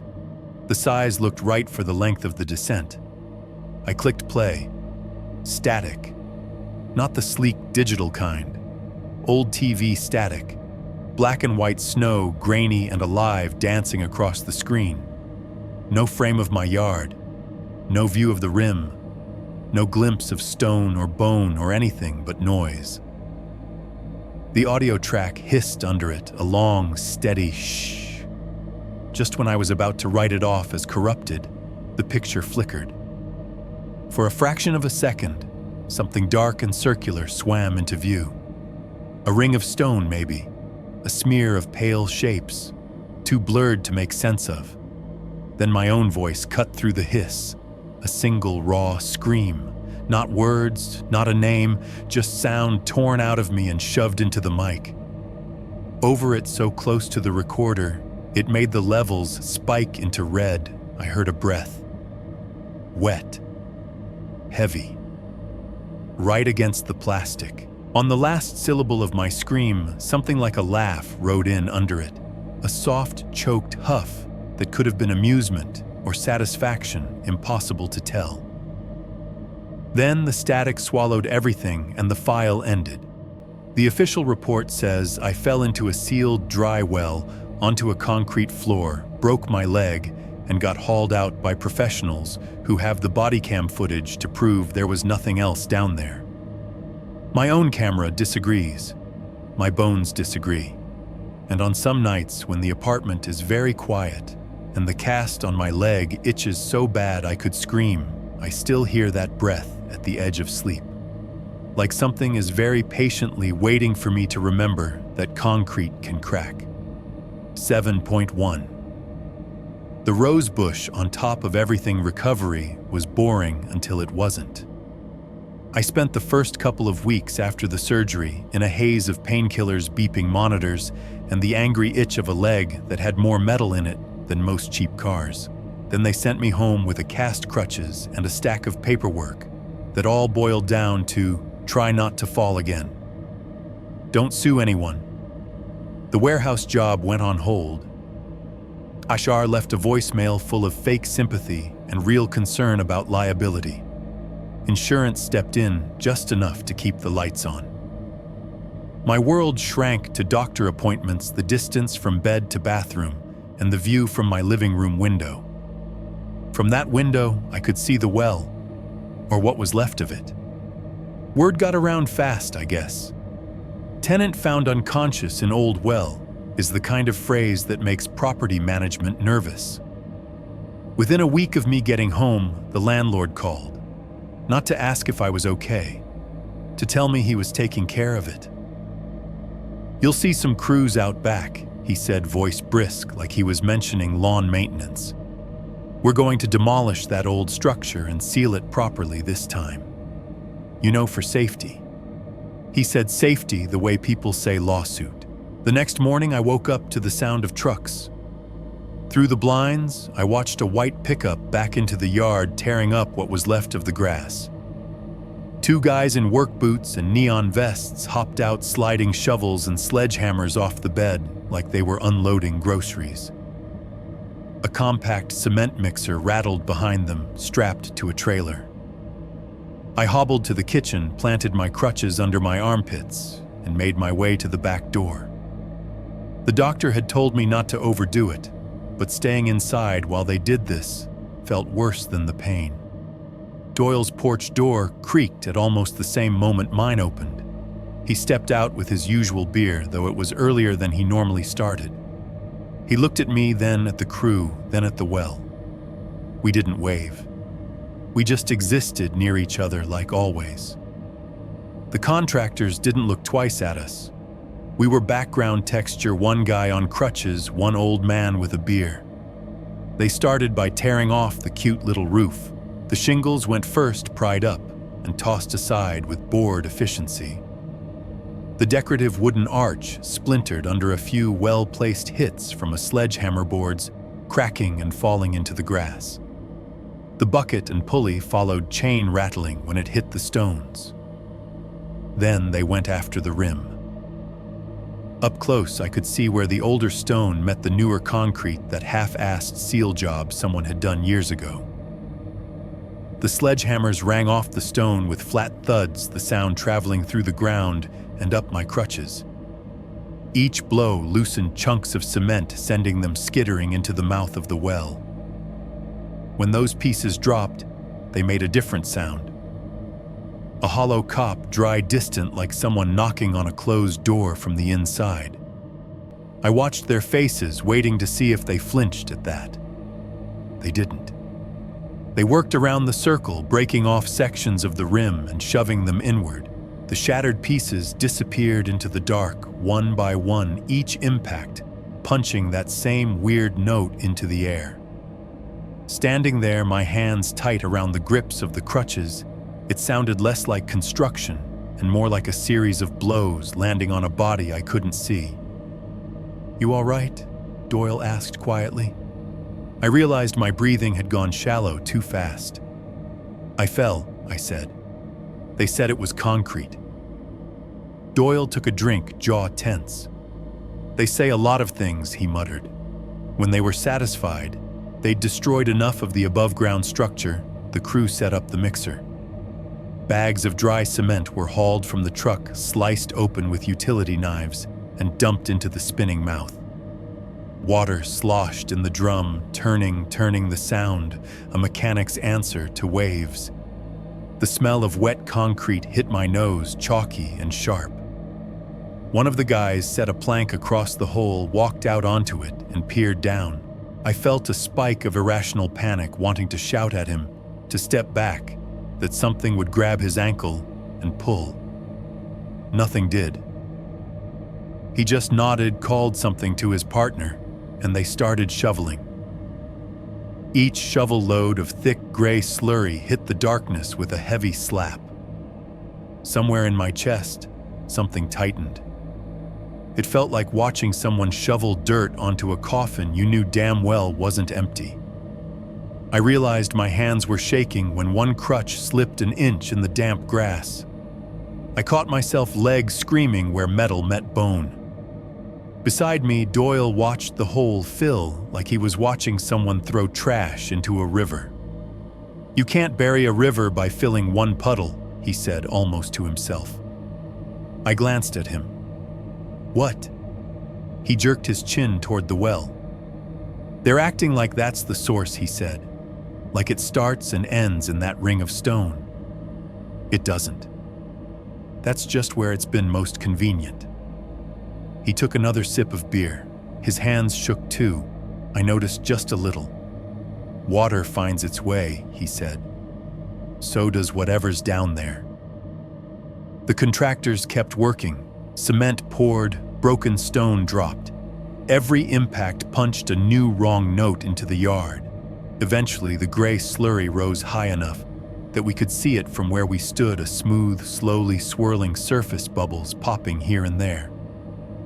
They let it sit, then added more, layer after layer, until the hole was level with the surrounding dirt. The well's mouth was gone, just a scar of fresh concrete in the middle of my yard. If you walked in from the street and did not know what had been there, you might have thought it was the base for some future project, a patio, a shed, something normal. A landscaping truck pulled up later that afternoon. Out came a rose bush. Someone somewhere in a property management office had decided that the best way to say nothing to see here was with a plant. They had picked a good one objectively, speaking a full, healthy bush already in bloom, deep red roses nodding on strong stems. The landscaper knelt on the new concrete setting, a wide pot dead center over the patch. He packed soil around it, smoothed it with practiced hands. From the street, the yard now looked like something out of a catalog, modest rental home, neat fence, cheerful burst of color out back. Pretty, one of the neighbors said later, walking their dog past with a cursory glance. "Looks better without that old creepy thing." That night was my last night in that house. The landlord had been polite but firm. Once I was mobile enough to manage stairs, he wanted me out. "The incident has made the property difficult." He said in his email, the word incident doing a lot of heavy lifting. They would terminate the lease early at no penalty, which was landlord speak for "please remove your liability from our yard." Boxes filled badly and labeled worse were stacked in the living room. My life condensed into cardboard and tape. I slept on the couch. The bedroom felt wrong. The angle of the wall aligned almost perfectly with where the well had been, and my brain kept drawing a straight line between my pillow and whatever was now trapped under the rose bush. The house was quieter than it had ever been. No more echoing hollow from beneath the yard. No phantom drip from under the bed. But the silence didn't last. Around midnight, as I lay on my back staring at the dim ceiling, I started to hear a new sound. At first I thought it was the fridge. It had an old compressor that liked to kick and wheeze. But this was different. Sharper, more regular, a faint metallic tick, then another. Not from the yard, from inside the house.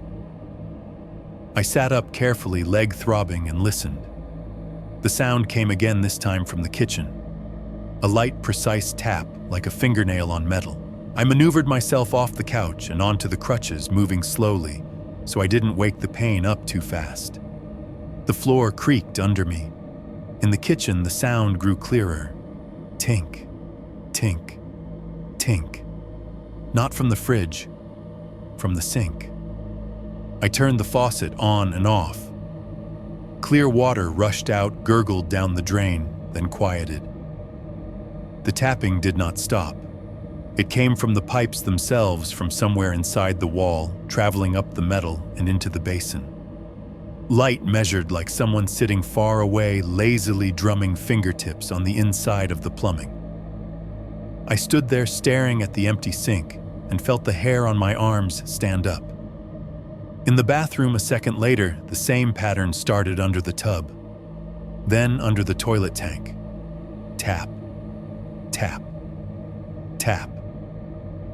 Not in sync, but related like different instruments in the same awful band. It went on for an hour, then faded, tapering off into silence around 3:17 a.m. The next morning, I left the key on the counter, took one last look at the rose bush through the back window, and let the landlord handle the rest. The new apartment was across town, 3 floors up, in a tired building with beige hallways and a faint smell of old cooking oil. No yard, no well, no rose bush. Just a balcony looking out over a parking lot full of sedans and one dented pickup.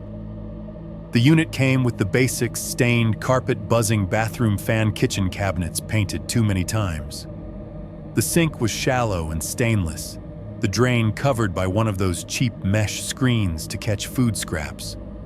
I told myself the pipes here were different, newer, untouched. On the first night, I unpacked just enough to make the place vaguely livable. Bed assembled, phone charger plugged in, microwave set on the counter. Pizza from the place on the corner sat half-eaten in a cardboard box. A can of store-brand soda sweated on the table, the mundane details of somebody trying to pretend this was just a normal move. Near midnight, I decided to do the dishes. It felt like a small act of control. Nobody ever died over a clean sink. I turned the faucet on. Water rushed out clear and cold, splashing over the greasy plate. I watched it spiral toward the drain, forming that familiar little vortex. Then I heard it. A plop. Soft, wet, unmistakable. Exactly like the sound a quarter had made the night I threw it into the well and punched a hole in my life. The sink was not full. Nothing had dropped from the faucet. That sound had come from below the drain. My skin crawled. Slowly, heart thudding, I turned the water off. The last of the stream slid away, leaving the steel basin streaked and shining in the weak light. In the circle of the drain, just under the cheap mesh screen, something gleamed. A coin. It sat lodged against the metal crosspiece just within view, old enough that the surface had gone soft with wear. The ridged edge was still visible in one spot where the grime hadn't claimed it. Around that edge, 4 or 5 tiny grooves were scratched into the metal. Not deep, but deliberate. They looked exactly like fingernail marks. 7.2. The drains, the fountains, and the Call's apartment life was noisy in all the ways that were supposed to be comforting. Thin walls meant I was never really alone. The guy to my left liked late-night video games, his subwoofer thumping through the drywall in irregular bursts. The couple upstairs fought in cycles, murmured, arguing a door slam, then the soft thud of reconciliation. Somewhere down the hall, someone's baby cried at odd hours, a high, thin wail that rose over the sound of the ancient elevator grinding up and down its shaft. Outside, sirens were just part of the soundtrack. The building sat 3 blocks from a busy intersection, and not far from a hospital. Ambulances, cops, fire engines, they all shouted their way past at least a few times a night. Cooking smells drifted under my door and through the vents, garlic 1 hour, burnt popcorn the next, somebody's midnight bacon. Life stacked on life stacked on life. My therapist called it reassuring environmental noise. It reminds your nervous system you're not alone, she said. You're part of a community. You survived. That's important. She did not live with my plumbing. It started small. In the bathroom, the shower head had a minor drip. Nothing unusual in a building this old. After I turned the water off, one last bead would form fatten and drop into the tub with a soft tash. The first few nights, I barely noticed it. I had other things on my mind, like how to navigate from bed to toilet on crutches without face planting. Then I woke up one night to a sound that threaded straight into my dreams and pulled me out by the throat. Drip. I lay there staring at the dark ceiling. The apartment was quiet, otherwise the upstairs couple apparently on a ceasefire. No sirens at that moment, no thudding bass, drip. I checked my phone. 3:03 a.m. My throat went dry. I lay very still and listened. The drip came every few seconds. Not random, not the lazy, uneven leaking of a worn-out seal, even, measured. Like a metronome someone had set to a slow, patient tempo. I dragged myself out of bed and crutched to the doorway. The bathroom was lit only by the weak glow from the hallway nightlight. The shower curtain hung still. No steam, no dampness on the mirror. I eased closer. Another Tosh. The drop fell from a perfectly dry shower head. It appeared out of nowhere, heavy and clear, bulging from the metal like it had been pushed through from the inside, then dropped to the tub with that same deliberate sound. I reached out and touched the shower head. It was cold. No condensation. The next night, it happened again. Drip, drip, drip. Always sometime around 3. Always the same tempo. Soon, it wasn't just the shower. In the kitchen, the sink drain developed a faint, steady tick in the early hours. Even when the faucet was off and the basin was bone dry, something in the pipe below would click against the metal. At regular intervals, a tiny knock carried up through the plumbing. Standing in the dark, I could feel it through the counter if I put my fingers there, like a heartbeat in steel. Out in the parking lot, the storm drains caught my eye. There was one just to the right of the building entrance, a round black hole in the concrete, covered by a rusting grate. Rainwater should have been its job, but we went a full week without so much as a drizzle, and the cement around it stayed damp, a permanent ring of darker gray, like it had its own microclimate. One afternoon, I watched a kid drop a gum wrapper through the bars. It vanished into the darkness without a sound. I swear the air above the opening felt cooler. In the mall, it was the fountains.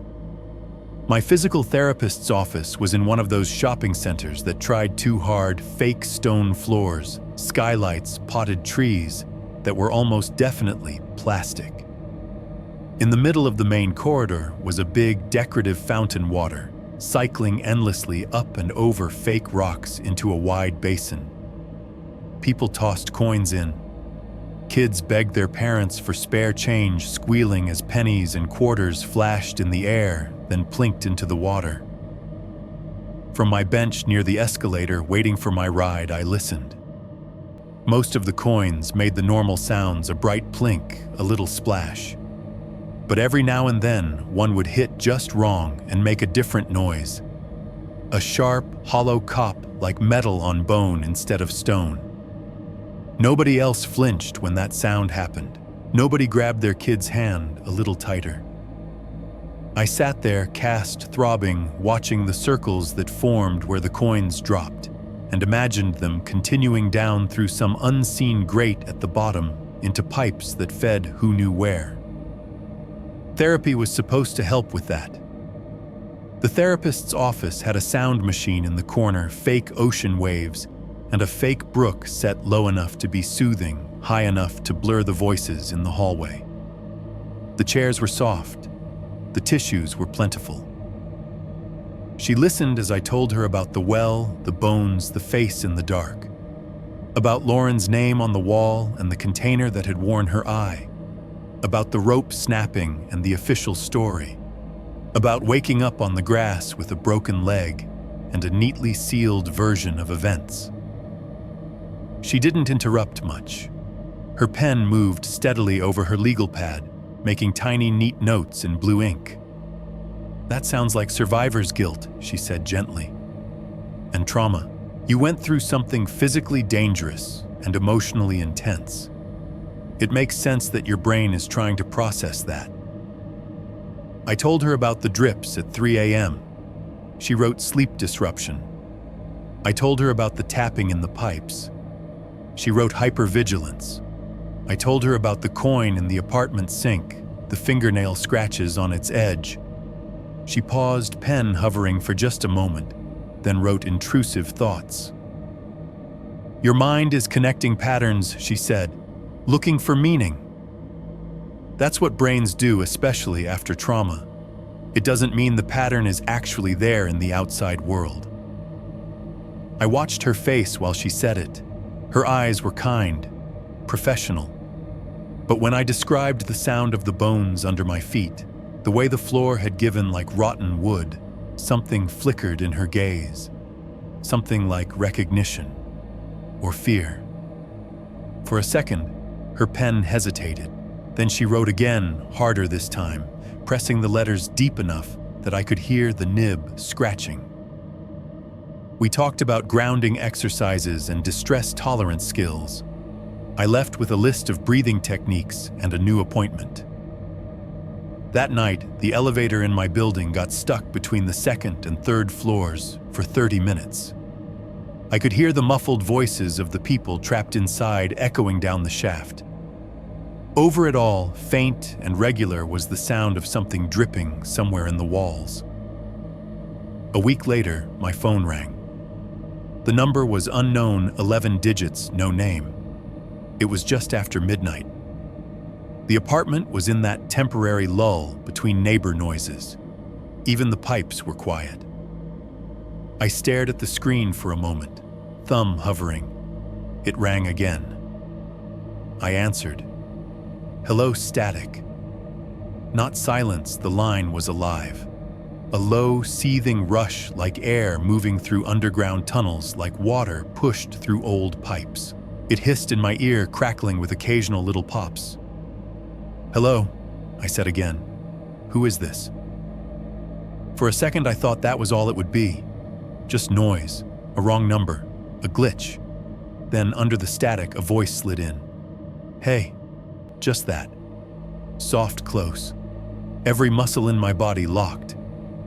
Lauren, I whispered. The line crackled, a burst of interference like someone had brushed their hand over the mic. It's cold again, she said. Her voice was distorted, stretched thin by whatever it had traveled through, but the cadence was hers. The way she hit the cold, a tiny drop on the second half of the word. I had heard that exact tone when she'd called me from the hospital parking lot complaining about the wind. I pressed the phone tighter to my ear, as if I could push myself through it. Where are you? I asked. The static surged, swallowing the words. I thought I heard water rushing past concrete. The faint clank of something hitting metal. Lauren, where are you? No answer. The hiss built, then faded like a faucet being turned off. The call dropped. The screen flashed. Call ended. No missed call notification. No log of the number. Just my background photo staring back at me. I sat there for a long time in the dim light of the kitchen phone still in my hand, the silence pressing in. A couple of days later, a different envelope showed up. Plain white city logo in the corner, my name typed in the window.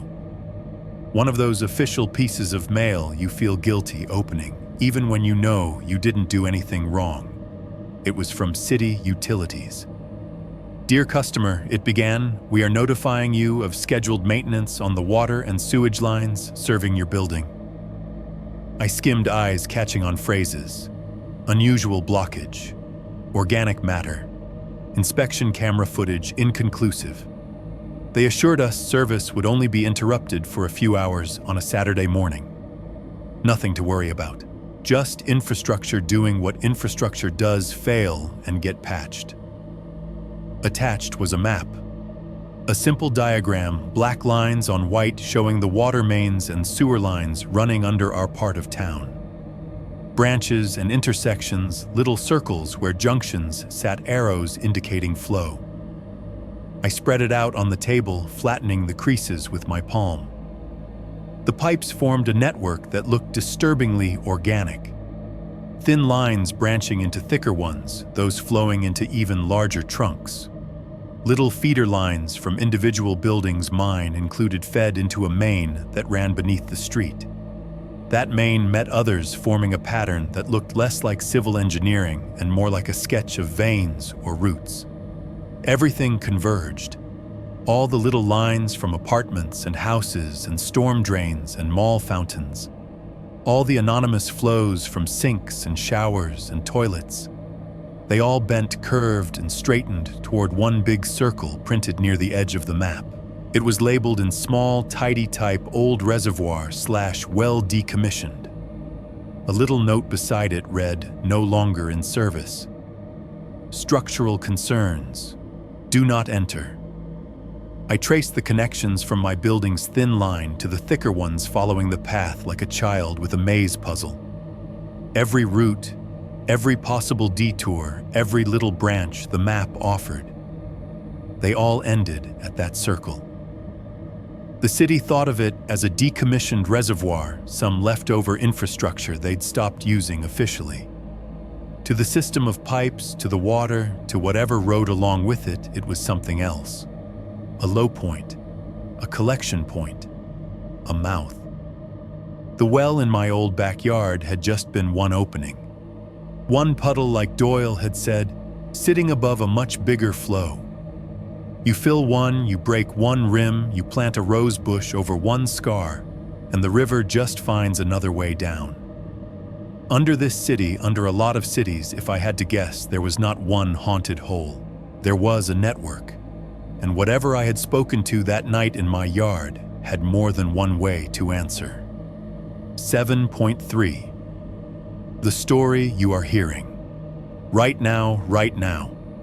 As I am typing this, my left leg feels like it belongs to someone else. The doctors put a metal rod in there with screws through the bone to keep everything lined up. They showed me the X-ray once, all grayscale and neat like a hardware diagram. It hurt worse after that. It is one thing to feel pain. It is another to know exactly what is bolted together under your own skin. The laptop is on the kitchen table of this apartment, a cheap faux wood surface that wobbles if I lean on it too hard. The only light is the over-the-sink fixture and the cold glow from the screen. Out beyond the sliding glass door is the parking lot, lit by a single sodium street lamp that turns everything that sickly yellow sedan's, oil stains, stray shopping cart, all dipped in the same color. I have a beer here that I am not drinking. I have pain pills in the cabinet that I am trying to stretch. I have one functioning good leg and a cast that itches like something is moving inside it. And I have a story I am writing as an email to a horror channel on YouTube. That last part is not a metaphor. This is literally an email. To you, whoever you are. The person who reads things like this on your channel, to people who fall asleep or stay awake to other people's worst nights. I tried the normal roads. I told the police what I remembered, the cleaned up version. They nodded, wrote fell into abandoned wellhead injury on their forms, and closed the file when the ER report came back. When I tried to add anything that wasn't concrete, their faces went tight in that way people get when they're deciding if they need to call someone with a different badge. I tried telling my therapist. She gave me handouts on trauma and circled the words flashbacks and distorted thinking. She told me my brain was making patterns where there weren't any. The landlord stopped answering my emails the second I used the word well in all caps. So here I am, talking to you. Because if there is any category of person left on this planet who might actually listen to a sentence that starts with the wish I made, did not stop at the bottom of one hole, it is someone whose whole job is saying this next story comes from a viewer into a microphone at 2 a.m. While I am typing this, the apartment sounds like every other middle-class box stacked on a parking lot in America. The fridge behind me cycles on and off with a tired, rattling hum. Every once in a while, the compressor kicks harder, and it makes that low, grinding sound, like it is about to die, but it never does. Out in the hallway, the elevator dings when it hits a floor. It is an old elevator, the kind with a mechanical groan between levels and a door that sometimes has to be shoved. I can hear it even through the door. Ding, slide, muffled voices. Ding, slide. Somebody's TV leaks through the wall in soft bursts of canned laughter. Somewhere below, a toilet flushes, and there is that familiar rush whoosh of water in the pipes. And under all of that, from directly beneath the floor where my chair legs rest, there is another sound. It started as a drip, like at the old house. Now it is something else. Listen to this very carefully. If I sit very still, fingers hovering over the keys, I can hear a tiny cop, cop, coming up through the tile. Not the hollow knock of a neighbor's broom, not the click of expanding pipes. It is too regular, too delicate. It sounds like someone is under the slab tapping one knuckle slowly and precisely against the underside over and over, feeling for weak spots in the grout. When I shift my foot, the sound pauses. When I go back to typing, it starts again. You probably think, listening to this, that you are safely on the other end of a story that has nothing to do with you. That this is just another true horror email for your channel. A self-contained nightmare with a beginning, middle, and end, a like button, and a comments section. So let me ruin that distance for you.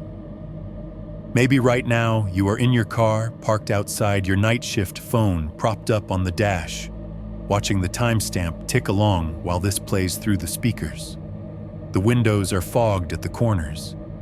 The only light is the radio and whatever spills in from the streetlights. Your feet are near the pedals, inches above the steel and road and whatever runs under the asphalt. Maybe you are in your kitchen alone, leaning on the counter. The sink is behind you. Maybe there are a few dishes in it soaking. Maybe you are thinking about turning the faucet on when this part ends. Maybe you are in bed, earbuds and lying on your side. There is a wall behind your knees, or the back of a couch, or the edge of a mattress pushed up against plaster. You left just a little space between your body and that solid surface because nobody likes to feel completely pinned. Wherever you are, there is a good chance that within 10 feet of you, there is somewhere the water goes down. A drain, a toilet, a storm grate out on the street, the dark hole at the bottom of a decorative fountain in some hotel you are driving past. What I am trying to tell you is this: it does not need the old stone rings anymore. It does not need little houses for buckets and shingles and tourist brochures that call it charming. All it needs is a mouth, and we have built a whole world out of them. Every time a kid tosses a penny into a mall fountain and says, "I wish," those words go somewhere. The coins sink. The water moves. Underneath the tile and fake rock and bubble jets, pipes carry it away into darker places. Every time someone stands at a sink, hands braced on the counter, staring into the drain, and says, "I would give anything to have them back," those words do not vanish. The steam from the dishwater hits the ceiling. The sound hits the steel, the porcelain. It travels. Anywhere water and bone meet, hospital drains, under autopsy rooms, storm sewers, under intersections, reservoirs, and retention ponds, with polite fences around them. There is a place where something like what I met can listen. The wish I made in my yard did not just sink. It put a flag in its system. Me. The wish Lauren made wherever and whenever she got the chance put another. Bring him. The well under that rose bush was one convenient endpoint. It was not the only one. I know this because the more I type, the quieter this apartment gets. The fridge a moment ago kicked off. The compressor did not come back on. The hallway elevator has stopped dinging. Either nobody is moving between floors, or the thing itself is holding its breath. Even the usual sirens have taken the long way around tonight. What has not gone quiet is the sound under the floor. Or it didn't until a few minutes ago. Here is the part that scares me more than anything I saw on that bone floor. Since I started typing this line, the tapping has stopped. That is not good news. I'm going to do something stupid now. I'm going to move the laptop. I am sliding my chair back. The legs squeal on the tile. My cast bumps the table. The pane flashes up bright and ugly, but that is background noise compared to the silence coming up through the floor. I am setting the laptop down on the ground, right next to where the cold from below seeps through. I am opening the recorder app again. I am hitting record and pushing it as close to the tile as I can get without covering the mic. Outside, a car door slams. Somewhere in the building, someone laughs. Life persists like it always does, oblivious. In here, I lower myself as far as my leg will let me, fingertips touching the cool grout. At first, nothing. Just the faint electric buzz of the tablet charger in the wall and the distant hum of the building's systems. Then, from under the surface, very faint cop. A single small knock, not right below me, a little to the left, then another closer. Cop, it is moving. Following the line of the plumbing, maybe sliding along whatever pipe carries my sink water down to that pretty circle labeled decommissioned on the city map. Between the knocks, something drags. It is not loud. That almost makes it worse. A soft, wet slide like a heavy soaked blanket being pulled across smooth concrete. The sound of flesh moving over something harder beneath. It comes in little bursts, timed with the knocks, like whatever is doing the dragging has to brace itself. Reach, pull, rest. Under my palm, the tile feels faintly cooler as it passes under me. The recorder's little waveform dances tiny spikes marking each sound. Somewhere far off in another building, another town, maybe in the mall you're in right now, or the gas station bathroom you stopped at earlier, someone drops a coin. I hear it. Not in this apartment. Through the floor of the recording, a sharp ring of metal meeting water warped by distance and pipes and whatever else it has to bounce off down there. Someone somewhere just closed their eyes and said, "I wish." I keep my hand where it is, though. Every instinct I have wants me to jerk it back like the floor is hot. I can hear my own breathing on the recording now, fast and shallow. Under it, something else breathes back. Thin, wet, right below the mic. If the person reading this aloud on your channel didn't cut the audio for this part, you might be hearing it too right now through your car speakers, your kitchen Bluetooth, your earbuds, that faint damp inhale like air being pulled past waterlogged lungs. That faint damp exhale like the sigh of a pipe emptying. Maybe as you listen, you'll notice a sound in your own house that you always wrote off as a quirk. A single drop from a faucet that wasn't dripping before. A coin you didn't remember owning rattling near a floor vent, then going silent. A new tiny knock under the tub directly under where your feet are when you shower. Here is the only useful thing I can tell you. If in the next few nights you hear so much as a single drop or a coin hitting somewhere, it shouldn't do not stand over it and make a wish. Do not lean on the sink and whisper that you would give anything. Do not toss even a penny into any dark circle of water and think the universe isn't listening. That is all it needs. Your voice, your want, and a way up. I can feel it under me as I type this last line. The tiles are cooler. The breaths on the recorder are closer. It has my number. Now it has yours.